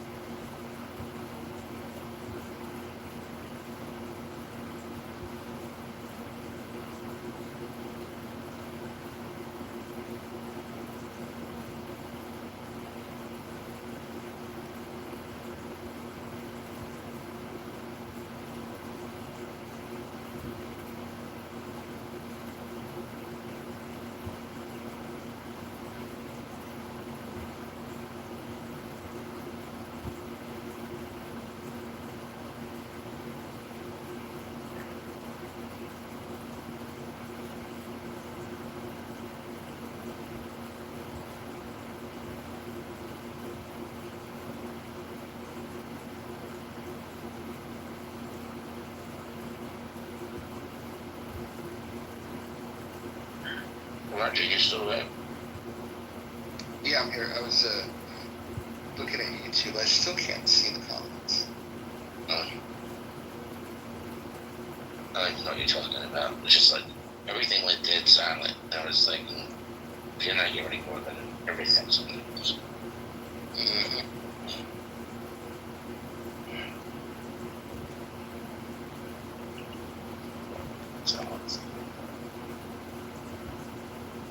So where are you guys seeing the comments? I still can't see it.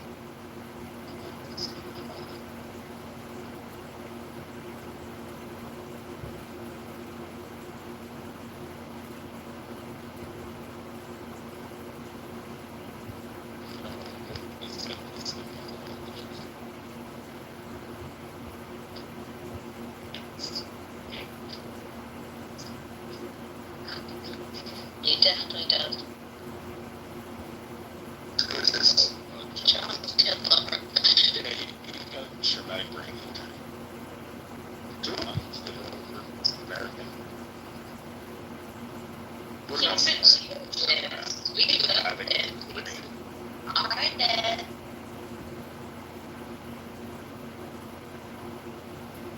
Who's got these different artists? I did.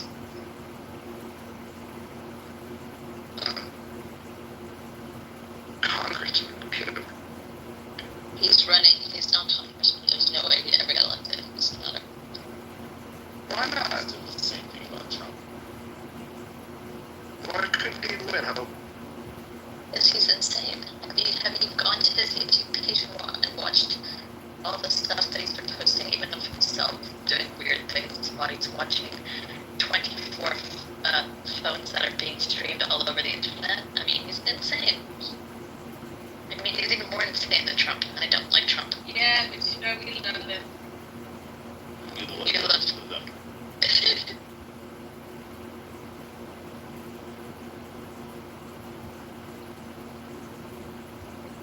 I think he's doing some good things though. He might be doing some good things, but then he's putting other people's lives at risk, so it's not right.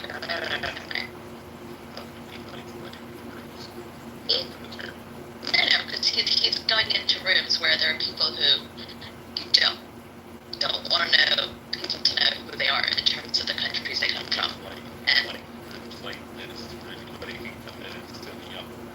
And no, I'm talking about rooms where, for example, let's say the dysphoria of Iran are in the room they're discussing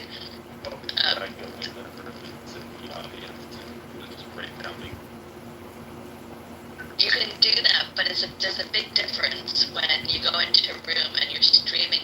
Let me finish, please. Let me finish. I don't talk very often, but let me finish. When you're filming a screen and you're zooming in on people talking, and if there are people listening on the internet, on YouTube, who are part of the IRGC, that puts the lives of the people who are on the stage at risk, who are against the IRGC. They can, but on the same note, they may not because there's so many rooms. But they can go back to this YouTube page all the time and see it. Anyway, I don't want to discuss this. I don't want to be online, so I'm not discussing it. So. Yeah, the IRGC probably each one of those guys probably have 20 votes or 20. Yeah. Just call me a minister. Seriously. It's the person that just got removed young. I just don't understand why I didn't think it's streaming it. Like, it's just like a private room where nobody can be in there. Somehow he's not his way in there.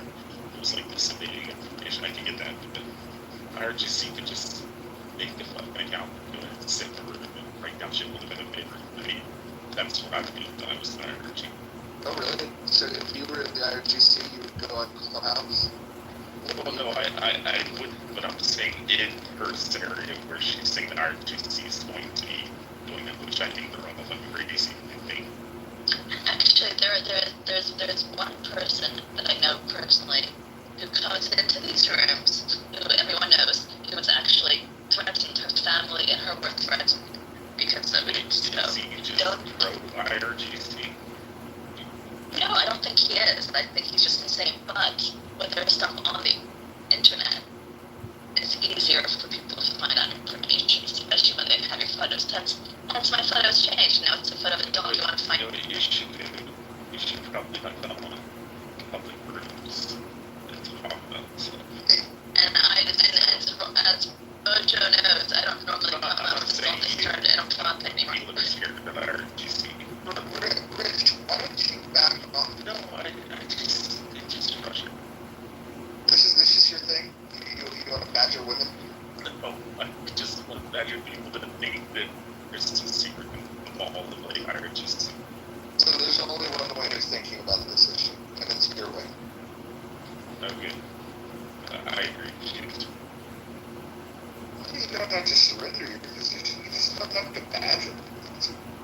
I know. I just see this audience on here. Just listening and audience that a bunch of people randomly about nothing. I just think it's weird. I mean, look, maybe it's because I'm familiar with her. She's cool. She's polite.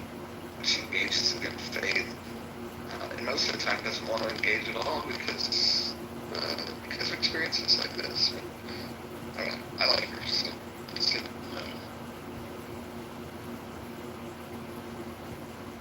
Thank you, brother. Like that. You're very well.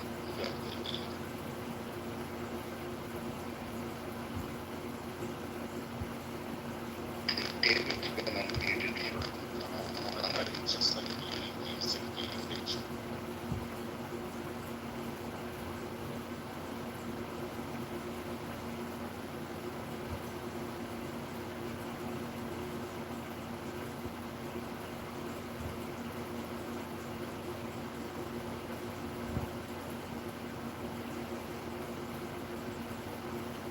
Anyways, guys, it's been fun. I have to go prepare for the end of the world. I think this tsunami is supposed to hit me. Thanks, Dave. Pleasure. Hey, look, there's a piece of shit in your body. Use it, I don't know, it's not bad. Let's leave it down there. We're still awake.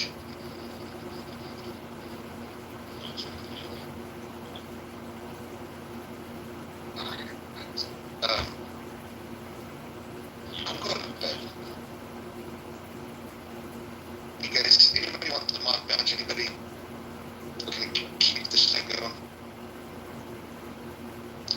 you know, aren't beautiful people. Well, hang on tomorrow. Why did you piece of shit?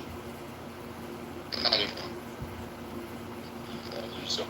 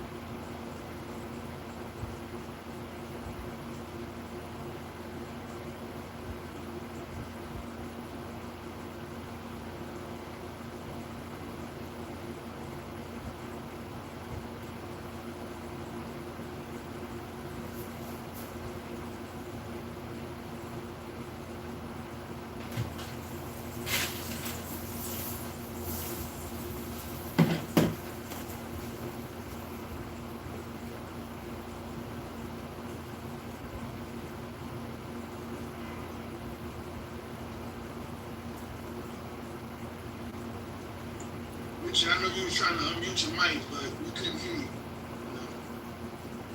Oh, I think I'ma shake the table. No, when she said to A1, are you trying to read me, sis? And he said, yes, bro, I am. He read out that time. But she's funny. But yeah, she's not nice. Yeah, but what I'm trying to say is, do you think she's, cause like you would see her as a housewife of Atlanta person? I don't know if she fits, if she may be a little declassé for that crew, but she would be funny. They fake class anyway, so she'll fit. No, but she can't, yeah, she's more of a love and hip hop girl. Yeah. She's not but she would be funny. I think it would be hilarious, but no. Yeah, I think the founder would do better from Slutty Vegan. Well, they mentioning that both of them will be on the show. Yeah, she will do better because I just feel like she is Atlanta and she's been in Atlanta a long time and she is a wife. And I think she's from New York though. I think I heard that. Yeah, she went to Clark. That she went later on to Atlanta. Mm-hmm. She kind of came down around my time. So she like we're Atlanta. She went there for high school or for college? College. Yeah, so she was later on. Yeah, she went to Clark, but a lot of people. I thought she was from Maryland. Oh, I know she's not from here. I thought she was from Baltimore. I'm gonna check right now. I thought she was from. I know she went to Clark. She is. Dr. AG. She is from B-More. Yeah. I thought she was from Brooklyn. Yeah. Huh? She was born in B-More. I thought she was. Yeah, I believe she lived in Brooklyn. Yeah. I know she got a slutty vegan there. Cole was born and raised in Baltimore. Her parents are Jamaican immigrants. But I don't know. She may have lived in Brooklyn, but I know she's from Baltimore. Her mother is a wealth advisor at PNC She's saying B-More. She's saying, yeah, that's what I said, B-More. She's confirming what you said, doctor. Oh, yeah. No, I was wrong. But I knew she wasn't from here. Oh, wow, her father served prison time. 20 years. And then he was deported to Jamaica.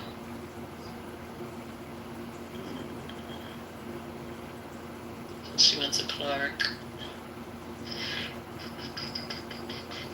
She was in a sorority. Then she moved to LA. Then she moved to New York. So she did some acting in LA, and then she went to New York to work in a television, doing production for a television show. Okay.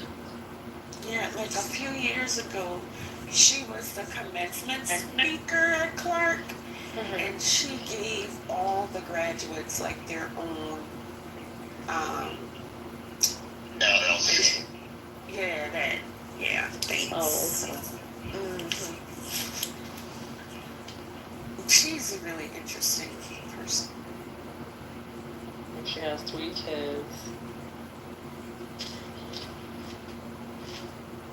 She was on Instagram the other day talking about somebody stole her Bentley. If somebody riding around Atlanta in a black Bentley, let her know. Like, the black Bentleys are like Toyota Camrys in Atlanta. Like, that's. And if they take off the plates, how you supposed to know whose car it is? Yeah, and she was something like they had the key, and I'm like, I mean, I know they'd be like shit, but she wasn't like the explanation. It just was like, huh? And then she was like, so if you see a black Bentley around Atlanta, she's a little hood too. I don't know.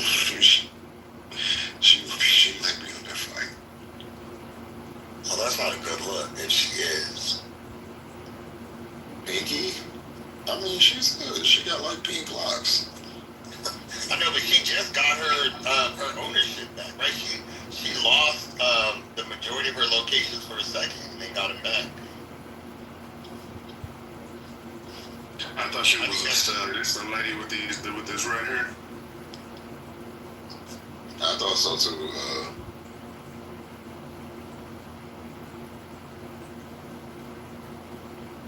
Oh, look, you got Pure on stage.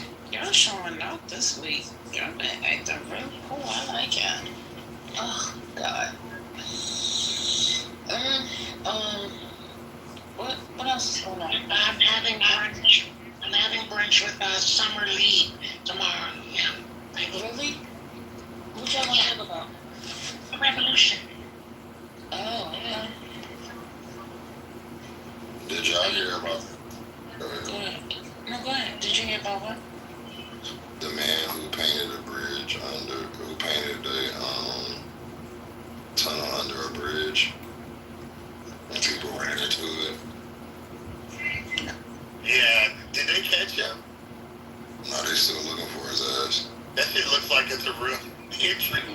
Bro, people have how they shit up. It's not funny, but it looks like it's a Bugs Bunny or who? It's Roadrunner, and he painted Road. No, his Roadrunner is literally painted on the side. It's a tunnel, and it has Roadrunner painted on the side. Yeah, on the side, like right on there, like pointing, like going here. That shit looks real. Are these people new to the town, or what's going on? I don't know. That's what I'm trying to figure out. How would they not know? Like, and then you see a Roadrunner on it? I thought that was crazy. I was like, okay, maybe they're visitors. Yeah, this is crazy. I think it was it don't look like it was in America. You heard what happened this week? It's not, is it recent? I thought this happened a while back. I think it happened this year, but they're still looking for him. That's why I guess they keep running the report, because they still haven't found him. Well, I tell you, this lady just water front of her car out. He just starts ass. I answered the phone to talk to him. He starts laughing at me. What the hell are you? You heard what happened to Speedy Gonzalez, right? This became Roadrunner.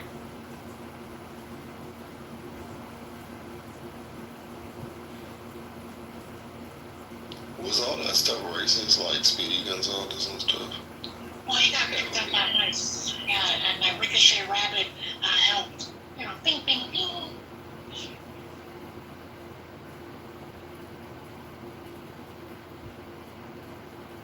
You go back and look at some of those old cartoons.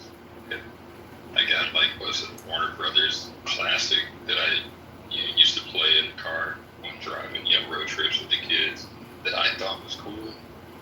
Man, some of that stuff does not age well, to say the least. Yeah, Speedy had a mean tan. So culturally, I just found the thing that said that wasn't true. It was a prank. What you mean? I'm looking at this lady car too. What is it on the, did you see the picture of it? On the, which, do you see the picture of it?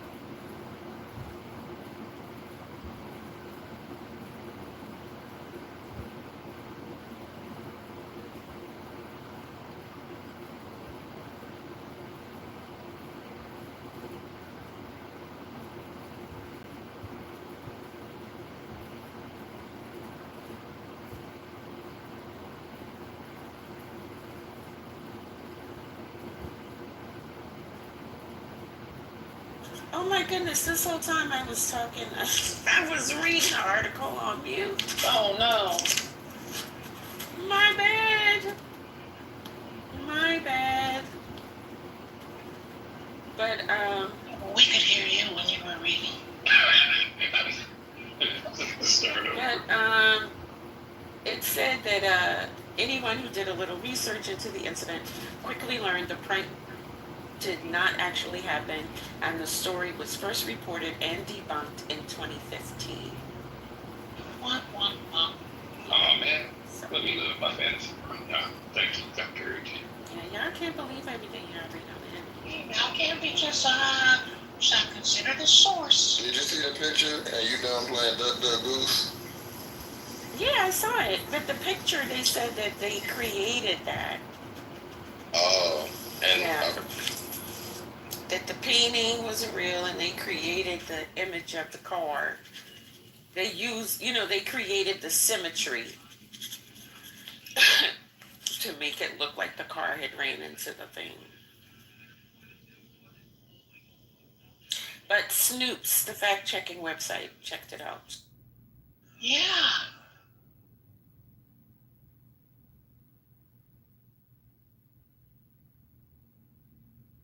Yeah, Good luck with your BMW purchase. It's the ultimate driving machine.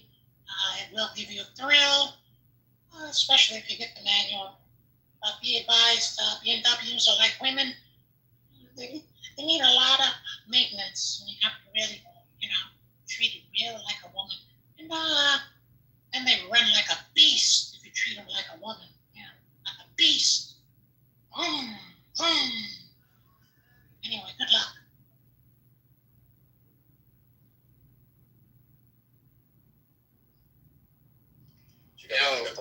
Oklahoma schools to the space.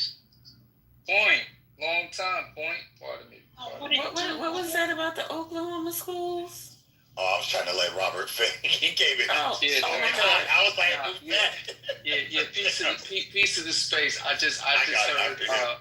I heard Point's voice, so that kind of that just my attention went there. But not Point's voice makes you guys excited. That was crazy. I didn't say excited. He was inferred doing that. I'm joking. I know. He has that same. He has that same effect on me. Point. You had that same effect on me. Don't worry. I want to say It's the content of my character. Let me tell you, Point. Who was it with the Oklahoma schools? Me, I was trying to let Robert land, but Point. But the hello already landed. Now it's going off somewhere else. No, you have. I'm not gonna tell Robert to shut up. I'm like, what do you want me to do? I know. I'm gonna shut up. I'm zone. I'm zone. All right. I'm going on. Okay, thank you. I didn't know what to say. He was still talking.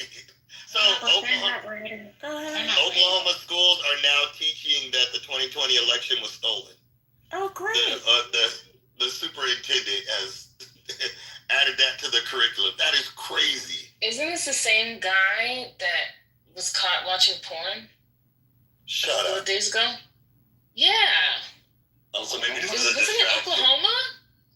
The superintendent of Oklahoma. Yeah, what's his name? Let me pull it up. I think it's Ryan, though. Like it was like Ryan something, but let me pull it up. Okay.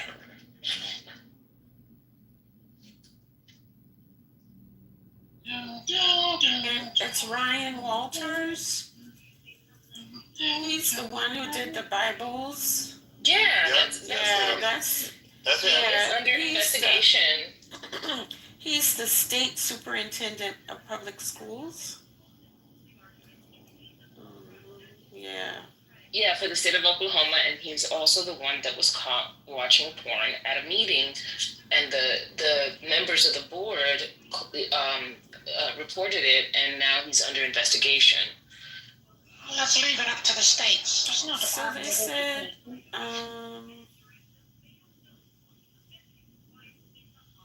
And this man is still allowed. This man is still allowed to make decisions. It's crazy.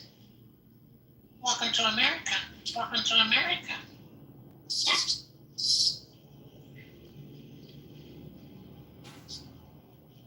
I'm trying to find the story on the 2020 election. Okay, oh, this is the 19th. I'm posting a USA Today article. Hold on.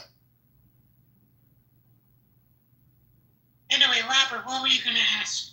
I like USA Today. I'm thinking of switching them to New York Times. I forget. New York Times is becoming trash. Agreed. I'm And just they're doing a reading. lot of propaganda.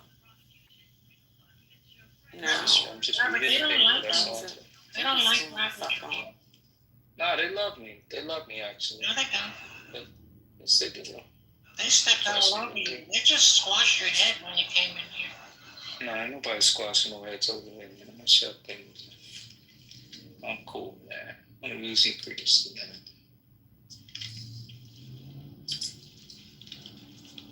Yep. So what's our topic? What are we talking about? One progressive versus We're going to talk about the guy I can't find. Whatever. There's this dude, right? And he's an older guy, older cat, like in his 50s, 60s. And 3 of his sons were, one of them retired from the military, and 2 of his other sons are in the military. And ICE bundled him and fucked him up, beat him up. Oh, yeah, old man. Oh, yeah, and his sons are serving this country diligently. It's just a shame. You can Google it. Since you have a Google department here on the stage.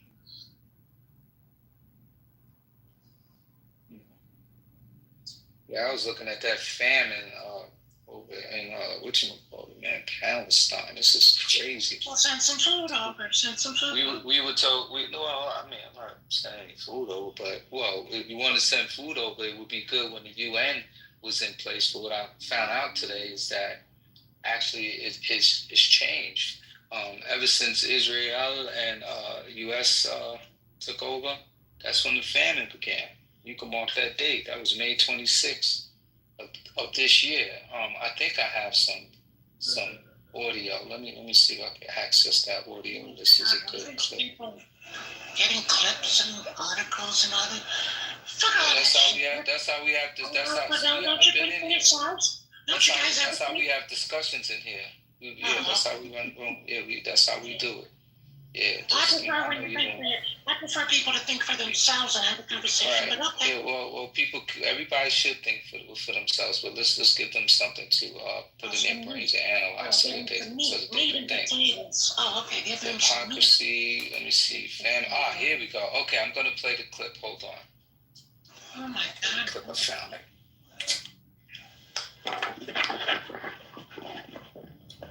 You have to get permission to do that. You can't violate my ears. Oh, you can leave the room. I mean, people. We cool. We got rules, man. We don't play no long ass clips. We don't do none of that. We try to play short clips from good sources. We don't do just the regular. So this is from a great source. I forgot who it was, but I'll see once I click on. Are you reading it or are you gonna play it? You interrupted me. Why are so many being killed near aid sites in Gaza?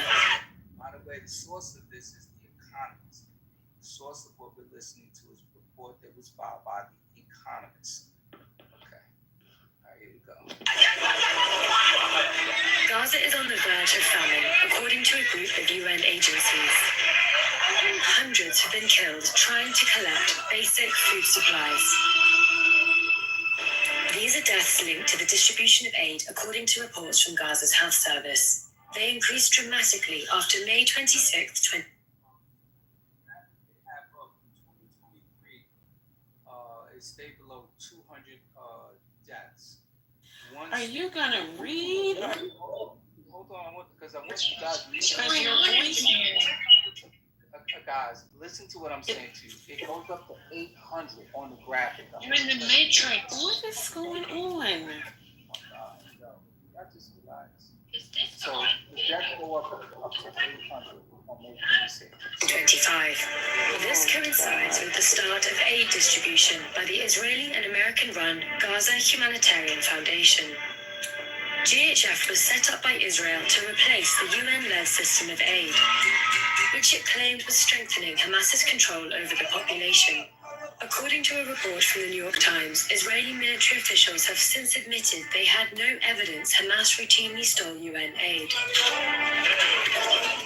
GHF set up just 4 aid centers in Gaza. They're all inside Israeli-controlled areas, from which civilians had previously been told to evacuate.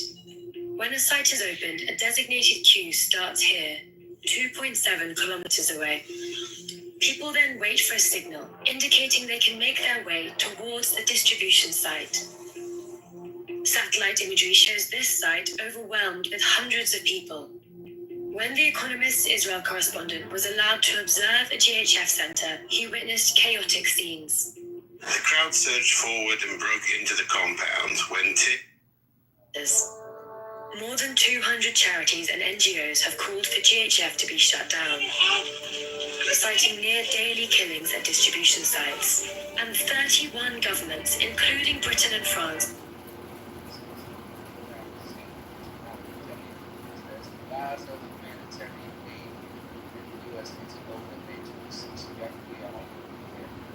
people over there starving, like there's famine over there, and this was not supposed to happen under this administration. It was supposed to be a stop, but it has actually increased and gotten significantly worse.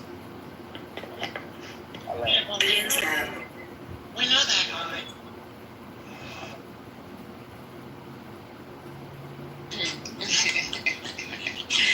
Why you always mess up with Robert? Well, I don't know. I mean, food in Gaza, World Food Kitchen, Chef Andre, some of us know, and some of us know friends of his, and they killed 7 of his workers of them trying to feed people in Gaza. And they were going to feed millions. So you got to go a little backwards in time and check out, I don't know, modus operandi of that area. Food. Who wants and food? Water. Water, yeah. Food and water. Are you kidding me? God forbid they get that.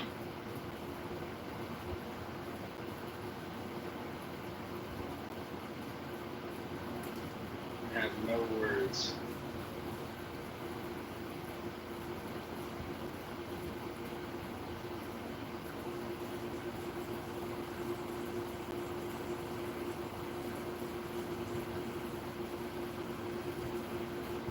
You okay, Point?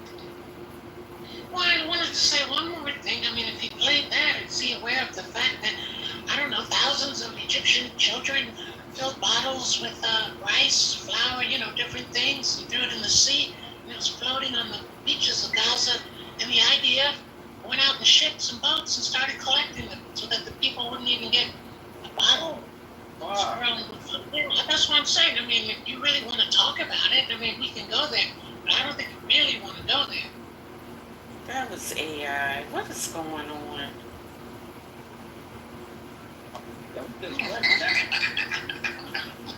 We need all hands on deck right now. Water, stop it. It was not real. What is going on? You got blood in the game or something? What are you talking about, sir? I don't want to talk about genocide. Don't get them triggered. Girl, be quiet. That's why Kamala lost.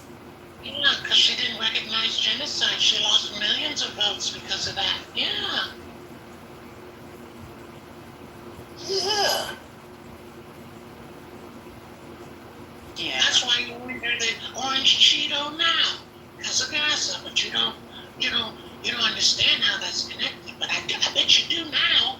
I bet you do now. Mm-hmm. That's a fact. crazy.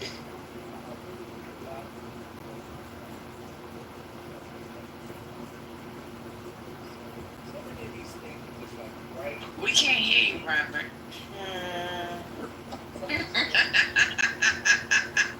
You're covering the mic.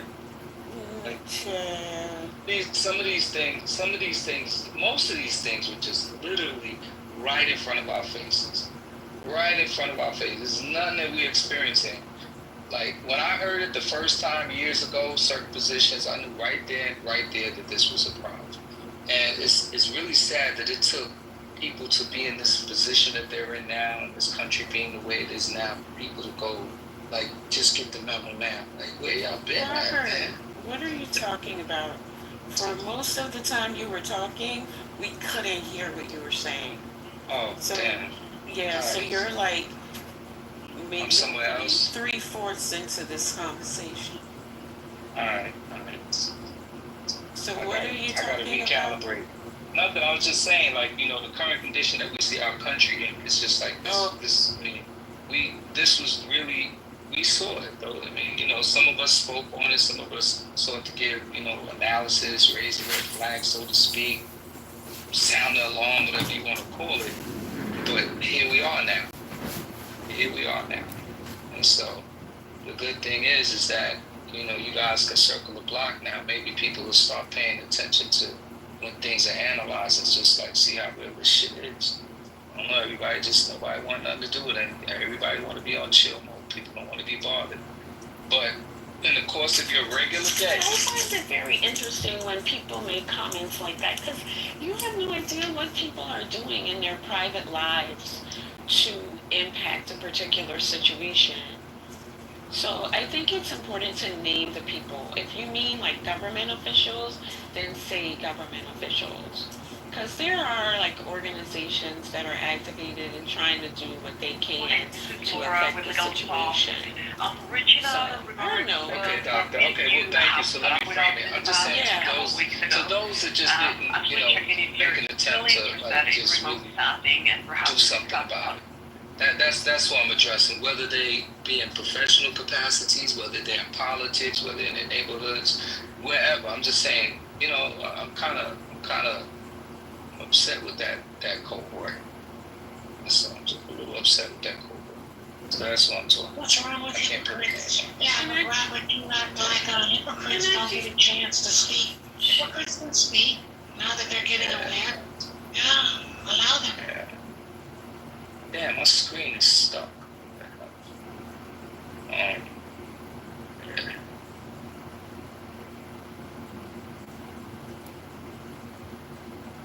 Yeah, just those images of seeing those skinny bodies out there. I guess it came across, I saw it, and I'm like, damn, that reminds me, like, you know, back in the days with Africa, we see the flies around them and whatnot, you see the skeleton. That's the images that are coming out of the Gaza Strip.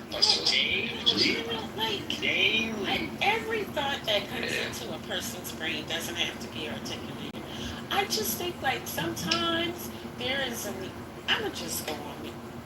Yeah, that's not what I'm doing. That's just horrible to me. Yeah, that's just horrible shit. Like, that's just horrible shit. You know, like I said, it's just horrible. So what is the... Wait, Robert, what is... I know you didn't say good idea. I was going on mute. I know you're not playing with me, sir. Respectfully, Dr. AG, there is no... Excuse me, sir? No protecting the Holocaust. What are you talking about? You use words in ways that clearly demonstrate you do not know what they mean. For me to say, stop interrupting. For me to say, have respect and think about your ideas before you articulate them because you don't know how people are impacted by them, is not me protecting anything, ass lick. It's about having sensitivity when you are talking about issues and things that are happening in the world where people may be personally and directly impacted. That's what I'm talking about. I'm not protecting anyone. And all of this virtue signaling and outrage that people have on the app, what are you doing in your real life about it? Right? How are you activated in your real life to make a change? That's what I want to know. And that's what my point was going to. Because there are people who sit in these rooms who are actually doing stuff. That's what I'm talking about. And all y'all social media activists and outrage artists, full of shit. So don't play with me. I'm not protecting anyone. Yeah, Robert, what did DJ Khaled have to say? Where's DJ Khaled? Oh, yeah. I think we all vote with our dollar every day. That's the first step. I saw Khalid, not to cut you off. Khalid is on the beach looking like a whale. Y'all saw that recent picture with him? He's sitting on the beach, right? And you should see, like, he looks like a whale sitting on the beach. He's sitting somewhere far in the background. Looks beautiful, just sitting there. Just like that's where I saw him at last recently. That came up oddly. So that's the sighting that I had. But that shit bothered me, and I'm part of me, like, for talking about. Sometimes I don't know what's gonna come out my mouth, but that shit right there, just like that bothered me, man. It did. It just bothered me. He's We got a whole bunch of problems. Why is it not Khalid. Not that Khalid did, but I'm talking about the images of a starving child. It was an image of a starving child, like the bones. Okay, we understand. We understand. Anyway, and then to his question, I mean to Point's question, that's where I saw Khalid. Yeah, he was on the beach and he was spread out, literally, stomach he put on back. If that's a recent picture, his stomach is like, that shit look crazy. It's huge. So he didn't look It's like hungry. a bunch of pillows. He didn't look hungry at all. Looked like he eating all their food. He looked like he eating all their food. And I'm not even, wait till y'all see the picture. Wait till y'all see the picture. No, because, well, I'll let Point, discuss it. But just put it this way, he looks like he's just really overeating and living in just pure, like, just gluttony. That's what it looks like. I thought you're focusing on the wrong thing. Yeah, what's going on? The purpose of bringing up DJ Khaled is because he's one of the biggest Palestinians. Thank you. I thought we all knew that, though. I didn't know we were doing remedial. I didn't think I needed to say that, but I guess some people didn't know that. But thank you for saying that. I mean, yeah. Anyway.